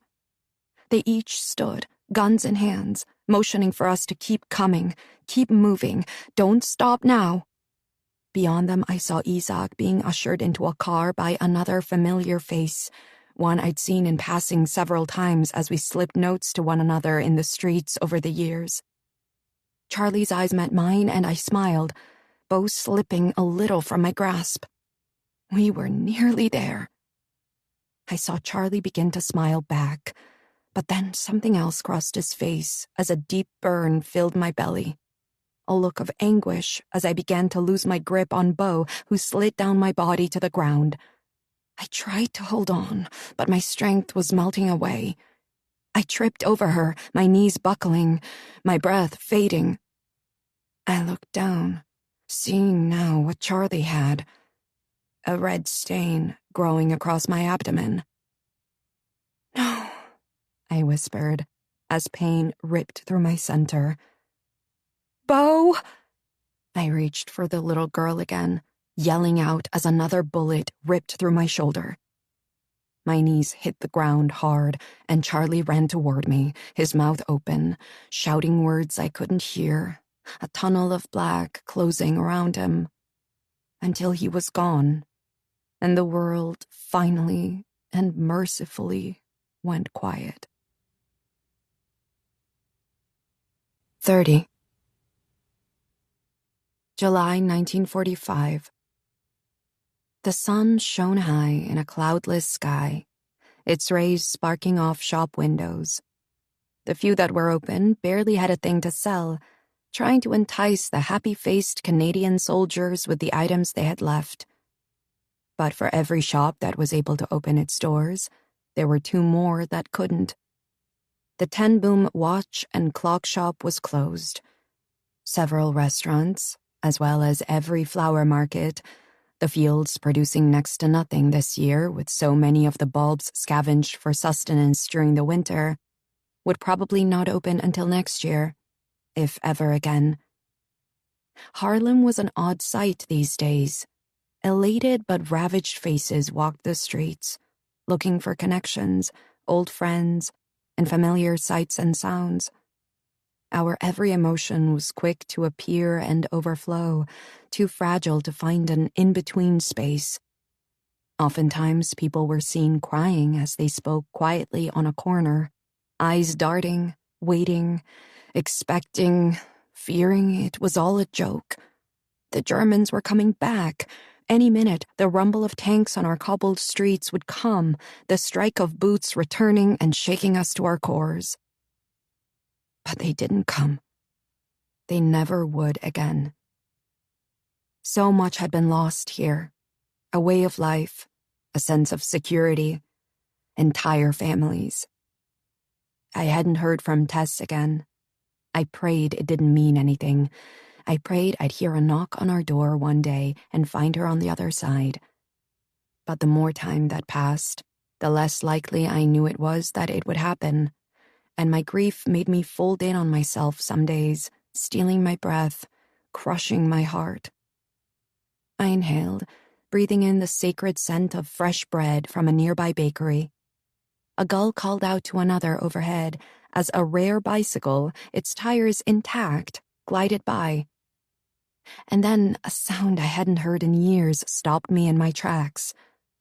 I rounded the corner to the square and stared up at the great old church, listening as her bells once more chimed inside her tower.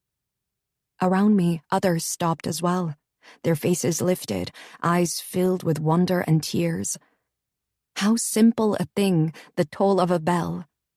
But its absence in the past 5 years had been resounding. its full, round tones that had filled the streets and echoed warmly for miles, missed more than we knew. I smiled as I looked around at all the people who had stopped to listen, and then continued on my way once more. The handsome facade of the Abermann house was a welcoming sight. The curtains, closed for years, were thrown wide in every window now, letting the light, long kept out, pour inside. I knocked on the door. It had been 3 months since the attack in the park. 2 months since the war had finally ended, and the Germans and their collaborators had been sent home, jailed, or executed. In their place were large, handsome Canadian soldiers with chocolate bars in their pockets and an easy laugh. They'd swooped in near the end, driving the enemy, finally, mercifully from our town, and bringing truckloads of food. Of course, I'd missed all of it, laid up in a hospital in Amsterdam, recovering from 2 gunshot wounds, one to the shoulder and one to my abdomen, that had resulted in the removal of my uterus. I'd cried when I'd found out the Nazis' horrific war had taken away my chance to ever have children. But I knew so many who had lost so much more: their homes, their livelihoods, their families, and in many cases, their lives. There was a click, and then the door swung open and my favorite teacher stood before me. Lean, Mr. Abermann said, his voice soft, his face lighting up with a smile. it's so good to see you. Come in, please. How are you feeling? All healed up now? I stepped inside the familiar space, breathing in the smells of food cooking and the sounds of dishes clanking together in the kitchen. I feel okay, I said, running a hand across my stomach, as I so often did now. Beneath the fabric of my shirt, I could feel where the skin had been stitched, the still red scar healing from where the bullet had entered my body. Rachel, He called. look who's here. Mrs. Abermann peeked around the corner, a pot and towel in her hand. She smiled, her eyes filling with tears as she brought the towel to her heart. Lean, she said, and rushed forward to give me a careful hug. How are you, dear? You look well. Are you feeling okay? She led me to the kitchen table and put the kettle on for tea. I'm still sore, but the doctor says I'm healing. Good. And your mom and Aleph? How are they? Mama's back in the shop full-time, though it's a lot quieter than it was. But she loves it there. It's her space. And Aleph is looking into attending university in the fall. And you? Mr. Abermann asked. What about your studies? It was an odd time for those of us who had been attending school when the war began. Many had continued to take classes as they could, where they could, until the teachers were no longer available or the kids were no longer able. But there were thousands, like me, who had stopped going altogether. It was hard to determine what to do with us. Return us to where we'd left off? Excuse the missing years and let us move on? Test and place us based on some sort of scoring system? Hadn't we all been tested enough? But where did that leave us, then? I'm not sure, I said. I haven't thought about my future in a long time. The lessons I've learned in the past 5 years are not the ones I was expecting, and I'm not sure if they've served me or hindered me in some way. I've done things. My voice broke, and I couldn't finish my sentence, which was just as well because Isaac and Lara came sprinting into the room then and threw themselves at me. Children, Mr. Abermann said. Careful, please. Lean is still healing. Sorry, they said, guilty looks passing over their excited faces. It's okay, I said, hugging them both in turn. Goodness, I'm not sure I'll ever get used to the fact that you're both as tall as me. Taller? Isaac said with a smug grin. I laughed and nodded. That you are. How are you both doing? Glad to be home? I asked. As they rattled off all the things they'd missed, Lara took my hand and led me outside to their garden, where they'd spread out a blanket with books and a deck of cards scattered across it. I smiled at the familiar sight. Despite all that had changed, they had stayed exactly who they were, and I was reminded once again of how resilient humans could be. "Lean," Lada said, breaking through my thoughts. "Are you okay?" I sniffled and wiped my eyes. "Yes, I'm just so happy to see you all here again, in your home. I missed you." "Will you ever sit for us again?" she asked. "You might be too old for that now. Maybe I could just come over like I have today and visit. Or we could go to the park," Isaac said. "Maybe we'll find another hurt bird." I smiled. I'd forgotten about that bird. I wondered how he'd fared, or if he had perished, like so many others in that park. After a while, I wandered back inside and found Rachel slicing up some fruit.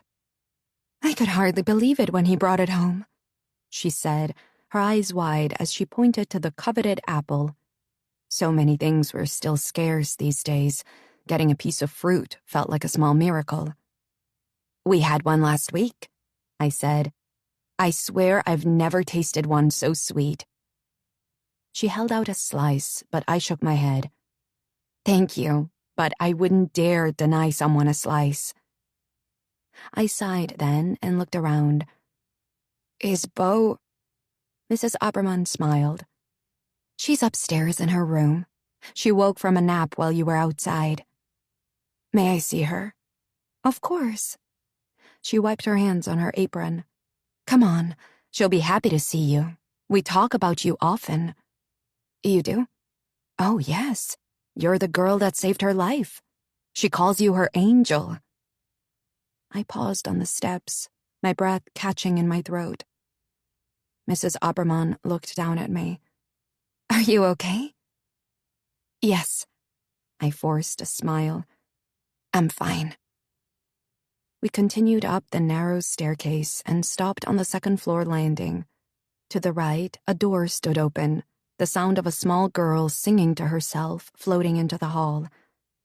"Look who's here," Mrs. Aberman said. Bo looked up from the dolls she was playing with, her tumble of dark curls swinging along her shoulders. "Hello there," I said. "Hi," she said, her voice soft.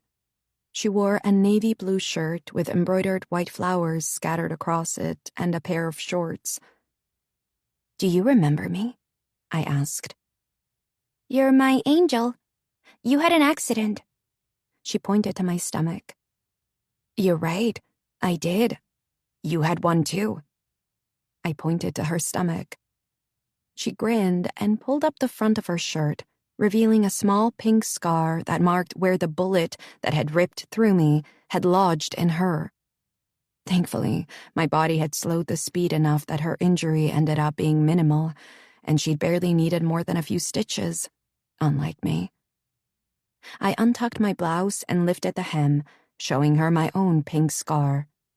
She stepped forward to get a closer look, and then reached out and touched her fingertips to the wound. "We're the same," she said, her eyes wide with delight as they met mine.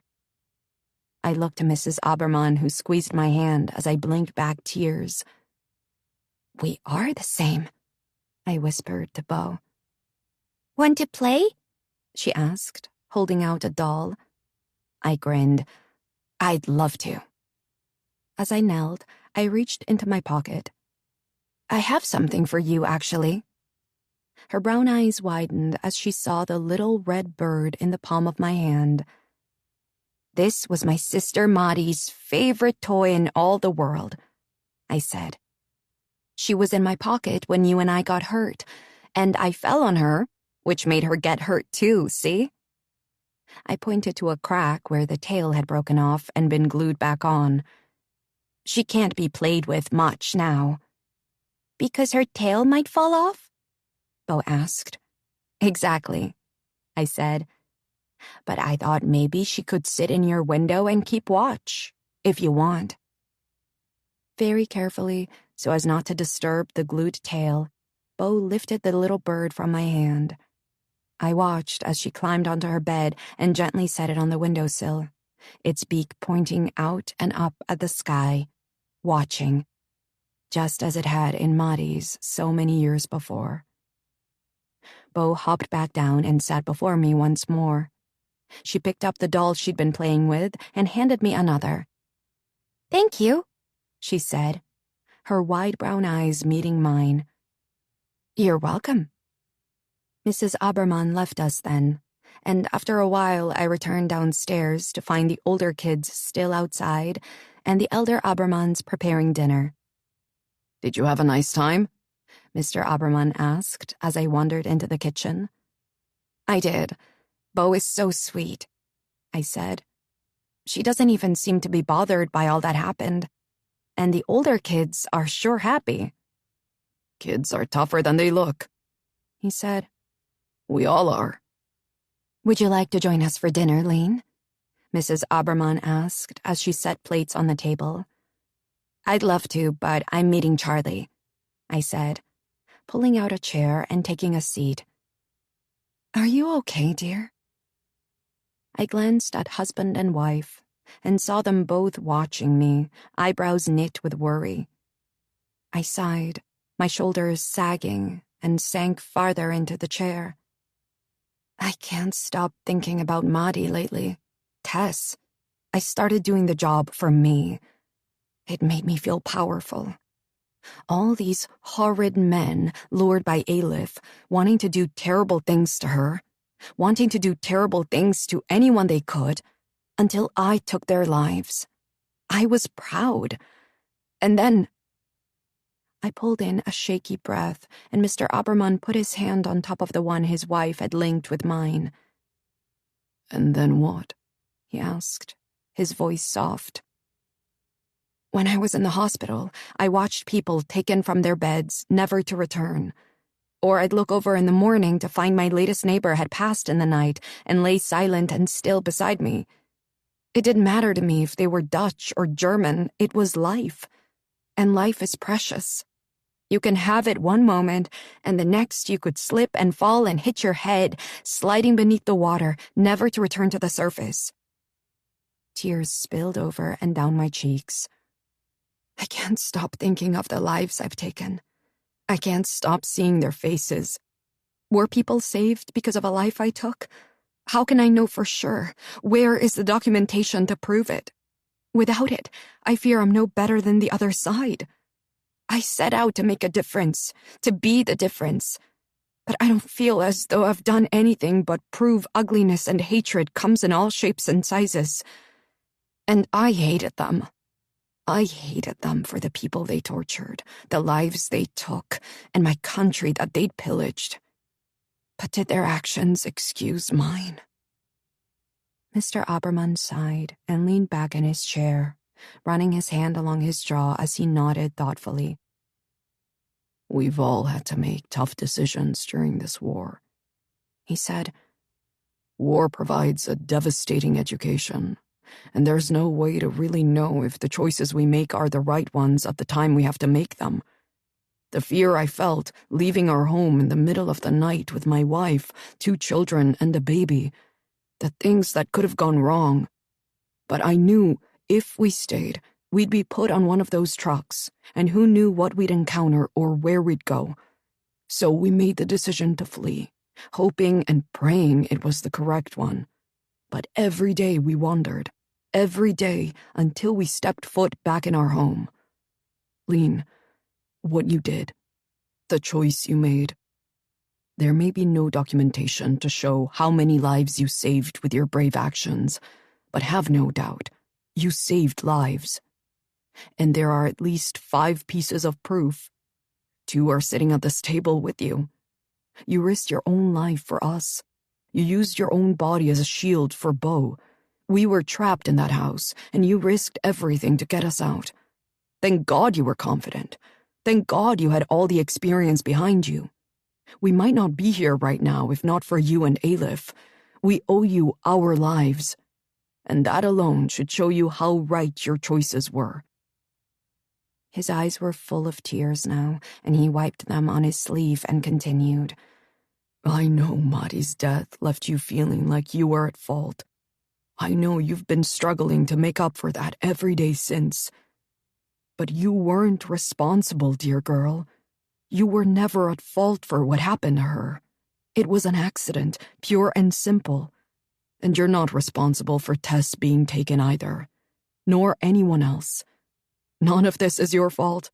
It was war, and you were a soldier defending her country. That's it. I stared blindly down at my hand and folded in Mrs. Abermann's, my eyes blurred with tears. Maddie would be so proud of you, Mr. Abermann said, his voice soft. So would your father. The tears spilled over then, and the two of them came around the table and wrapped their arms around me as I cried. Mama? We looked up to find Bo, Maddie's red bird in her hand. Why sad? She asked me. I miss my sister, I whispered, managing a small smile for the girl. Here, she said, and lifted the bird to my cheek, where she softly pressed it into my skin. She kisses you all better. In an instant, I was 13 again, sitting at the dining table while my mother placed a bandage on the knee I'd scraped and bloodied. Maddie ran in the back door to check on me, little red bird in hand. Here, she said, lifting the bird's beak to my cheek. Kisses to make you feel better. I pulled Bo to me and hugged her gently. Thank you, Bo, I said. The telephone rang then, and Mr. Abermann rushed off to answer it as Bo ran off, calling for her siblings. It rings almost 10 times a day now, Mrs. Abermann said, ever since he said he'd love to come back to teach in the fall. I'm so happy for him, I said. He must be thrilled. He's such a good teacher, and the students love him. He is quite happy. Already driving me crazy with lists of books he must get, lessons he can't wait to impart, and assignments he's excited to assign. I almost feel sorry for his first class. We laughed, and it felt good, as though the action had broken loose something dark and set it free. I have something I want to give you, Mrs. Abermann said. I'll be right back. When she returned, she held out a slender, brown leather-covered book. I don't know if you've ever kept a journal, she said, and I grinned. I have, I said, taking the beautiful book in my hand, my fingers sinking into the soft and supple cover. I have quite a few, actually. So you can use it? I will fill up every bit of its pages. Thank you. It's lovely. I left the Abermann house lighter than when I'd arrived, smiling as the bells of the great church began to chime again, echoing off the buildings, filling the town with her music once more. I turned the corner to the alleyway that led to our house, thinking about the Abermanns and digging in my pocket for my key. There you are. I grinned at the familiar sound of his voice and looked up to see Charlie leaning against the front door, a flat package wrapped in brown paper in his hands. Don't you still have a key? I asked, looking up at him. I do, but I thought I'd wait for you here. Where did you go? While he let us in, I filled him in on my day. I'm glad you went, he said. You seem lighter, happier. I feel lighter and happier. Good, he said, and held out the package. This came today. What is it? I asked, eyeing him with a suspicious smile. He'd gotten a fresh haircut and wore a pair of my father's old trousers Mama had taken in for him and a new t-shirt. As always, his jaw was shadowed by whiskers, and his eyes sparked with mischief as he watched me. I followed the line of the scar on his face into his hairline.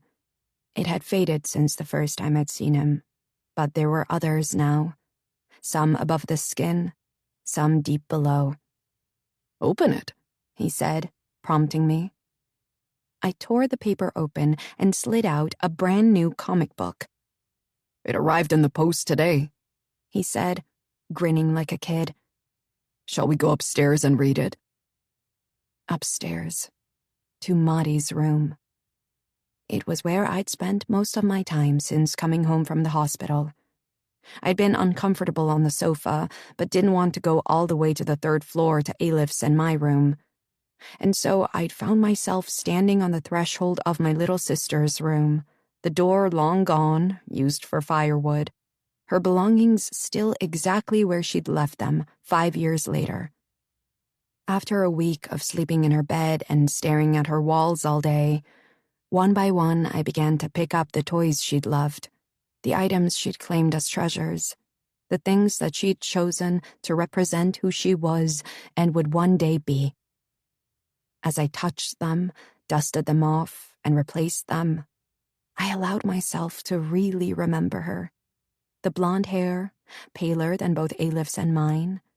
Her eyes, more blue than gray. The pale skin dashed with a sprinkle of freckles across her nose and cheeks. And her laugh, the sweet, husky giggle that belied her age and made her seem wiser than her years. I allowed the pain of losing her to engulf me. I cried angry tears into her pillow at night. I begged forgiveness in the early morning light that streamed once more through her window. And slowly, surely, I began to heal, imagining her words of encouragement in my ear. "You can do it, Lean." I could almost feel her breath warm against my skin. I looked at Charlie, and then at the house around us, which had been restored as it had once been, minus a few pieces of furniture and several books we'd sacrificed for fire. I'd spent so much time inside these walls in the past several years. I glanced down at the comic book again. "Why don't we go to the beach instead?" I said. We walked hand in hand down the familiar streets and through the park. And for once, instead of remembering the death I'd seen in a certain corner, the attack in a particular doorway, which windows of which homes and shops had been smashed in, or the dark uniforms that had lined the sidewalks like looming shadows, I focused on something else. The man beside me, his fingers laced through mine, the sun on my face, and a future still not known, but full of hope once more. Epilogue. There were times when I forgot. Hours and days that went by without once thinking about the horrors I'd seen, or even the ones I'd inflicted. But for years, like a crushing blow, the memories came flooding back in, the nightmares creeping from hiding places, like soldiers marching in from the shadows, stealing the breath from my lungs as I woke gasping for air. Old injuries, physical and mental, aching in my skin. In the early days after the war ended, we were still trying to survive, trying to find where to get food and looking for familiar faces in the streets as we wondered who had survived and who had been taken from us. There were many funerals in those days. The war had ended, but the fallout lasted long after. Eventually, the lights came back on, and the heat with it. More and more shops reopened, and families returned home, thin, pale, worry seemingly permanently etched on their faces. Queen Wilhelmina ordered the bodies buried in the dunes exhumed. Annie, along with hundreds of Dutch soldiers who had been executed in the rolling, sandy hills, were relocated to a cemetery built just for them. There was a large ceremony after the last body was buried, and then Alif, Charlie, Mama, and I had a quiet service to honor Annie, laying all the red flowers we could scavenge on the grave of our feisty, red-headed friend. In October of 1945, our mother was contacted by Aunt Liv's attorney. Apparently, She'd left the entirety of her estate to us. "I thought there wasn't anything left," Alif said. The fires hadn't done much damage to the actual home, but anything of value had been taken. "Most of her wealth was kept safe in several banks," Mama said. "And then there are the 3 homes she and Hugo owned. I'll have the attorney sell those and add that sum to the rest of what she left us." She'd smiled sadly then. "Oh, Liv, still taking care of us, even in death." When all was said and done, we were left with a sum that meant none of us would have to work for a very long time if we so chose. As it happened, we all had other goals, none of which was to sit idle and while away our beloved aunt's money. Alif left for university in Amsterdam the following year. Mama leased the shop space beside hers and expanded her store. And Charlie asked me to join him in London, where he was returning to university to continue his studies. "What would I do, though?" I asked one night as we lay in his bed, my head on his chest. "Go to school. You wanted to be a barrister when we met. Do that. Or just walk around the city all day and meet me for dinner. I don't care, just come with me." But I hadn't thought about my future in years, and wasn't sure becoming a barrister like my father was still my dream. And I wasn't comfortable going without a plan for myself. I needed to find my place in the world, and tagging along after my boyfriend, I was positive, would not get me there. "I'll visit," I said. "Often." He'd rolled me over then and pinned me to the mattress. "Promise me," he said, staring into my eyes before moving down my body, kissing my skin as he whispered, "Promise, promise, promise." With Charlie and Alif gone, and Mama busy at her shop, with a new assistant employed to do all the spool counting and fabric folding, I found myself spending my time writing in one of the many journals I'd acquired, working in the garden, and wandering the outskirts of our city, always returning to one particular brick building. "Who are you here to see?" the woman at the front desk asked when I finally deigned to go inside. "Whoever is in charge," I said. She'd frowned but hurried off, returning a few moments later with an older woman with gray hair and glasses. "How can I help you?" she asked. I told her I wanted to help. The orphanage was filled with children misplaced by the war. No one knew if they still had parents, or how to find them if they were alive. "What can you do?" she asked. "I can write letters, ask around, travel and search if need be. I'm resourceful and can do whatever you need me to." And so I did. For the next 2 years, I searched for families, aiming to reunite children with parents, or with family members willing to take them in. I wrote letters to other orphanages and rejoined siblings. I traveled to France to bring a young boy to his father who'd thought he'd died in a camp with his mother. "What are these?" Charlie asked one day when he'd come home to Harlem for a visit. He was lying on my bed, staring at the ceiling, while I put away a pile of clean clothes. I'd taken over the entire third-floor room by then, and had a pile of journals stacked on my bedside table. "Journals," I said. "Are they all written in?" "All but the top one. It's new." "What do you write about?" he asked, raising an eyebrow. "Am I in here?" He pretended he was going to open one, and I laughed and launched myself onto him. "Don't you dare, Charlie Mulder," I said, and bent to kiss him, knowing he'd never resist me. With a groan, he dropped the journal to the floor and rolled me over. "When's your mother going to be home?" he whispered against my neck as he reached for the buttons of my blouse. Later, we lay with our limbs entangled, him wrapping strands of my hair around his finger as I drifted in and out of sleep. "Now that you've had your way with me," he said, his voice deep with exhaustion, "will you tell me what you write in all of those journals?" I ran my fingers down his chest. I write about the war, what it was like, the things we did, how it felt to do the job we did. I shrugged. Moments, images I remember. I needed to get it out, so I started writing. I'd love to read them sometime. Maybe, I said, my voice quiet. Maybe someday.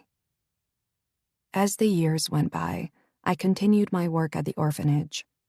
We'd found all the family we could for the children in residence, and now set about finding new homes and new families for those who had lost everything. It was an exhausting and emotional job, but when we found that perfect match, there was nothing better. Charlie graduated and moved home to teach at a small university in Harlem. We found a flat and moved in together, laughing as we learned who could cook what and where to put what furniture. Marriage was something we didn't speak of, at least not seriously. Everyone seemed to expect it would happen sooner or later, but I wasn't in a hurry. The fact that I couldn't have children of my own made me feel that maybe it would be unfair to Charlie, despite how often he told me he was okay with it. You know for a fact how many kids out there need a good home, he'd told me during our last argument about it. If I feel the need to be a father, we can adopt. But it wasn't as easy a decision for me. The loss of Maddie, though it no longer haunted me, had scarred me. I'd lost a sister. What would it be to possibly one day lose a child? The thought was too much to bear. Thankfully, though, Charlie didn't push. He continued to love and support me. Upon Alif's graduation the following year, she married her longtime boyfriend, George. They had met their first year of university, and he was exactly who I would have picked for her had I been given the choice of every man in every country. Tall, good-natured, and clearly smitten by everything she said and did. He made her laugh and was her biggest supporter, constantly asking if we'd seen her newest painting any time any of us came to visit. "And he holds me," she told me one day as we sat in her kitchen sipping tea. "When I have nightmares, he holds me so tight until he squeezes them away and I fall back to sleep." They made a lovely couple, and a year after their wedding, they had their first child and settled in Amsterdam, where she managed a gallery part-time, spending the rest of her days at home with her daughter, and painting, which she'd returned to with a flourish. Mama enjoyed her new life, running back and forth, visiting us and Alif, doting on her only granddaughter. I kept in touch with the Abermans. The two eldest kids were both at university now, while Beau was still navigating primary school. Fenna had married and moved to London. She had 2 children and called often, begging me to come visit her.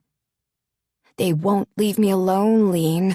Save me. We'll go shopping and get a room at the Ritz and drink champagne in bed."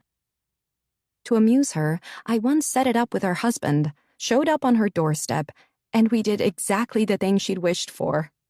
It was expensive and worth every penny to see my old friend and reminisce about our schoolgirl days. And Tess.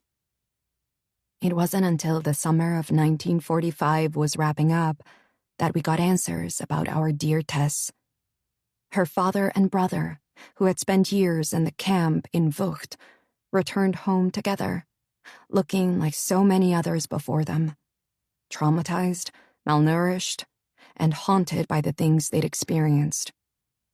When we heard they'd returned, Mama and I put together a basket of the food we could spare and went to their house, where we met up with Fenna, and the men told us all they knew about Tess and her mother. After they were moved, we didn't hear much. Weren't even sure they were receiving all our letters.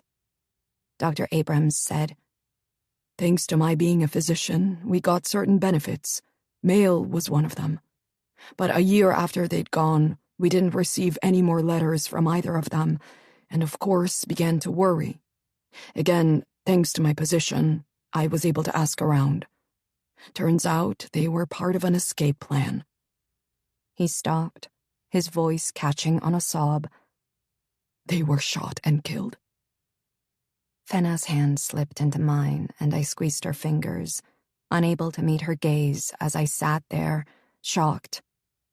I had oftentimes assumed the worst, and then silently berated myself for thinking such things. But war had taught me well.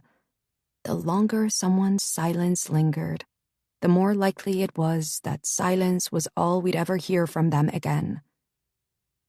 Dr. Abrams invited us to go up to Tessa's room. Nothing has changed. I can't bear to touch any of it yet. But if there's something in particular you'd like to take, I know she would have wanted you girls to have it.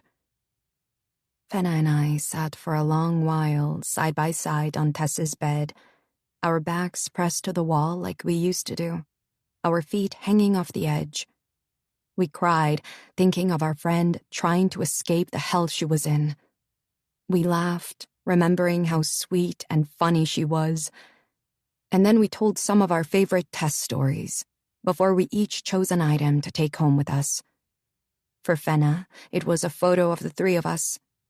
For me, it was her little green compact that had sat dusty and unused for years.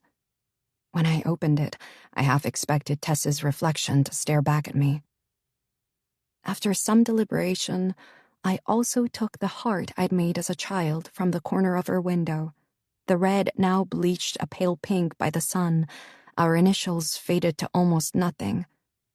When I arrived home, I affixed it to the window in our living room, where it remained, offering memories of my beloved friend for many years thereafter.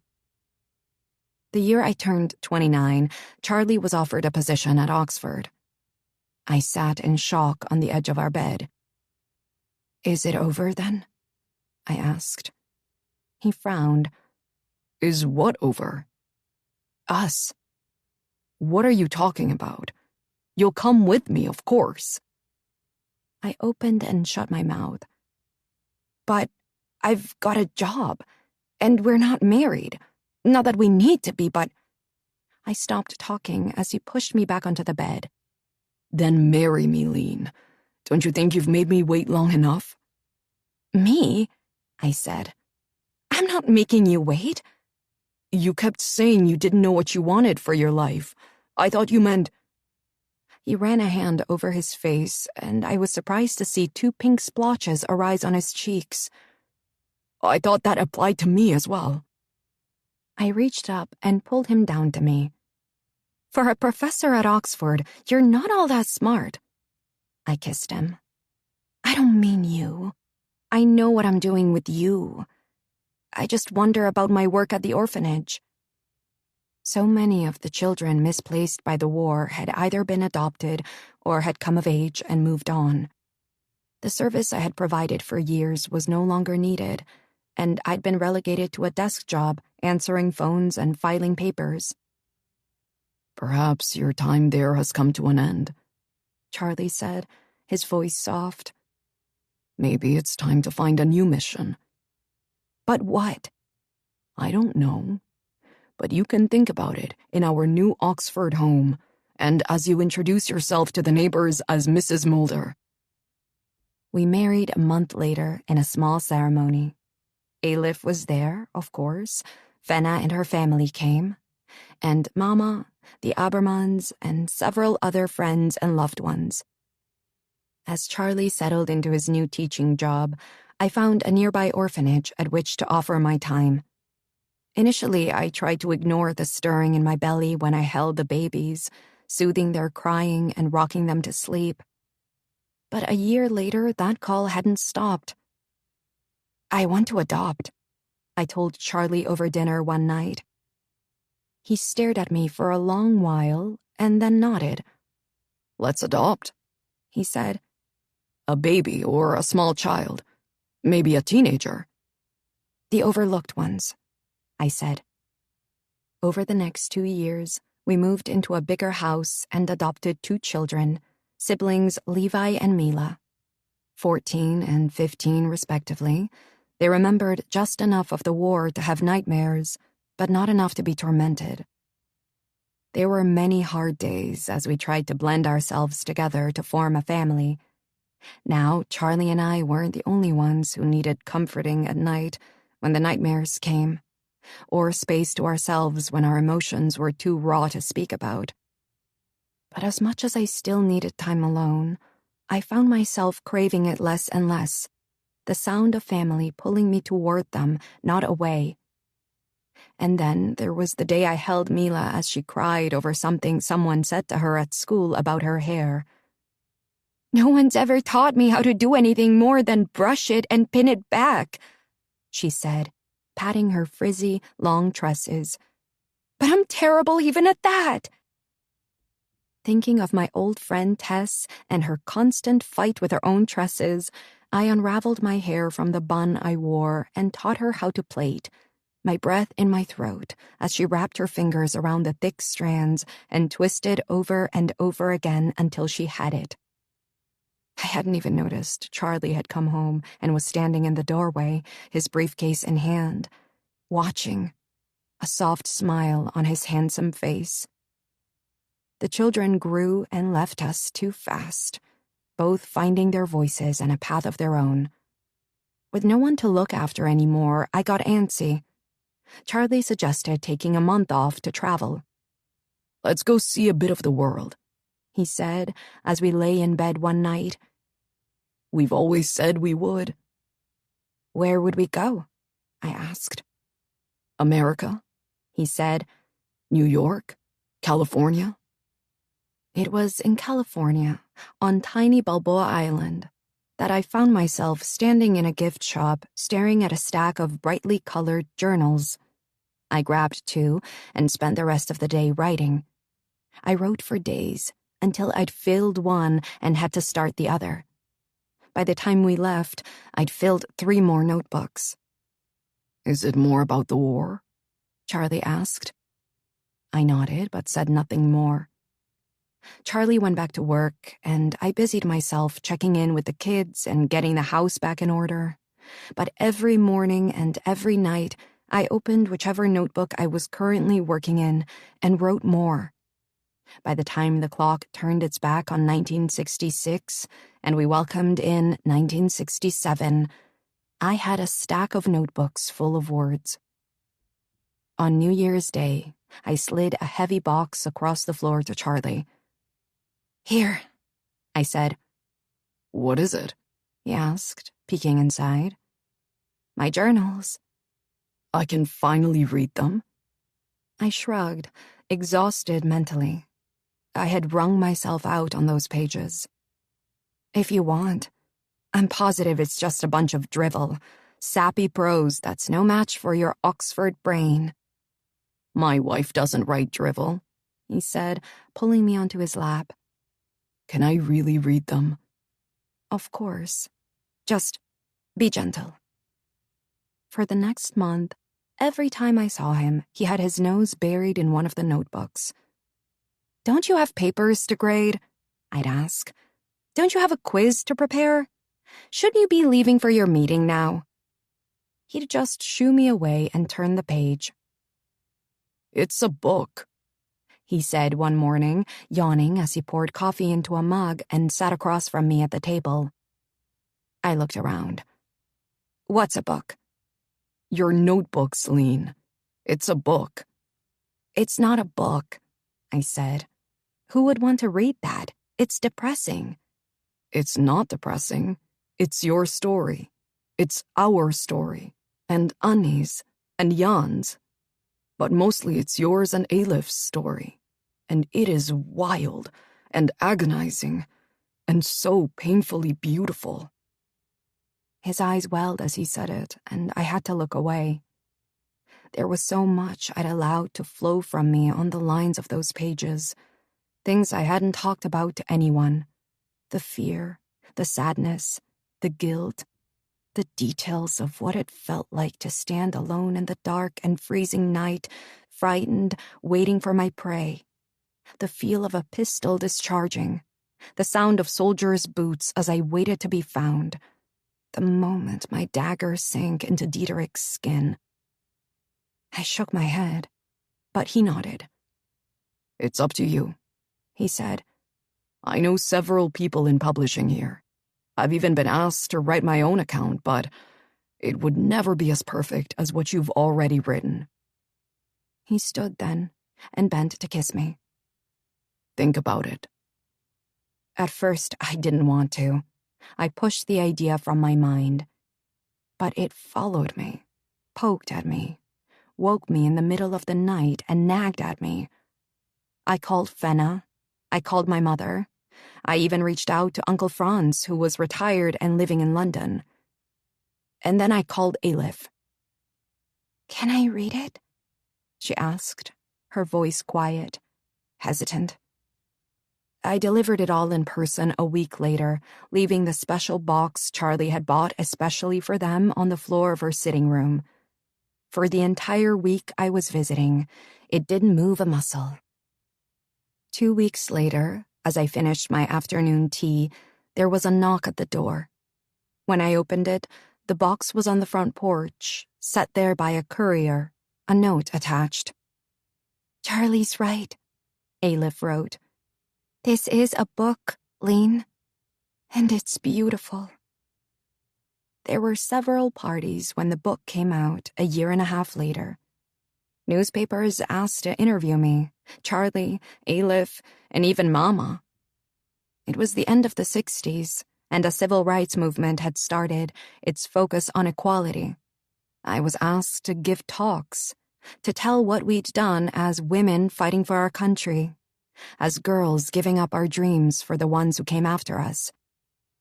On a beautiful, snowy winter's day, I came in late after giving a talk for a room full of female students in a lecture hall at Oxford. Charlie, who had sworn he was going to don a wig and sit in the back row, had left the light on in the kitchen and a slice of cake with a note on the table for me. "Well done, Wonder Woman." I covered the cake and walked down the long hall to where my Superman waited for me. As I climbed in bed, careful not to jostle Charlie, I grinned at the book that lay open across his chest. It was mine. He had started reading it all over again a few days prior. "How can you read that thing again?" I'd asked. "Are you kidding? Have you read the part where the girl sets a firebomb that ignites too fast and she has to jump out a second-story window onto a neighboring roof?" I'd laughed, running my finger over the scar the flames had left. It was funny now. It hadn't been at the time. I picked the book up, marked his page, and closed it, staring at the cover with a smile. It was a photograph my father had taken of Elif and I when we were young girls. We were riding away from him on our bicycles, bumping over the cobblestones of Harlem, our long, blonde plaits flying out behind us.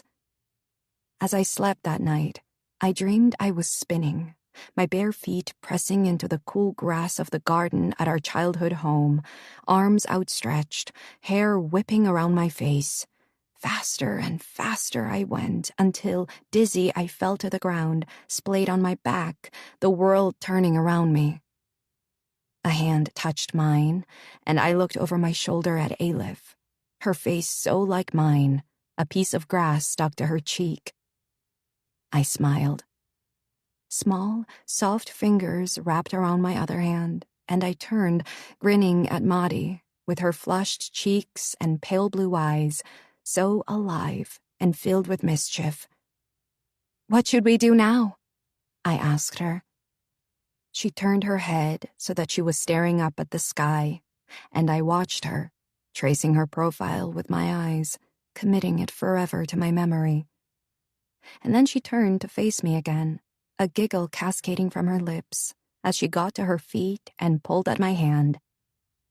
"Let's keep going, Lean. Let's see what comes next." Author note: I was ankle-deep in my first round of edits for my debut novel, The Flight Girls, when best pal and fellow author Jamie Pacton sent me an email. "Write this book," it said in the subject line. Inside was a link to a newspaper article about Dutch sisters Truus and Freddy Overstegen. I read the article and, without a second thought, decided I had no choice. I had to write that book. To be clear, this is not a retelling of the Overstegen's story. It is not the tale of the very real and very courageous sisters who, at the ages of 14 and 16, joined the Dutch resistance and seduced and killed Nazis and Dutch collaborators. Rather, this is a book inspired by their bravery, by their determination, loyalty to their country and countrymen, and pure grit. There are similarities, yes.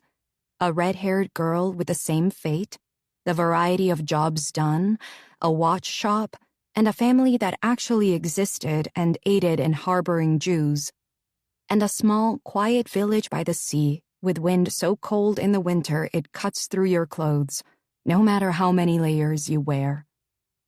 But Angels of the Resistance is a work of my imagination, with details from a real town and real people fictionalized in a way I hope will intrigue you, the reader, to research their story on your own. Because such bravery deserves recognition.